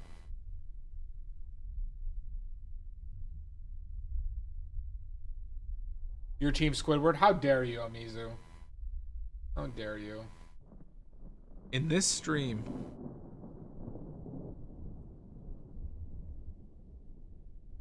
Oh God.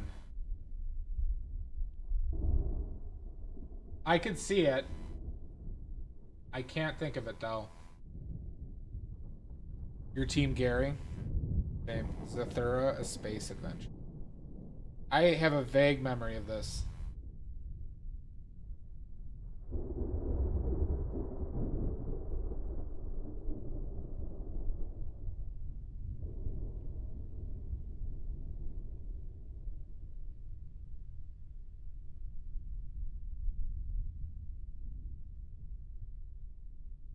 Alright, I think that's going to be it for this layer, everybody. I think we've reinforced what we needed to reinforce here. So in the third round, we're going to go over this again in the same way with the colors, and hopefully they'll be more vibrant than what I achieved. Point for you.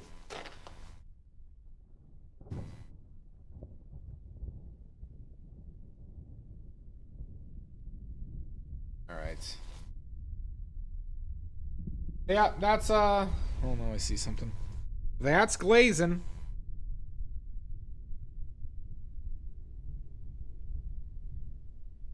That's glazing, everybody. Alright.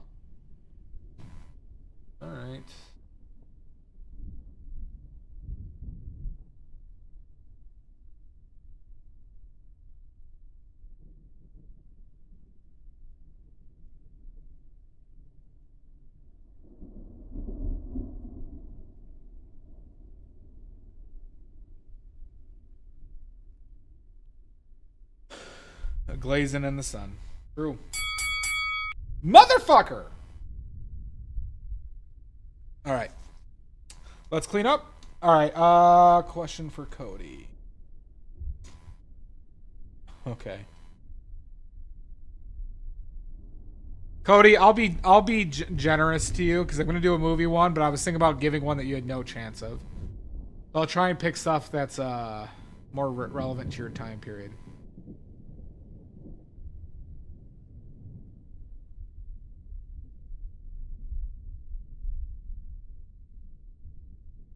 Okay.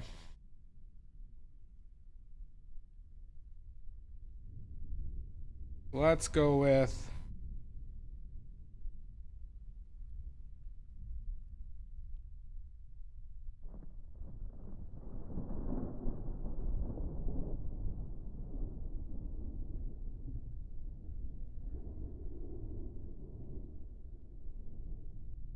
All right, what comic book writer used to have a cameo in every Marvel film until his passing?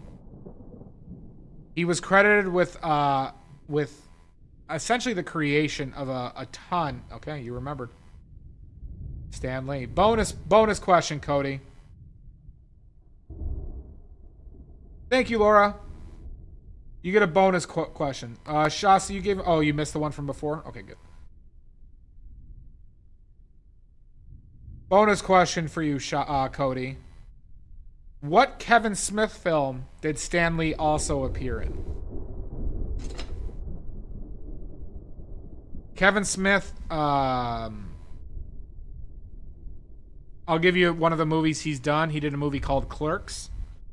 It wasn't in Clerks.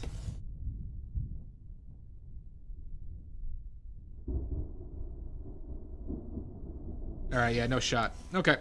It was Mallrats. Mallrats. Stan Lee had a role, had a more than a cameo, but it was like a 2-scene thing in there. Okay. All right, here's a regarding Night of the Living Dead. No, he's not. He's still going now. He's still going now, Cody. He's released several movies in your lifetime. His best films were before you. Agreed. Here, I'll give you another follow-up on the Night of the Living Dead, though. Do you know the director of Night of the Living Dead?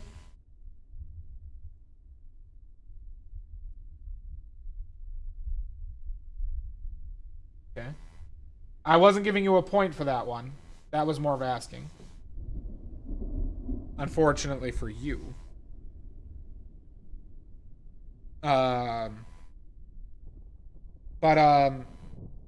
What famous... I'm going to say political figure, even though he wasn't technically a politician, was assassinated the day they finished editing and filming of Night of the Living Dead?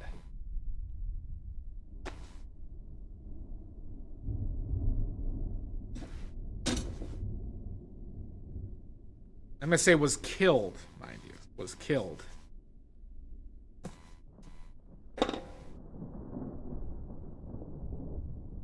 '60s.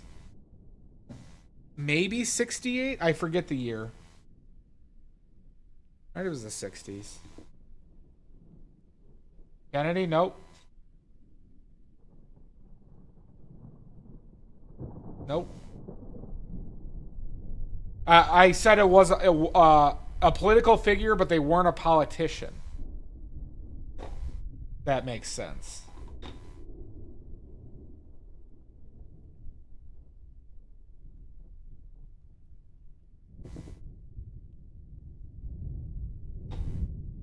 So an activist. Gandhi? No. Mandela? No.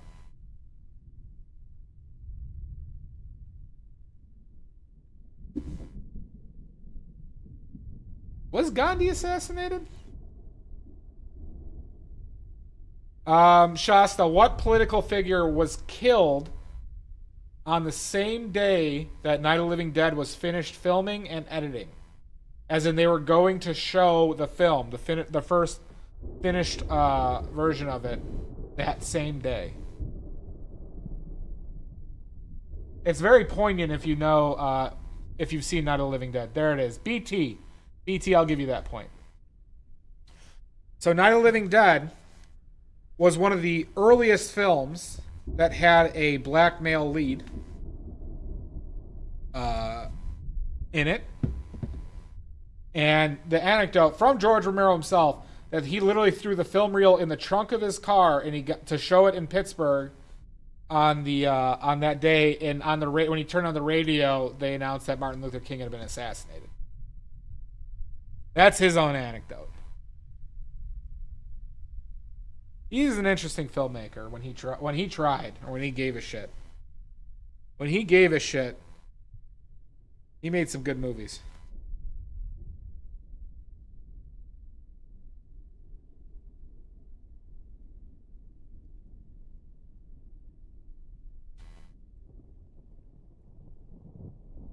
All right. Well.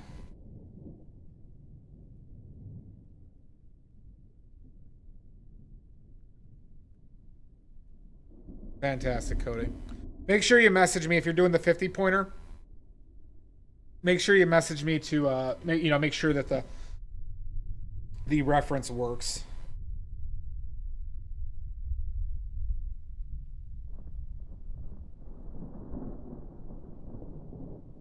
All right.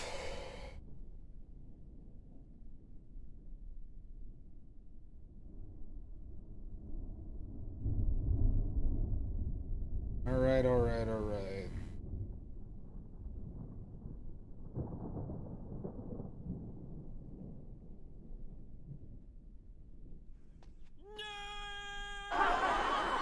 Laugh it up. Laugh it up. Well, thank you all for joining me. I haven't seen Amy today. Is Amy all right? Thank you, Salt. We gotta do more layers on this. Son of a bitch. Fucker. What's annoying is I could hit these colors so easily with how I paint. I find that a little frustrating. Thank you, Dio. That's alright, Maddie. I said good day! Great day. These things happen.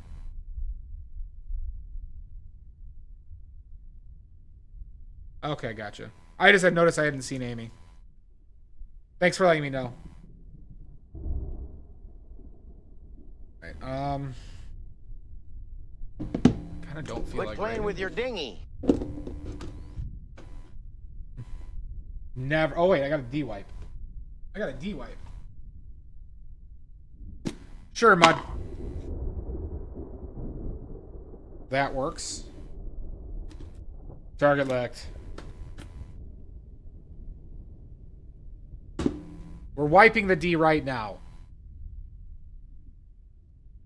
I did use lead today. Oh my god.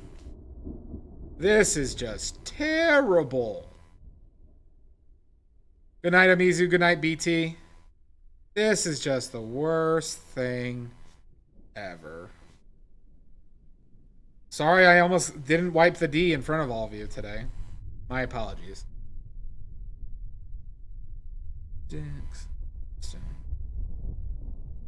Squatting Cat. I have not heard of them.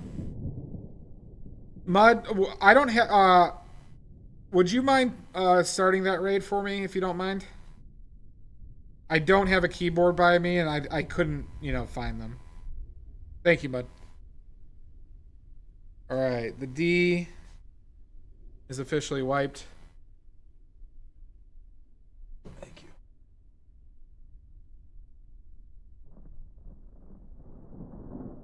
It says I'm a part of it in my chat.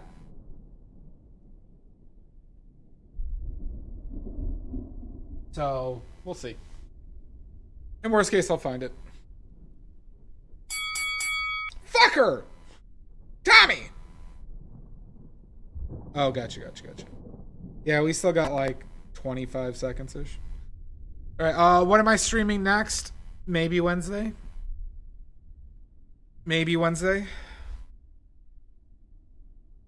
Thank you, Mud, and thank you, Salt. Yeah, I'm going to look up these technical issues. Hopefully they get resolved soon, because, it certainly is annoying. So I'm gonna put in some time on that, and good. Yeah, we got another one to do. Glaze it, like reglazing with white makes a lot of sense to me. So, it seemed like one of the issues it seemed like it will resolve one of the issues I had when I was doing the value sketch itself. So,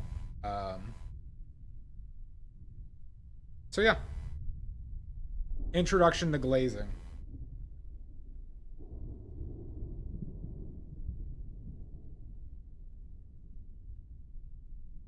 Yeah, so I'll let you know if I... Oh, bye everybody.